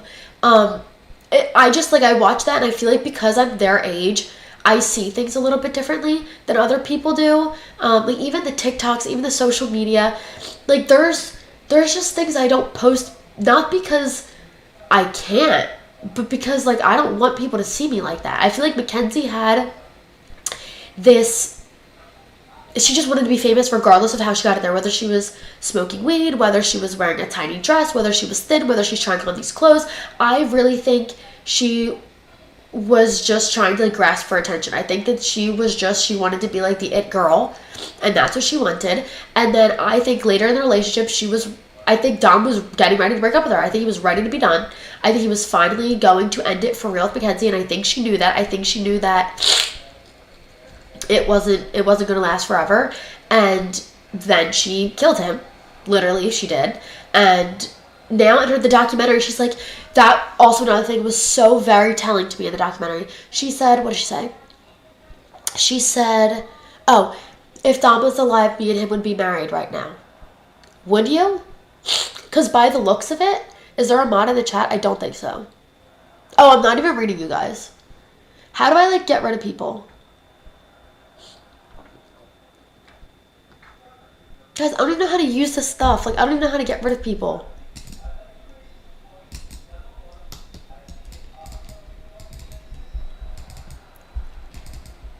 Yeah, Ella, I don't think there's a mod in the chat.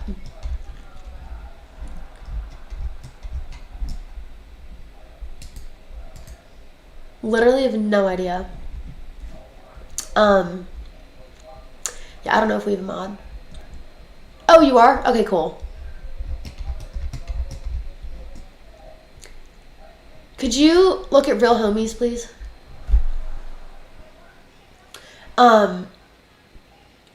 Yeah, I think it's very interesting. I think that she wanted to be like famous, and I think that was kind of that. This documentary, I seriously think was her dream. Like, first off, if Dom wanted to be away from her, I think in her head she thought, I don't want him to be with anyone else but me. Like, I don't think she, at the time, like, I think it was crazy. Like, I think she thought, if he's not with me, he will be with no one else. There will be no one else except for me.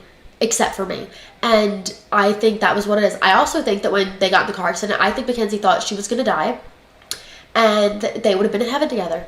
I really do think somewhere in her, like messed up mind, that she thought they were going to live like a happily ever after in heaven. But that's just how I feel. My mom might feel differently. All of my opinions are my opinions only, not my mom's. But that's how I feel. I kind of do feel like she thought that they were going to be together forever in heaven or something or whatever. And their memories and their souls were going to be tied together. Like, I really think she thought they would be together. Yeah. I also, some people don't think it's planned. Some people do think it's planned. I think it was planned. I think it was planned because it was 3 days before her 18th birthday. There was just so many things. Like, there's just a lot. I think she did it. I think she knew she was going to do it. And not even if she knew she was going to do it that day. I think she knew she was going to do something like this to him. Like, or try to pin some, I don't know. There's something about her. There's something about her. Something real wrong. And I just feel like she knew she was going to do something to him. Like, I just know it. And then having Davion in the car, some people suspected that Dom, like, wanted him to be in the car, like, because that way maybe they wouldn't fight as hard, whatever. I don't even know. Oh my god, don't worry about it, Cuffio. Literally, don't worry about it. I literally was just confused. I was like, I wasn't even looking at it. I'm not even I was just chatting. But yeah, so I think she thought that they were going to end up being together in, like, eternal life or whatever, or that nobody else could have him if I can't have him. And I don't think she gave a fuck about Davion, unfortunately. I do not think she considered it. I think, because she argued she didn't want to drive him home, whatever, even though they all live in the same house, because I think she knew she was going to do it.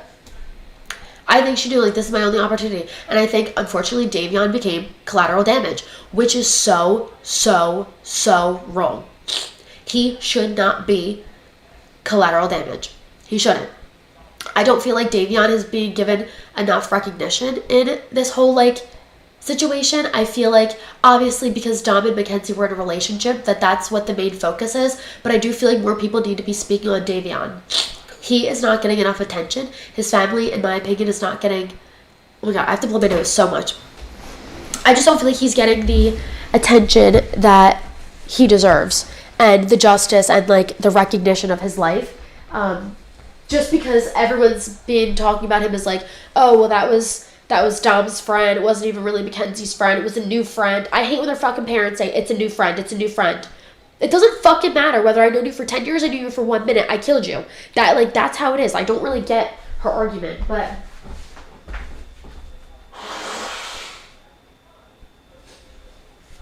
But yeah, so, I don't really get that, and I feel like people need to be talking more about Davion, because it's just horrible. It's horrible for, obviously, everyone involved, but I do feel like a little bit of, I don't know, a little bit of something different for Davion, because he had the least involvement with Kenzie and was still a victim of her horrible crimes. And I feel like people just really focus on Dom and Kenzie. But yeah.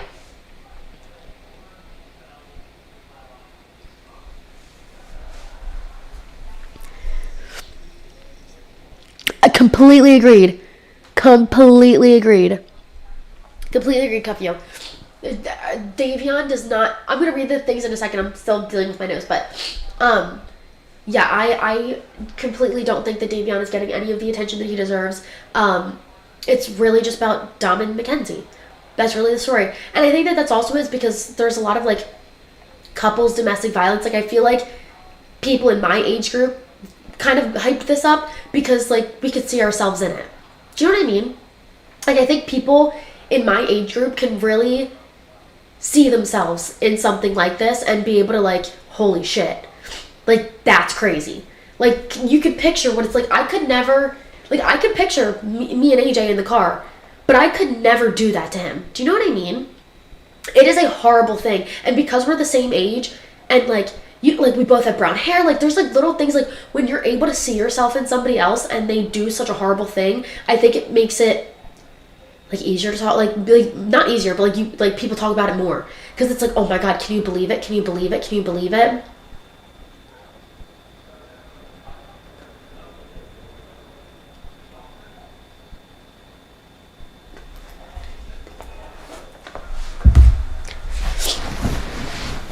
Sorry, I'm back. Let me go up. God, it's freezing down here. What the hell?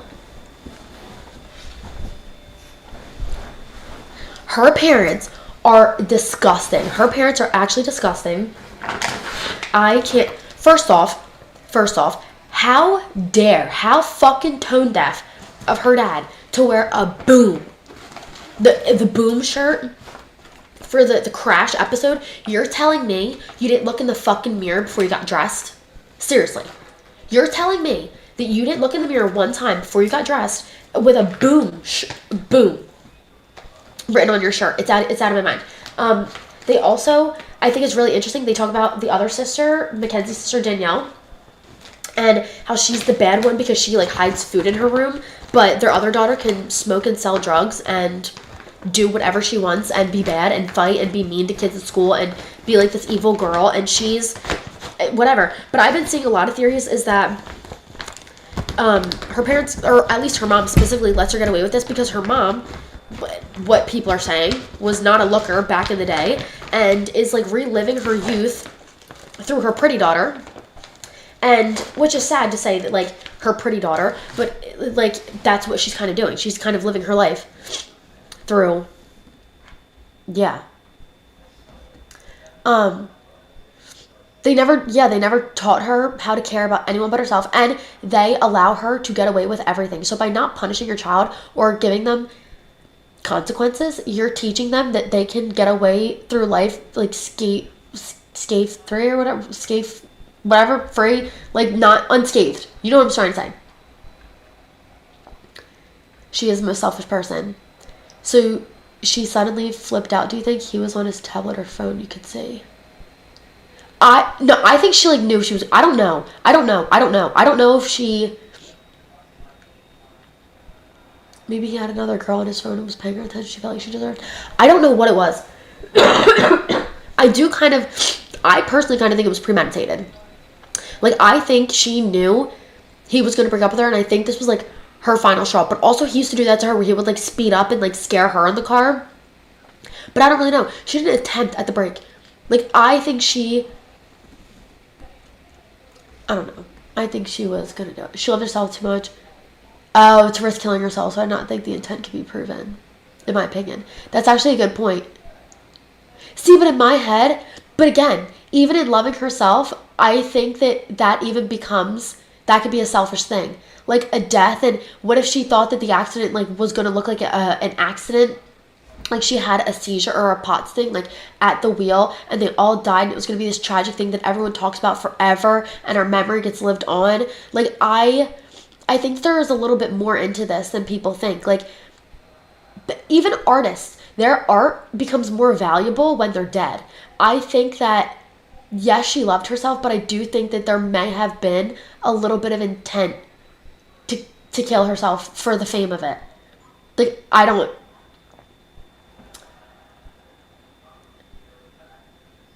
know. I could be wrong. That's just how I don't know. Maybe another girl.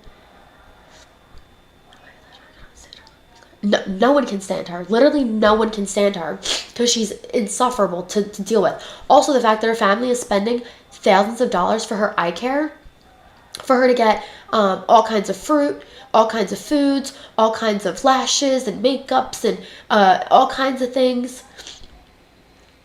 Really, that could be possible. I don't see her being a self-unaliver. Maybe she didn't. I don't know. But I also don't see how you could speed up the car going straight into a building and ever possibly think that you're going to survive. Like, I don't think that, there was these, like, Even she said it. There's a few recordings where Mackenzie says, like, I don't know how I'm alive. Like, I feel like God brought me here so I could tell my story. Like, I don't think she thought she was going to survive. Because she's now dealing with consequences that I don't think she thought she was ever going to have to face, which goes again with everything that of her being so entitled. I really do think that she wanted to kill herself because it would give her the attention. People would talk about her for years. Every year when the date comes up, it would be a horrible tragedy amongst the town, horrible tragedy amongst the media. It would get talked about. I think that there's no way you drive 100 miles an hour into a wall and think, yeah, we're going to survive. I just don't see that being a thought that you can have. I don't know. I just don't know how you could run into a wall and think that you're going to live. Like, I just don't know how that would even be feasible in her mind. Because I don't think that the accident was an accident at all. Do you know what I mean? Like, there's no way that she should have survived from the accident that she caused. So that's why it kind of leads me to believe that she thought she was gonna, like, I don't know. She was loaded. See, but she wasn't loaded. Didn't they do the whatever on her? She had no alcohol in her system. She said that she was on shrooms or acid or whatever, but they didn't find shrooms or acid in her system, whatever it was. All they found was marijuana in her system. But marijuana, like, doesn't do that. And especially, like, she's been, like, it doesn't do that. It doesn't, it might for some people, but I can't use marijuana being an excuse for why Mackenzie did what she did. Because, like, even then, like, I'm not even trying to be mean, but if she thought she was going to survive, and this is going to be controversial, but I'm just going to say it. If she thought she was going to survive this accident, and she wanted to get off scot-free, she should have taken a few shots before she left. She left at 5 in the morning after they all were sleeping and, like, gathering their bearings, and then went out to drive everyone home and then did it. She didn't want Davey out of the car. I think she just wanted to be her and Dom. I think they were having problems. I think they probably gotten into a fight or something at the party, and I think she was done. I just don't understand how she could think that she could run into a wall at 100 miles an hour and, like, be okay, because she wasn't under any influence. Like, at that point, take a few shots and then, like, do you know what I mean? And then it would look like it was an accident because you were drinking and driving or something. Like, it looks so purposeful because you had nothing in your system. Do you know what I mean? They did. Just 3 days ago. Oh, 3 days? Okay. That's true. Yeah, but shrooms and acid would show up. And I think that if she was drinking, I think that either the cops would have smelled it on her breath. You're pulling these kids out of a car. I feel like you would have smelled alcohol on her breath when talking to her, being in her face, assessing her. Like, I think you would have smelled it. But shrooms and acid and all those other whatever else she said that she was on or whatever, I don't think she did it. And it doesn't get out of your system in 3 days. Weed, none of that gets out of your system in 3 days. You know what I mean? Justice the Princess, Kim Kardashian. Yes.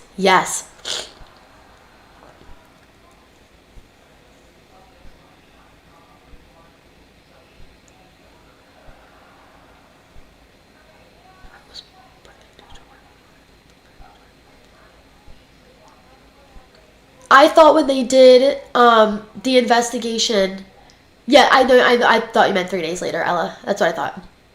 I thought that they said that there was no brakes. That's what I heard. I heard that the car, there was no, like, sign of it being being broken at all. They have they have a thing, like, on your car, they're able to, like, tell. But, yeah, because she didn't try to break it all. But the neutral thing. But maybe Dom did. Maybe he did try to put it in neutral to prevent the car from wrecking. There's also a clip where you could hear them screaming. They're like, Mackenzie, no! Or like, Mackenzie, stop! Yes, the black box. Wait. Thousands and thousands of pages in the black box report from the car proves. I thought the black box report from the car said that she did not stop at all. That she didn't brake.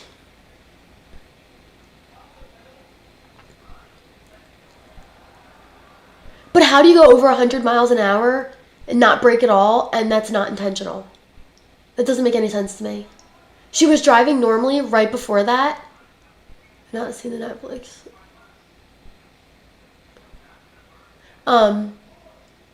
That's just like, yeah, I don't really know. I don't know. I definitely think it was intentional. There's not a doubt in my mind it was intentional.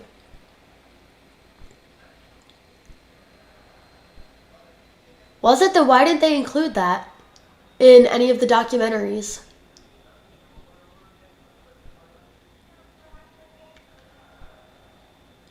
Yeah, but even when you watch the crash video, you don't see the wheel jerking, and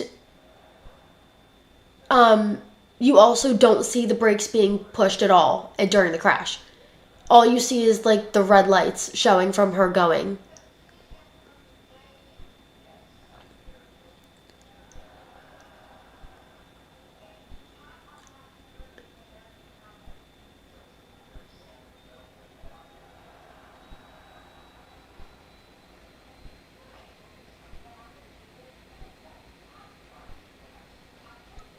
I don't know. I just don't know how you could think that you're going to go 100 miles an hour into a wall and survive. That I know that she loves herself too much, but I just don't think. Listen, agree to disagree. All is well. It doesn't really make sense to me how you could even think that in any kind of sense that if you were going that fast into a wall that you would survive. Like, and knowing that she was then going to have to, like, well, no, I guess because in her head she thought she was going to get away with it. But I don't really know. I don't think she thought she was going to survive. I don't. But maybe she did. But I also don't know. There's so much interesting stuff. And it's only documented now. Nice. Okay. Yeah. I'll have my mom add me into it. If you look at the film, there's a brake light right before it.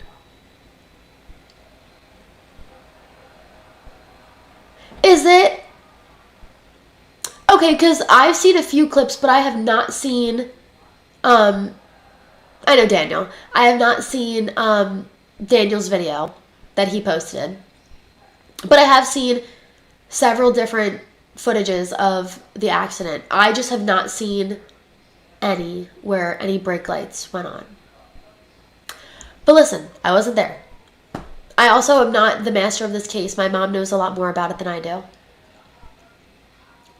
Yes, I saw that part on in the video. I saw her driving normal when she turns the corner. And then, yes, Miss Leader, that is what I was under the impression of.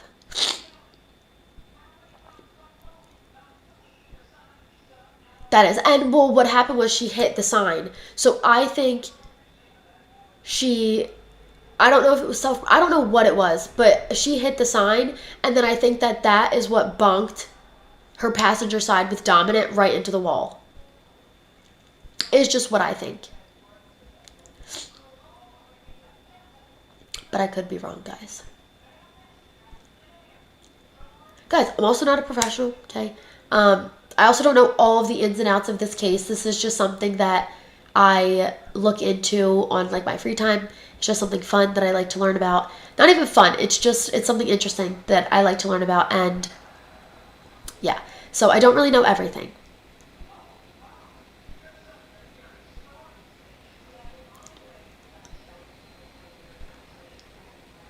Yeah, but wasn't she going over 100 miles an hour?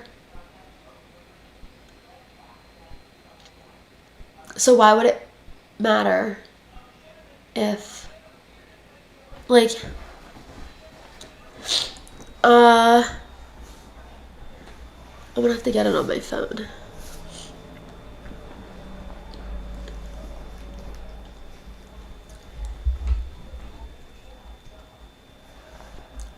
The takeaway is her whole personality. Oh, for certain. For certain. For certain. I think Mackenzie has quite a lot wrong with her, and I think it starts with her, like, wicked mom. I think her dad also has some major problems, but I seriously think her mom is, like, just off her fucking rocker. The airbags were deployed before they hit the wall. How? How does that happen? How does that even happen? Is it from, like, excessive speed? You know what it's from? It's from when they hit the sign. I'm telling you, they hit the sign and then they hit the wall. I guarantee the airbags went off when they hit the sign and then they hit the wall right after that. Because they hit that sign.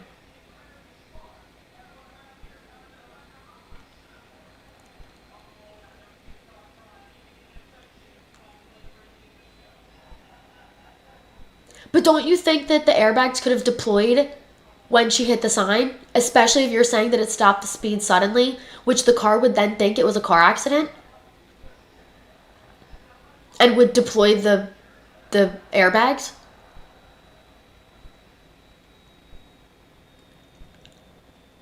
Got it. Okay, that makes sense. It's all crazy. It is really all crazy.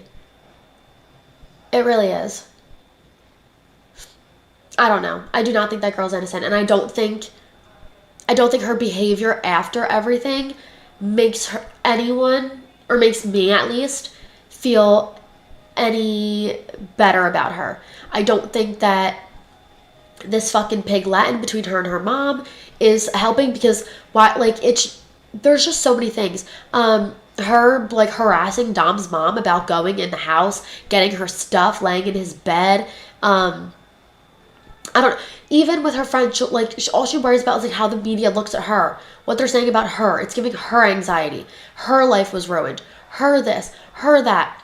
Like, you took two people's lives. Like, regardless of whether it was premeditated or not, I 1000% think it was intentional. I think 1000% it was intentional. Whether or not it was premeditated or not, which I do not know. I personally think it's premeditated and intentional. Other people do not. But I think that's a 15 to life for murder. What do you think is the right choice, Cuff you? Because I don't know if we're going to have the same opinion. I don't know. I agree. I think she should be in there for very long. I think she should be in there for a very long time. Even the judge said that she gave her 15 years, but she does not think she will get out in 15 years. I think Mackenzie deserves a very, very, very, very, very long time, especially for somebody who has such little remorse, such little care for others, such little empathy. I think... Love your YouTube channel. I'll be on as much as I can. That's awesome that you have an MS support group. We have a family member with MS. So, thank you.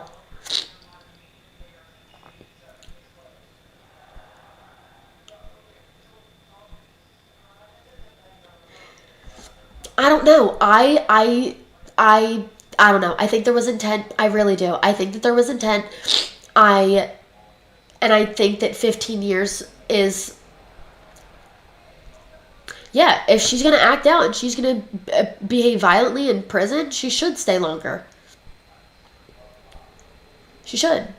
Like, I don't, you killed two people and you don't care about it. So, what, like, I don't know, then what? She's going to get out and have another, I don't know. I also think it's hard because prison systems are very different than they are in other countries. In other countries, their prison systems, not all of them, but there are some countries where their prison systems are meant to be rehabilitation centers where you're still locked up, but they actively teach you how to be a civilized person in society and how to immerse yourself back into society in a successful and positive way instead of like selling drugs again, or instead of doing this again, or instead of doing that again. And I don't think that America, or like our systems, do that at all. We're not very good at that. So I don't know. I don't think that the more time's going to help her, but I think she deserves to be in there. I don't think that Mackenzie deserves to go and spend another vacation, another concert, another day on the beach, another anything while Dom and Davion are buried and are decomposing and are, you know what I mean?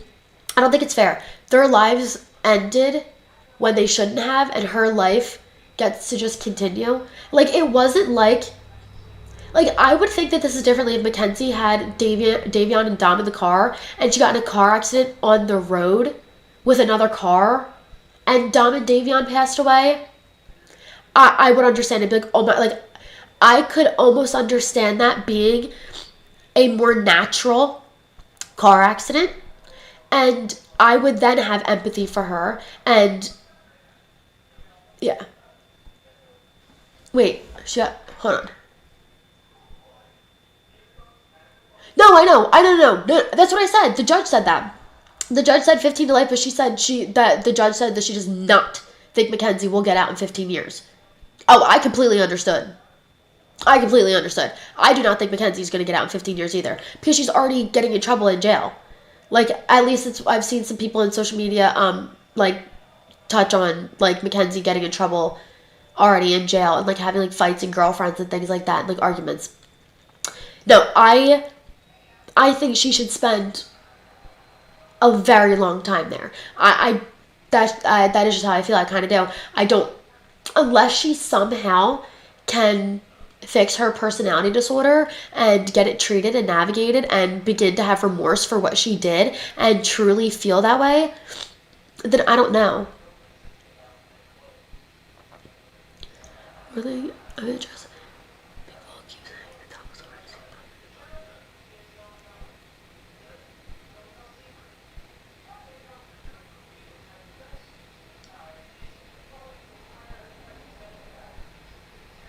Wait.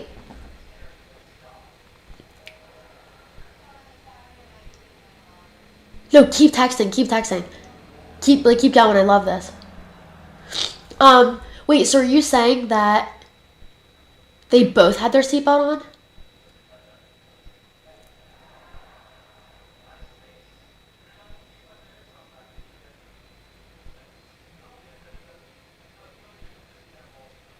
Oh, hell no, she's not getting out. I do not think she's getting out in 15 years the way she's acting right now. And this happened 4 years ago. She's only getting worse. She's literally only getting worse. She's getting more and more, like, coddled in prison, getting all these eye care packages from her family, being the prison princess, having girlfriends, getting in fights, doing all these things. Like, I don't think she really gives a fuck at all. I just don't. I don't really think she gives a fuck. I think she's upset that she got caught up. I really do. I really do. I think that if the judge said not guilty, I think Mackenzie Shirilla would be doing the same shit all over again. And I would not have any guesses that she would have a different relationship with somebody else and something like this would happen. I just can't see her being rehabilitated without a lot of therapy. A lot of therapy and help. And reflection. But even then, reflecting only works if you care. I could call you a bitch and reflect on it and be like, yeah, I called Jamie a bitch. Or I could be like, oh my god, like, I called Jamie a bitch, like, I shouldn't have done that, like, what if that hurt her feelings? Do you know what I mean? Like, you could reflect on something and be like, yeah, that happened. Or you could reflect on something and be like, wow, like, that impacts this person and that person and this person. Even right after the crash, she's literally harassing Dom's mom about going to his fucking house and laying in his bed. You killed my son. No. Like, no.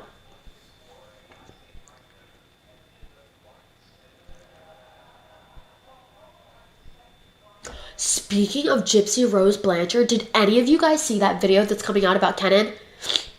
When she was freaking out. Sorry to switch topic to Gypsy Rose real quick, but I literally have to ask because I haven't seen anyone talk about this. The video of her stabbing and ripping up the blanket. She's like, "You're a liar, and you're this."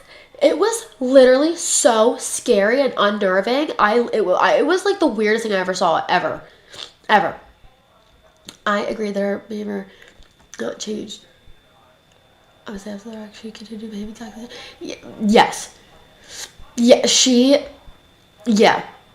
No. Her behavior has not changed, is not changing. And I don't think that they should have put her in the documentary. I think her being in the documentary is everything she ever wanted. She gets to be pretty on there. She gets to look good.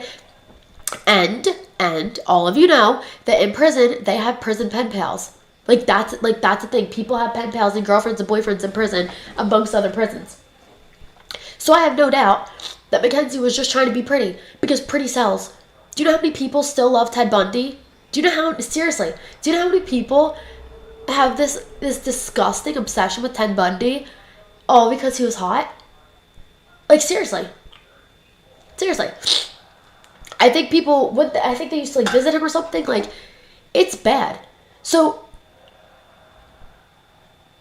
yeah, I was so shocked to see her in the documentary. Wait, Cuff you. Who had their seatbelts on and who didn't? I need you to answer this because I'm actually so interested.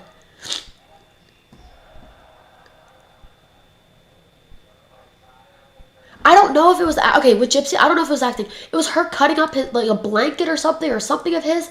It was just so weird. It's just weird. She's just a weird woman. She's weird. Something about Gypsy is not right. And I used to want to be, I was like pro free Gypsy.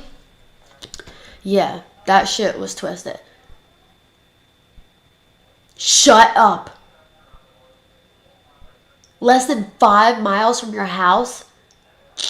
That's crazy. That's nuts. That's nuts. But like, women to this day still love that man. Boots down. Okay? So I think Mackenzie on this the documentary, I think she thought like, oh, I'm a pretty girl. Pretty sells. And it does. I took a class in sociology where it was about like just a lot of things. Like, it was just about a lot. But one thing we did was we did like a project about acts of like random violence, things like that. And most of our class, well, actually, like, let's take a poll. I feel like, no, I'll just tell you. So in our class, we had to rank who we thought were like the most to least likely to be victims of random acts of violence. And it was white women, then black women, then black men, then white men was what like most of the consensus of the class said. The actual truth is it's black men, then black women, then white women, then white men. And why white women was so high on the list, even though it's literally so down, like further down on the list, is because pretty white women sell in the media.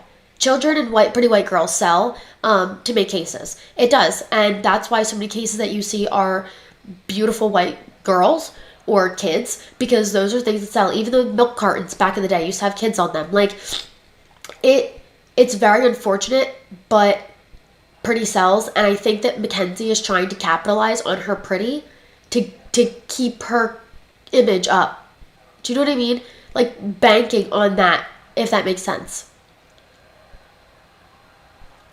Brian Kohlberger's mom defended Ted Bundy? Shut up. Shut up. Shut up. That's crazy.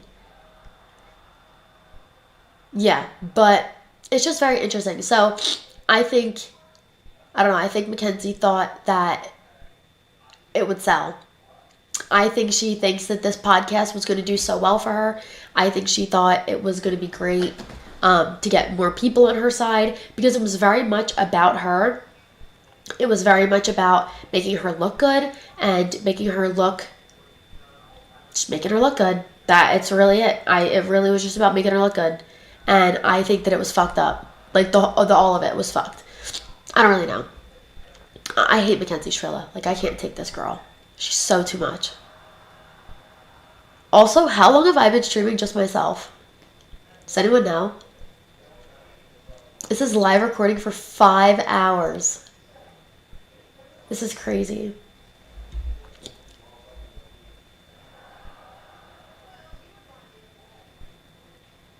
But, yeah, no. All this Mackenzie stuff is just so crazy. It's so nuts. And all the different documentaries are just so different, and I feel like nothing is like, I don't know. I need the truth. I need the truth, y'all. That's what I need.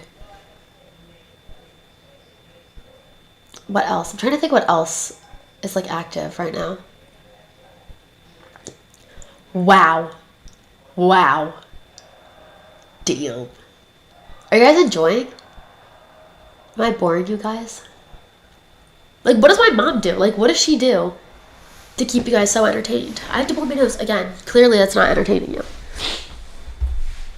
Oh my god, my house is so cold.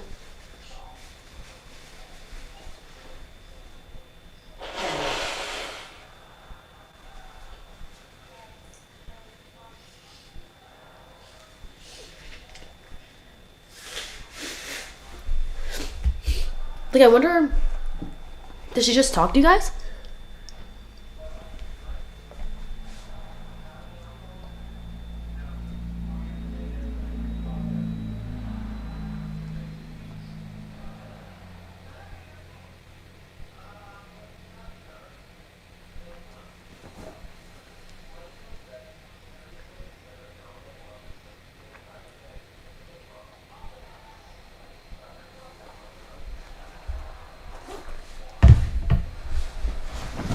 I'm so cold.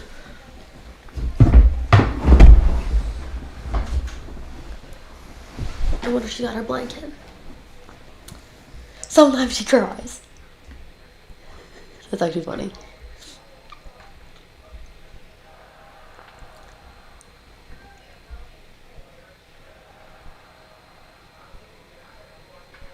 She wrote an editorial letter to her local newspaper. Wait, who did? Sometimes she cries. It's actually hilarious. Oh my god, what does she cry about? Are you in the Discord? I'm not, but I should join it. No, I'm not in the Discord. I should be in the Discord. Am I allowed to, like... Can I... If I turn... Okay.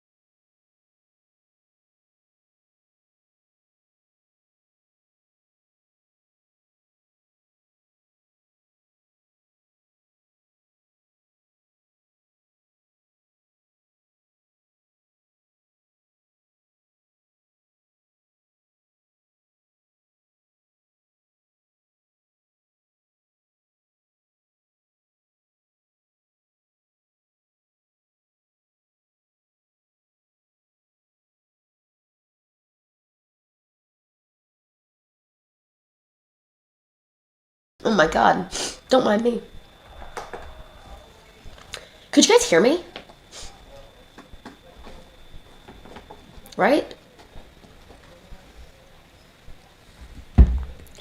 The orange I've ever had in a long time. Fabulous. Oh my God. Yum. My mom loves oranges.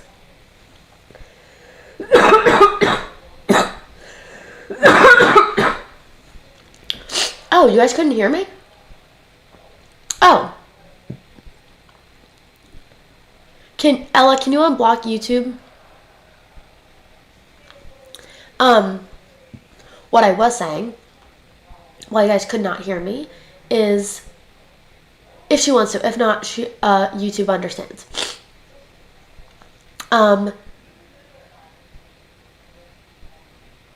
Okay, so what I was saying, I was talking about my mom, and I was just saying that she's asleep right now, so she literally can't hear this, is not watching it, does not know I'm saying it, not getting paid to say it. If you think that my mom does not appreciate each and every one of you guys, every moment you've spent watching her streams, every like, every comment, everything, every message, every subscription, every membership, everything, seriously, she does. All we all hear about all day is all of you guys, all of you amazing viewers, all of you friends that she has, all of you amazing people. That's all I hear all day long. You guys are just amazing. You really are. Does your mom cry a lot in real life? Like sometimes, yeah, she does. But I don't know. It's just because she's so like appreciative of all of you guys, and I don't know. You guys are all she talks about. She loves you guys to bits and pieces. I just want you all to know that, I don't know, my mom is like one creator in this world who, yeah, she won't be by her side. We really love her. She is beyond a good person. And I'm not trying to be biased. I know she's my mom. But no, everything that she has ever done for me and my family our whole lives, what she stands for, what she does, how she acts, how she holds herself, how she treats other people, how she stands up for what she believes in, how she is authentically herself. Like, there's so many things that I admire about her, and she really is just an amazing, genuine, amazing girl. And I said girl. But yeah, she loves you guys at bits and pieces. She is so beyond appreciative of all of you. And I just wanted to let you all know, because I know she could say it, and she does mean it when she says she appreciates you all, but I really want you guys to like deeply understand how much she loves you all. Seriously. Is this still going? This is not live. This is live. I'm awake. Unfortunately. I know, I really have an intuitive sense about people, and I can tell that about her. You need to pimp her out on your TikTok, Gianna. I always repost her videos. Whenever I see her videos, I always repost them. I always do. I think she needs to make shorter clips about stuff. And I think TikTok, sometimes people want, like, they want to see clips of the thing itself. So I think she needs to post more clips of, like, even read-throughs of their texts, or even just screenshots of their text with like music behind it or something, and like a caption, or like clips of the accident, or clips of Mackenzie's TikToks, or clips of something. I think that would go viral on TikTok, because that's what people look for. That's what I look for. Like, when I'm going to look for details about something, I don't necessarily want to hear someone talk about it. Like, I'm trying to go watch footage. Like, I'm trying to go see what happened. So I should tell her to do that. But yeah, wow, this stream has been going on for 5 hours and 18 minutes. I'm like getting a little tired, y'all. I do want to hang out for a little bit longer though. And I'm so sorry my nose is so stuffed. I feel horrible that I've been having a gross voice this whole conversation. I promise I don't sound this gross all the time. I promise. But yeah, everyone go follow my TikTok. That would be amazing. My TikTok is Gianna Vona, Gianna Vona.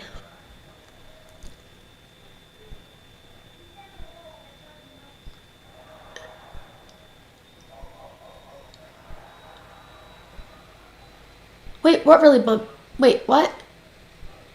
When I was a teenager, I wore hoops like that to bed. It sort of tore with my holes. Not what happened. What is all of My grandma, she used to wear very, very heavy earrings, and they have a surgery where they can stitch up the bottom. Hers used to hang like real, real low, and they stitched it up, and they looked pretty good. But it's nothing to, no one notices if one earlobe hangs a little lower than the other. I guarantee one of mine probably does too. But don't worry about it. Don't let it bum you out. Well, obviously you'd be upset about it because I don't want to be invalidating. Of course you'd be upset about it, but I don't think you should not embrace. I think you should embrace it because everyone is unique. Everyone has their own stories. Everyone has their own scars and interesting things, and nobody's perfect. So yeah. Do you do your pump around on YouTube? YouTube channel, TikTok. I do, and I even leave her. I write about her in comment sections too. Like people will post like a Mackenzie Shirilla something, and I'll be like, "Oh, my mom actually covers this on her YouTube channel at the Mind Behind True Crime." Like, so I do try to pimp her out, but maybe I'll make like an actual video. Like I'll make like a TikTok myself, like talking about my mom's YouTube. I'll take a selfie. Would you guys mind if I took a selfie of me in this chat with you guys?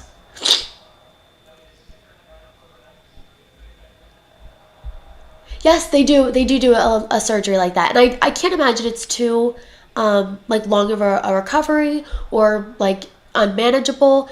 I'm assuming they just take the skin, maybe cut it here, cut off maybe whatever is loose or not necessary for reattachment, and then reattach. What is funked out? I'll do that. I swear to God, you'll have to ask my mom. If you remember this, to bring it up to my mom, ask her about her grandma B and her ear surgery. She will tell you how old she was. I don't think she was like young when she had it done. So, Linnell, just kidding, Lane. Thank you. What do I like to do? I like to do crafts. I love crafts. I love a craft. I have done everything between felting, needle pointing, coloring. Is that her? Someone's coming downstairs. Maybe not. Coloring. I love coloring. Oh my God, probably one of my favorites. But needle pointing has been my favorite so far. Making Busilla stockings. My great grandma, the one with the earring thing, she used to hand sew these stockings that were like fully embroidered, sequined, hand sewn stockings. So I make those. I do gardening. Gardening is a huge one for me. I love to garden. I love to sing and listen to Broadway music. I love show tunes. I love collecting items. I have a collection of tote bags. I have a collection of salt and pepper shakers, crystals. Honestly, if I like something, I buy a lot of them. That's just how I am. I'm a very collector person. I collect Garbage Pail Kids. You actually all know what they are. The Garbage Pail Kid cards. I have a huge collection of them. I'm very passionate about getting them. I even started making my own little fake series. So I have an Italian series, and I just found a bunch of cards that were Italian based, or pasta, grapes, lemon based, and I made an Italian collection. Then I am still on the hunt, but I'm trying to find all of my family members' names to put in the thing, to do a family collection. That way it's everyone. That'll be cool. And then I'm doing a Broadway collection that I'm trying to make. I'm trying to find different cards that could relate to shows, even if it's not exact, but it kind of is. I wanted to make a Broadway thing. We had one for Gray Hughes. Who's that?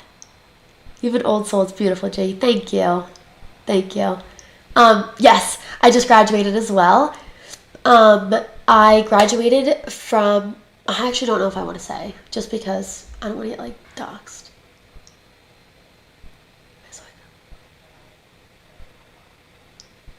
I put Gray's face on it.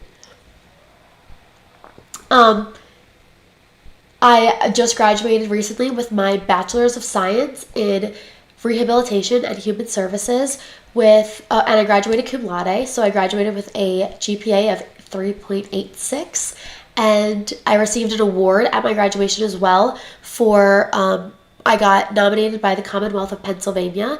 I had a teacher nominate me, and they have to fill out just a lot of questions. It's a questionnaire about the student, about academics, about their participation on campus, how they are as a person, their participation in life, like just what they do. And thousands and thousands and thousands of people get submitted. And yeah, I don't know how many people get accepted, but I know no one else at my college got accepted but me. So yeah, it was pretty cool. So yeah, the Commonwealth of Pennsylvania got to review me, and they got to see all the things that I do, and they voted that I was that girl. That's what they said. They said, yes, that's that girl right there. Yeah. So what do you want to do? Do you already know? I always thought we make people choose their career too early. I completely agree. I completely agree that I don't think people should be, not people, children. I'm sorry, you're 18. What is the difference between 18 and 17? There really is no difference. I think when you're 17, 18 years old, I don't think your brain is developed enough to choose a career that you're going to do for the rest of your life. And I think it's a lot of pressure. And I think it sets students up for failure because you don't know. You think that because you did really good in your high school biology class that you're going to do amazing as a biology major in school. And sometimes, like, I think it just sets some students down the wrong path. And I think some students, it does set them down the right path. But I think for others, it's very overwhelming. And it's just hard. Like my sister, she even has a lot of struggles trying to like figure out what she wants to do for the rest of her life. She has landed on a pathologist right now, but things are always like wavering. They're changing. They're, they're not fixed. So I think it's very normal for a lot of people to change their majors. And I don't know. I think it's stupid to make kids pick what they want to do for the rest of their life. I think it's very ridiculous, especially when you have no real world experience. You're in high school. You're in high school. Really, the only jobs that you're surrounded by are teachers, administrators, like deans and stuff, and like janitors, and like, you know what I mean? Like, and security guards, and whatever your parents are, and your family members are. Like, you're not, and even then, you're not really getting a full perspective of what it's like to live those days. Like, I know my dad's an iron worker, but I have no idea what it takes to be an iron worker for a day. Do you know what I mean? Like, so I think that it's hard. So I graduated from college. Yes, thank God. I got my bachelor's in rehabilitation and human services. I do know what I want to do. So because of my journey with my leg and everything, when I was 16, I was going through a lot when I had my surgery. I was in a really tough spot mentally because I couldn't walk. And then I couldn't remember what I looked like to walk. And I couldn't sleep in my bed because I'm so uncomfortable. And I felt like all my friends were hanging out without me. My whole life changed. Things were just really hard. And I kept going back to the doctors for like monthly updates. And every month they just kept telling me, you can't walk. You can't walk. You can't walk. You can't walk. So I don't know. It was very like hard and depressing for me. And I was going through a lot. And I was getting really like, down on myself and everything. And my physical therapist at the time, Kate, she sat me down the one day and she was like, listen, you being upset is not going to make you heal any quicker. You need to believe that you will heal. You need to do it. She was like, you like physical therapy. You love being here. Because I do. I loved physical therapy. I loved being there. I hated not getting better. And I felt like I was there, but I was doing the same. Like, I was the best at everything that I could physically do. I wanted a challenge. I wanted to be better. I wanted to do harder things. So I don't know. And I fell in love with it, and I started meeting new people around the clinic and workers and people and all kinds of stuff, like other clients. And like even the PTs would like pimp me out, and they'd be like, Jay, go talk to that woman over there. Like she needs to pick me up. Go tell her about your leg. And I'm like, okay. And just because I'm bubbly and I tell my story in such a positive way, yeah, I don't know. It is very inspirational to a lot of people. I don't love to be inspiration porn. Like when I'm doing nothing. But if I'm being inspirational, like, yes. But if I'm just like, walking to the fridge, like, it's really not that deep. But, yeah, so I feel like it helped me. And it really made me realize that physical therapy is so much, it's literally like half being a counselor and half doing the physical, like, work. Like, you have to listen to so many of your patients and their feelings and how, like, all of the things that they're experiencing causes internal feelings, and that has to get navigated because that'll affect their physical health. So, I don't know. I fell in love with PT. I fell in love with being there. I fell in love with the people and the environment and the everything. So, yeah, that's what I'm going for. I decided to go in for physical therapy. I did an internship last summer for 400 hours at a pediatric rehabilitation facility where I observed occupational therapists, speech language pathologist, and physical therapist, obviously. You're absolutely George. My boyfriend, beyond adores me. Thank God. Thank God. He is amazing. I just saw that comment pop up, but I am going to go back and read through everything else. But yeah, so I don't know, all of my experiences in my life, everything that I've witnessed, everything that I've been through, I was born missing my fibula, my ankle, my last 2 toes of my right leg. I've had over 30 surgeries, including 4 limb lengthenings. I've grown my leg over 10 inches through surgery. I've worn lifts for all of my life until I was 13 or 14. I had 2 external fixators, and those external fixators weigh around 15 pounds. Then I had 2 precise pins that go in my leg, one in my femur, one in my tibia. My bone didn't grow back until about a year and a half ago, and I had that surgery in 2019, 2018, or something like that. Yeah, and I don't know, I've just tried to, I have dedicated my life to positivity and to trying to make things better and to trying to be a positive role model to other people and a resource and a disability advocate and someone who can, I don't know, inspire other people. Like, especially when I was at my internship with other families, it made me sad sometimes because there were kids who I knew would have the independence levels to be able to be normal, not normal, but to be able to have as much functioning as possible. And I feel like parents were sometimes setting their kids up for failure. And I feel like when I am a physical therapist, because I wouldn't say anything because I was just an intern, right? Like, it wasn't really my place. So I am kind of also excited that not only will I be able to help people in the future because I worked for it and I will have gotten a doctorate in physical therapy to be able to practice and treat, and then I have to pass an MPTE to then be licensed and treat patients in the future. I'm not right now. I'm talking about in 4 years from now when that does happen. So not only will I have the education, but I have what most PTs don't have, and that is intensive patient experience. Most physical therapists have only been in PT for short periods of times. And a lot of physical therapists they like sports, so they got into PT because they like sports and they had a sports-related injury, and that's what led them here. So I feel like I'm definitely an outlier when it comes to physical therapy student applicants and future physical therapists. I feel like I would be a physical therapist that can really, really identify and empathize with and be sensitive and really get it. And like, not get it, but be sensitive to other people's stories and feelings and decisions that they make, and understanding how decisions get made. Because even when I was in my internship, there are parents who make choices that I would not have made, but I understand why they made them. And that's sometimes all you can do, and you can encourage them to try and make the best choice, right? But yeah, I'm just very excited that in the future I will be able to encourage my patients and their families alike and remind them that just because your child has a disability doesn't mean that you have to score below their means. Please, tell them to reach for the sun, have them work hard, let them work hard, let them do things. Yeah, let me go through some of these comments because I'm missing a lot of stuff. Okay, where are we?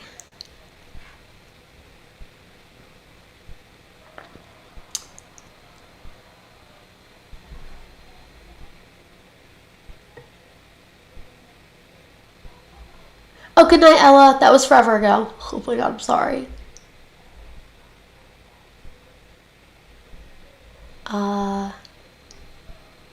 It's probably an office visit surgery.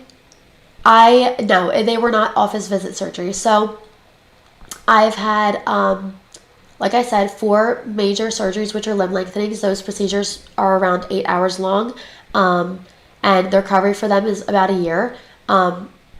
So those are pretty long. I've had metal taken out of my leg and had new machinery put in. I've had tons of screws being taken in and out. I've had my ankle fused. They rotated my tibia. Yeah, I have not had many office visit surgeries. I actually did have one, but it was on my left breast because I had an asymmetrical mole.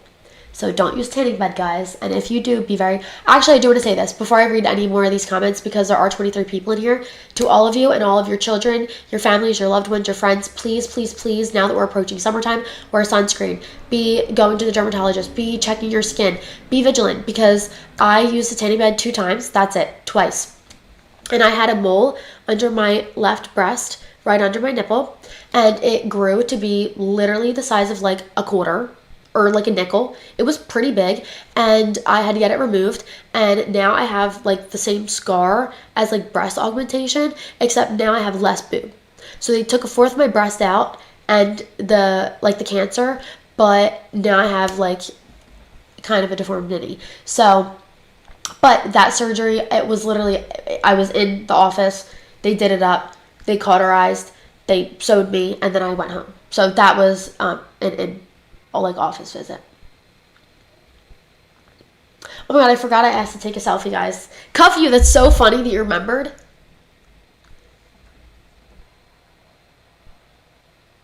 Okay. I completely forgot. You have the ear thing too. Yeah, she graduated. Just love her. Oh, I love you guys. Thank you.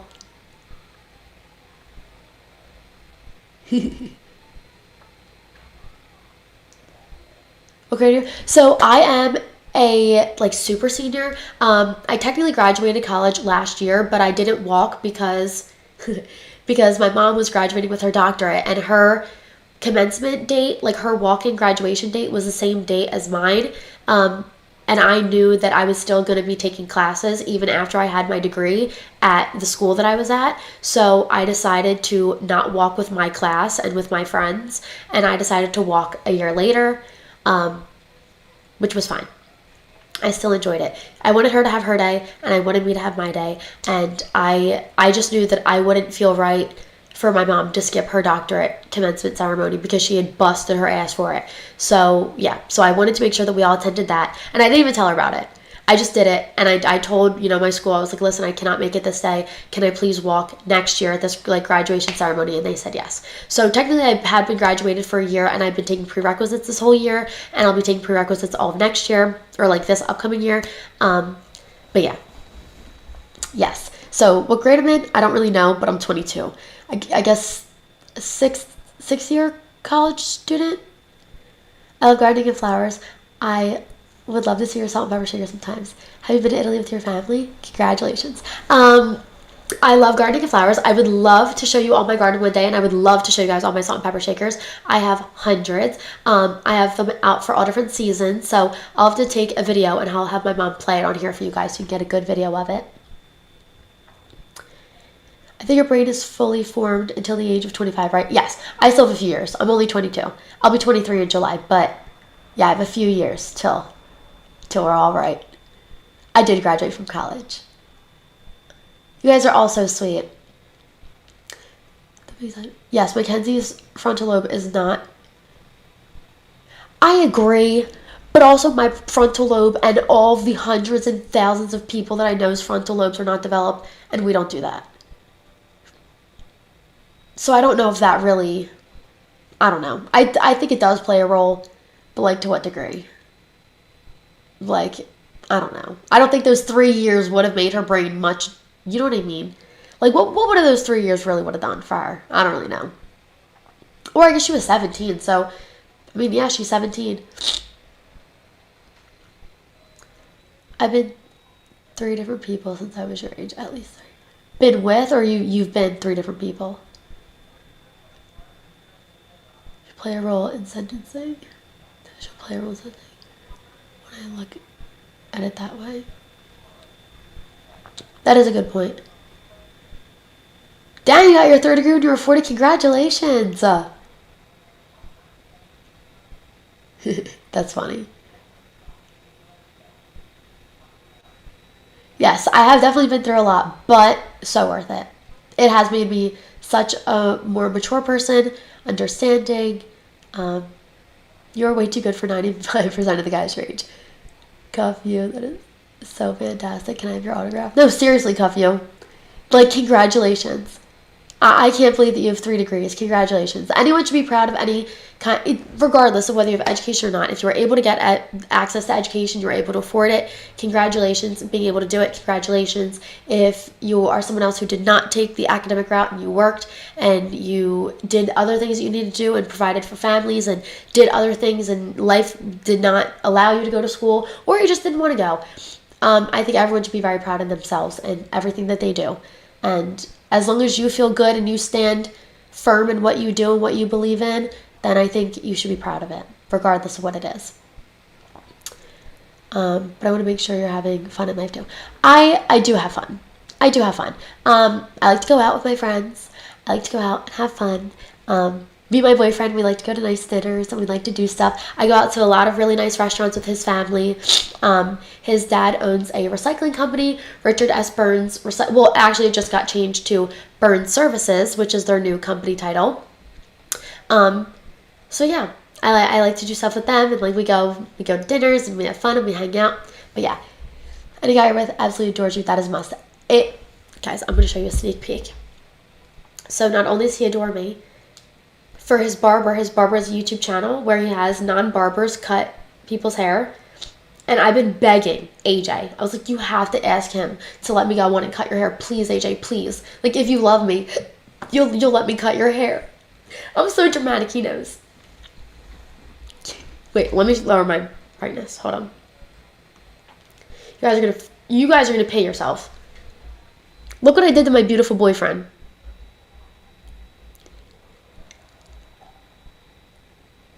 It was so funny. I had so much fun. Yeah, my beautiful boyfriend. Now he's bald. Not like shiny bald, but he's got like a faded buzz. Look at him and his beautiful hair beforehand. Oh, you can't even say it. So bright. But yeah, he adores me and I adore him. He's really the best. I guess it just shows that you can do anything at any age you put your mind to, and that is your dream. Yes, and I don't know. I think that this world has a plan for us all. I don't know. I do believe in God. I don't know, not everyone does, but I think that God has a plan. And that I'm just living it. I'm just living it.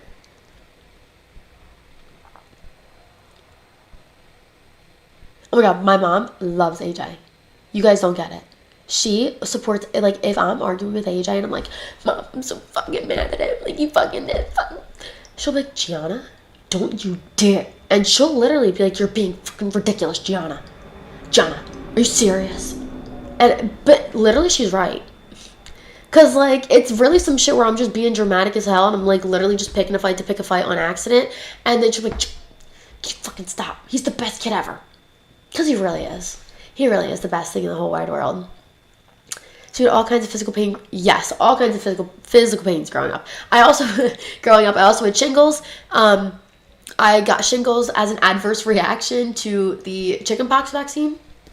And I also had Kawasaki disease, which I don't even know. I had like a fever for a year and my skin peeled in like banana peels and I had strawberry tongue and yeah, I was sick as hell, but yeah. There was a store with the glass, education, nursing.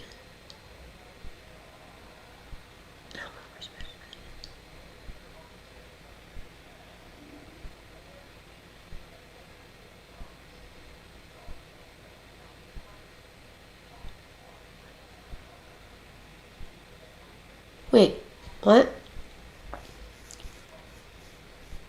They say our souls will experience it. They say our souls know the experience we will have on earth and we choose it. Yes, I definitely think I could totally identify with what my patients are going through. It was actually interesting. I had one patient, the one who was talking about earlier with hand, foot, and mouth. She was a bilateral brace wearer because of toe walking. So she had to wear her braces because all she did was walk on her toes, and it's harming her hips, it's harming your feet. And that's just not how you properly walk. Like, it's just not proper. So she had to wear these braces, which kept her feet on the ground. And the one day she was giving a lot of trouble, and it wasn't even a physical therapy session. She was actually doing a co-treat with speech and occupational therapy. And I just overheard them, like, they just, like, couldn't handle, like, they just, like, couldn't navigate it. She kept throwing her braces. She kept throwing them. She was just not cooperating. She wouldn't put them on, and she needed them on for, like, the activity she was doing, and she was just not being cooperative. So, and I'd worked with her multiple times in the past, so I walked up to her and I was like, we're going to call her Jane, just like Jane Doe, John Doe. That's what I like to do if I'm ever talking about a patient, just to keep confidentiality. Even though I was just an intern, there really wasn't a lot of, like, there was no HIPAA thing that I signed. It's still, I don't feel like it's right to share any of their personal names. But Jane was, like, on the floor. They're like, Jane, come on, you gotta put your shoes on. Like, Jane, you gotta put your brace on. She just would not put it on. So I walked up and I was like, hi, Jane. And she is so literally the cutest thing you've ever seen in your whole life. And she's got this big face and she's so smiley. And I was like, Jane, Miss Gianna wears her brace. And I, like, had my brace on. I put my pants on. I was like, look, because I wanted to give her, like, a cue to look at the brace and to, like, understand, like, it's on my leg. And, like, I want to just give her, like, more of a cue besides, like, pointing. Like, I wanted, like, a cue. I can't explain it. Like, just wanted, like, some kind of, like audible cue for her. And I looked at her brace, like, I picked up her braces and I went, look. I was like, these are Jane's braces. I was like, but no legs. I was like, Jane's bracelet, no legs. I said, why? And then I was like, Jane, I was like, don't you want to have your bracelet like Miss Gianna? I was like, it helps me walk. It helps me have fun. I get to do my sessions. I get to play with, and, like, her, like, providers that she was working with, I was like, I get to play with so-and-so and so-and-so. And it was that easy. It literally took maybe 2 minutes, and they were fighting with her for maybe 20 minutes of the session, and it was not going anywhere. She was in a ball pit, throwing her braces and her shoes and balls and just not being cooperative. And literally within 2 minutes, I sat down with her and she put her braces back on and she didn't do anything. She kept them on. That was it. She kept them on for the rest of the session and ended up being a really successful session. So I do feel like there's little things that I could also identify. There was another boy, John, we'll call him, and he has cerebral palsy, and it affects I believe the right side of his body, and he had a lot of weakness in his arm, and then he had a surgery in his Achilles heel to be able to, like, move better because he likes to play sports. And when I first met him, I saw him, and he was just, like, being like a wah-wah. Like, he was just being like wah-wah-wah, and I let it go for so long. And eventually I just, like, cracked a joke. Not even cracked a joke. I just said something. I was like, oh my God, I love your brace. He was like, what? And I pulled up my pant leg and I was like, I think mine's cooler though. Because his was, like, just blue and mine has a pattern. I was like, you need a pattern on yours. And he, like, the smile on his face was something, like, I will just never forget. And, like, he would, like, even say to the PTs, like, he liked when I was there. He was really upset when I left. Like, he said, like, how much it meant to me. His family said how much, like, I meant to them. Like, there's just little things. There were times where his brace, because sometimes my brace does this, it clips the fat in the back of my knee, and it hurts so bad. So I, like, none of the PTs could figure out what to do, and I didn't want to step in and, like, override and, like, be a dick, but I was like, excuse me, and I, like, said to the PT, I was like, do you mind if I get something? I think, like, just from having a brace, I think I know what'll fix it, and I did, and it literally was done. Fixed, he had no problems the rest of the session. So I do feel like I'm able to identify with even other patients who I don't have similar traits with. I still feel like I identify with the pain that they're going through, the pain of why am I at physical therapy and all my friends aren't, and why am I here and my mom and dad and brother and sister aren't. And especially because I did my internship during the summer, I really got, like, well, how come other people are, like, in the pool and playing around and having fun and I'm here? So regardless of what the situation is, I feel like you can understand from different degrees of, like, being scared, being upset, being fatigued, plateauing in your progress because you just are a kid and you don't want to do this anymore. But yeah. Lane, yes, I only have one sister. She is 18 years old. We are really close. We're really, really close. Thank God. I do have the physical strength to do physical therapy. The only thing I am a little bit nervous for is transfers. But they have a lot of different methods of doing transfers, and usually I wouldn't ever be doing transfers by myself. There will always usually be, whether it be another nurse or another PT or another someone to help me do transfers. They also have equipment that mechanically do transfers on their own. So if that were something, that would just be something that I would just have to say to my provider. But everything else, I could do. It's just little stuff, like I would just have to sit on a stool maybe more often in between sessions. But really the only thing that makes me nervous is transfers. And sometimes mimicking right ankle and right leg exercises. But again, I don't want to work in a facility where it's just me by myself in a room. So because I would talk to the PTs about that, like, what do you think I should do? And they're like, their names are Jackie and Emily, were the physical therapists. And they're both like, we talk to each other all day. Are you kidding? And they do. Like, I would watch it. They literally, just like little stuff, like, oh, go hand that to Miss Emily, go hand that to Miss Jackie. Like, they were able to make it an immersive experience and still have very private sessions as well. But like, there were times where they're interacting with each other and whatever. So I don't know. I would just be like, hey, Miss Jackie, or hey, Miss Emily, like, could you come over and could you show so-and-so how to do this? And then I would just make a little joke. Be like, because my ankle doesn't move. So I'd be like, because clearly I'm not doing it right. Like, I'm not bending my foot. And make a joke. Make everyone feel a little bit easy. And now my patient knows that they're not alone and there's things that I also can't do. But I'm a successful person and I find ways to accommodate and figure my life out, and they will too. I don't know. I just want to be a good role model. 3rd degree, I graduated 4.0. Yes, Cuff, you! Oh my God. Good for you. Good for you. Holy shit. And I completely agree. That is what my mom says. That's why my mom got her doctorate. At 45, I think she started. It is never too late to do what you want to do, and it's never too late to change your mind, and I completely agree. I could not have said it better. I could not have said it better. I really couldn't have.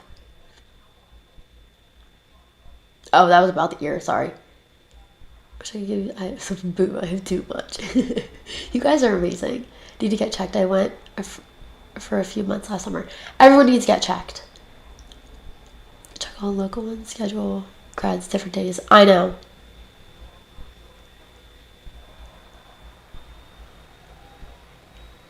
Wow. Married, divorced, remarried the same man twice. Thank you for saying I'm a very good person. Oh, late night Shirilla talk. She's so proud of you. Is it still going? This is not live. Oh, I saw that one. Wow, I am missing so much, guys. Wait. Where am I? Holy shit, am I that far back? Whoa. Oh no. Okay.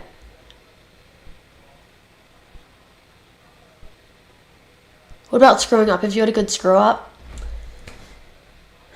Not really. I'm kind of a perfectionist. Yeah, I'm kind of a perfectionist. So I really do work hard. I think the one thing that is my major character flaw is I don't have a license. Yeah. I would say that is my big screw up, is just not getting over my fear of getting my license. Even now, I still don't have my license. It's like, I just need to get it. I just need to do it. So I think that is one thing that I've screwed up, is not driving. But no, it's and I'm not even trying to be cocky. I really am very vigilant. And I think it's a little bit obsessively vigilant. I like to be a good person. I like to be kind. I like to spread positivity. I like to be a good student and be a good friend and be a hard worker. And so even in my jobs, when have you ever left a host a review at a restaurant? ever. I worked at a restaurant. I would get more reviews than the waiters. That's a problem. That's literally a problem. Like, why is me as a host getting multiple reviews a week and you as a waiter, waitress aren't getting shit? And if you're getting some, it's like, they forgot this, they forgot that, me murmur. And it's not even like a good review. Like, I was constantly getting good reviews. People constantly, I would answer phones and they'd be like, is this Gianna? And I'd be like, yes, of course it is. Like, I like to be a nice person. I like to spread joy. I bust my ass in school. I bust my ass. I make everything work. I try to do it all. And yeah. But I do agree that screwing up is just as important as doing well. But I wouldn't even say that I've screwed up. I think that I've just had hard times. Like, taking math classes, I did drop my trigonometry class this semester. I found out that half my top PT school and a lot of other PT schools that I wanted to go to, they don't need calculus-based physics. So I dropped trig.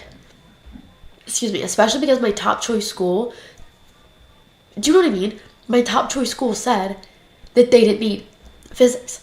So I could just drop trig, so that way I wouldn't have to take pre-calc, then calc, then physics, like A and B, because they're calculus, or physics 1 and 2 because they're calculus based.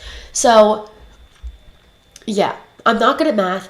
I screw up a lot. I took college algebra last semester and I got a B+, and I would cry all day, all night, bust my ass, work so hard. This semester I cried all the time because I'm busting my ass, working so hard, trying to make ends meet, trying to figure it out, trying to get all my assignments in. And I don't like to turn in mediocre work. I also don't like to ask for a lot of extensions. I don't think it looks good on you as a student. But just me personally, I don't care if other people ask for extensions. I don't give a shit what you do in your own home, right? But for me, I don't want people to think that I'm like a lazy student or like lackluster in like caring. Like, I don't really, like, I want people to know like I'm really about this shit. Like, I'm really about it. Cause I'm really about healthcare, and even though I have like health anxiety, OC, like I understand that, but like I really feel passionately about like healthcare and the environment and keeping people healthy and like learning about infectious diseases. I took an infectious disease class. That was probably one of the hardest classes I've ever taken. I got literally straight 70s and 180 on all my tests. But all my assignments, all my papers, I got like 90s because I understood the material so well and I was able to conceptualize everything really well. It was just when you're asking me nitty gritty details about like, oh my God, it was like, what is a character or what is a very specific trait of platyhelminths. And literally, we didn't talk about helminths at all during this section of the chapter. Okay, platyhelminth is a flatworm. I learned this in Bio 110. So when I saw platyhelminth, I saw it and it said has a flat body. So I clicked that. I wrote that one. I got it right. But my thing is, how the fuck would we didn't even talk about this. We straight did not talk about this. I knew this from Bio 110. Why is this on the test? So there were some things on the test that were really tricky for me. So I did screw up. I kind of did. I kind of did screw up on all my grades in that class, but I still ended with a B, and I learned a lot of information, and yeah. And I feel like, I don't know, I love learning about infectious diseases. I think they're really cool.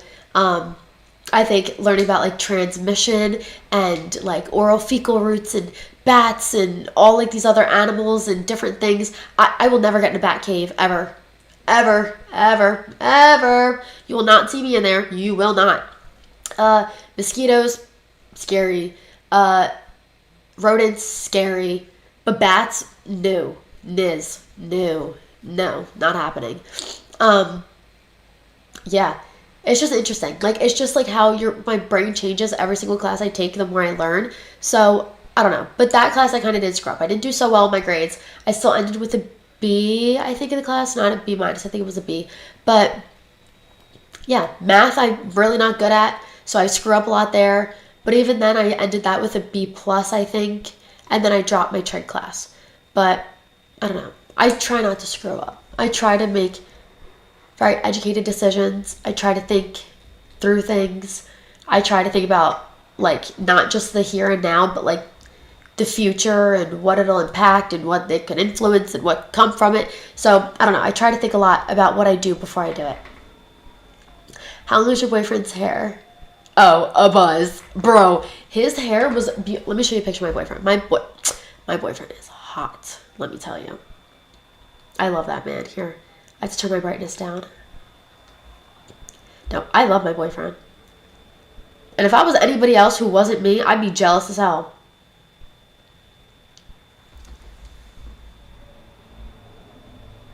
I love him. He's just so cute. He's adorable. Such a good kid. We do tons of, like, beautiful things together. He just took me to go see The Outsiders. It was playing at, like, it wasn't on Broadway. It was like an off-Broadway type thing. But I really wanted to go see it. I was so excited. We had a great time. Do you see it better if it's dark? Is that too dark? Like, why is it doing this? We make blankets together. We've made perfumes and colognes together. We've just done a lot of fun stuff. I cut his hair today as a date. We do a lot of fun stuff. He really is the best. He's awesome. Oh my god, wait, and this is him singing. Oh my god, I was crying. Him singing Strangers in the Night to me.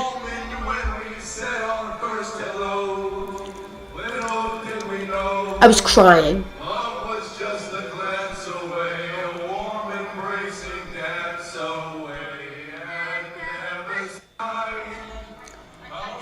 He's just so cute. Like, what? But he really is the best. Cuffio, I am such a perfectionist too, girl. Your name's Tiana? Shut up. My name's Gianna. Oh. You're asking me if my name's Tiana. No, it's Gianna. Same here, girl. Oh, I just love you guys.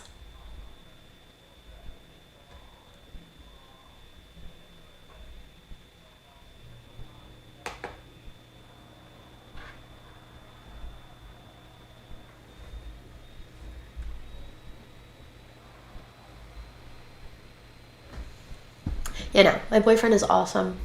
He's great. I love him. But yeah, school is school. Hanging out. I'm happy that I'm done with school for right now. And I'm happy that I have a break. I don't think I've stayed up this late in a very long time. But I don't know. I don't know. I don't really, like, I feel tired, but I don't really feel that tired. But I heard that could happen with Zoloft. Cuffio, is that true? If you're still here? I heard that it can, like, give you, like, insomnia problems. I'm gonna have to sneak in my mom's room for a melatonin. Or can I take a NyQuil? Is that gonna kill me? Cuffy, you're a nurse, you have to help. Right?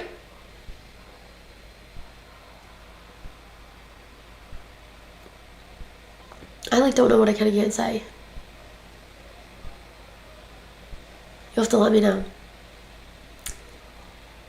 If you're still here. Did I put you all to sleep? Maybe that's what's going on. I think I put you all to sleep. Guys, I don't know. I'm just enjoying my time on live.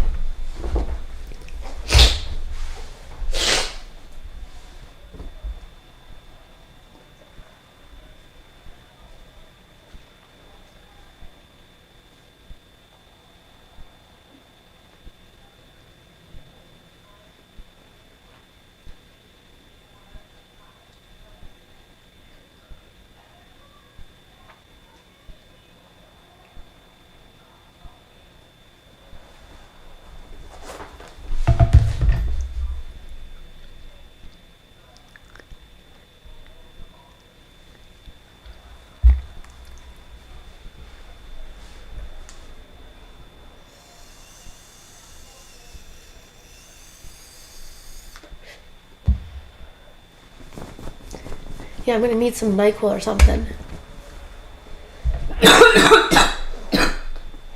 Sorry, guys. Cannabis, not COVID.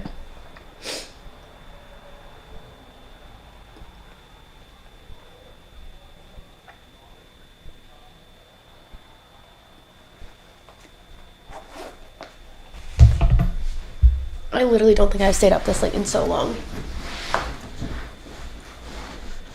I'm having so much fun. I like don't even want to get up. My mom's gonna wake up for work tomorrow. I'll be like, oh guys. Oh my god, it's almost 5 a.m. She's literally gonna wake up for work and I'm gonna be down here. My dad's gonna wake up for work and he's gonna think that my mom's live. But it's me live. This is so funny.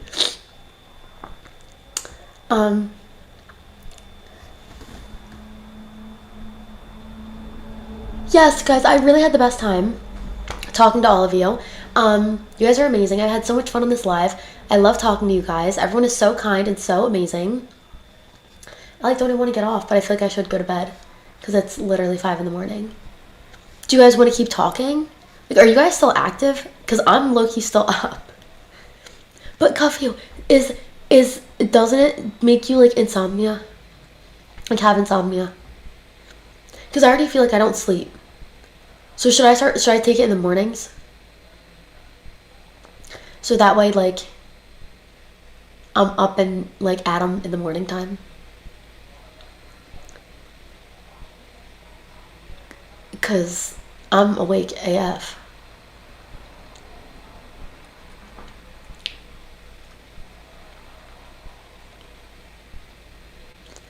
Well, with the Zoloft, what should I do? Should I take it in the mornings so that way I could sleep at night? Or is it still going to make me not be able to sleep at night? No, not at all. Oh, okay. So I should take it in the morning? Right? Because I'm like not tired and I'm like, I don't know if it's my Zoloft that's keeping me up, or I'm just so entertained talking to everyone that I'm just like locked in.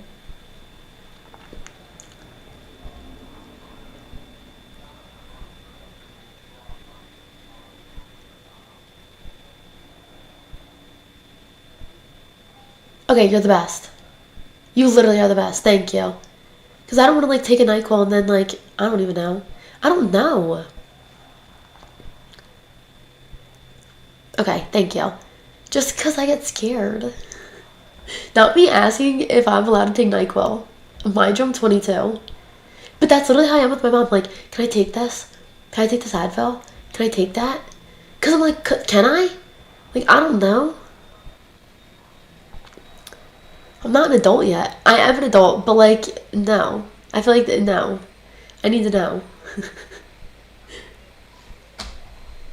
But it is 4:46. I think I might have to shut down our station. You're a Dodgers fan? Get the fuck out of here. No. I'm a Phillies fan.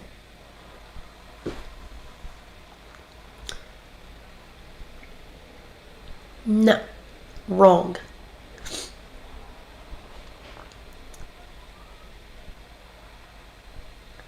Oh my god. Who's up? I hear someone upstairs. Like gallivanting. I wonder who it is.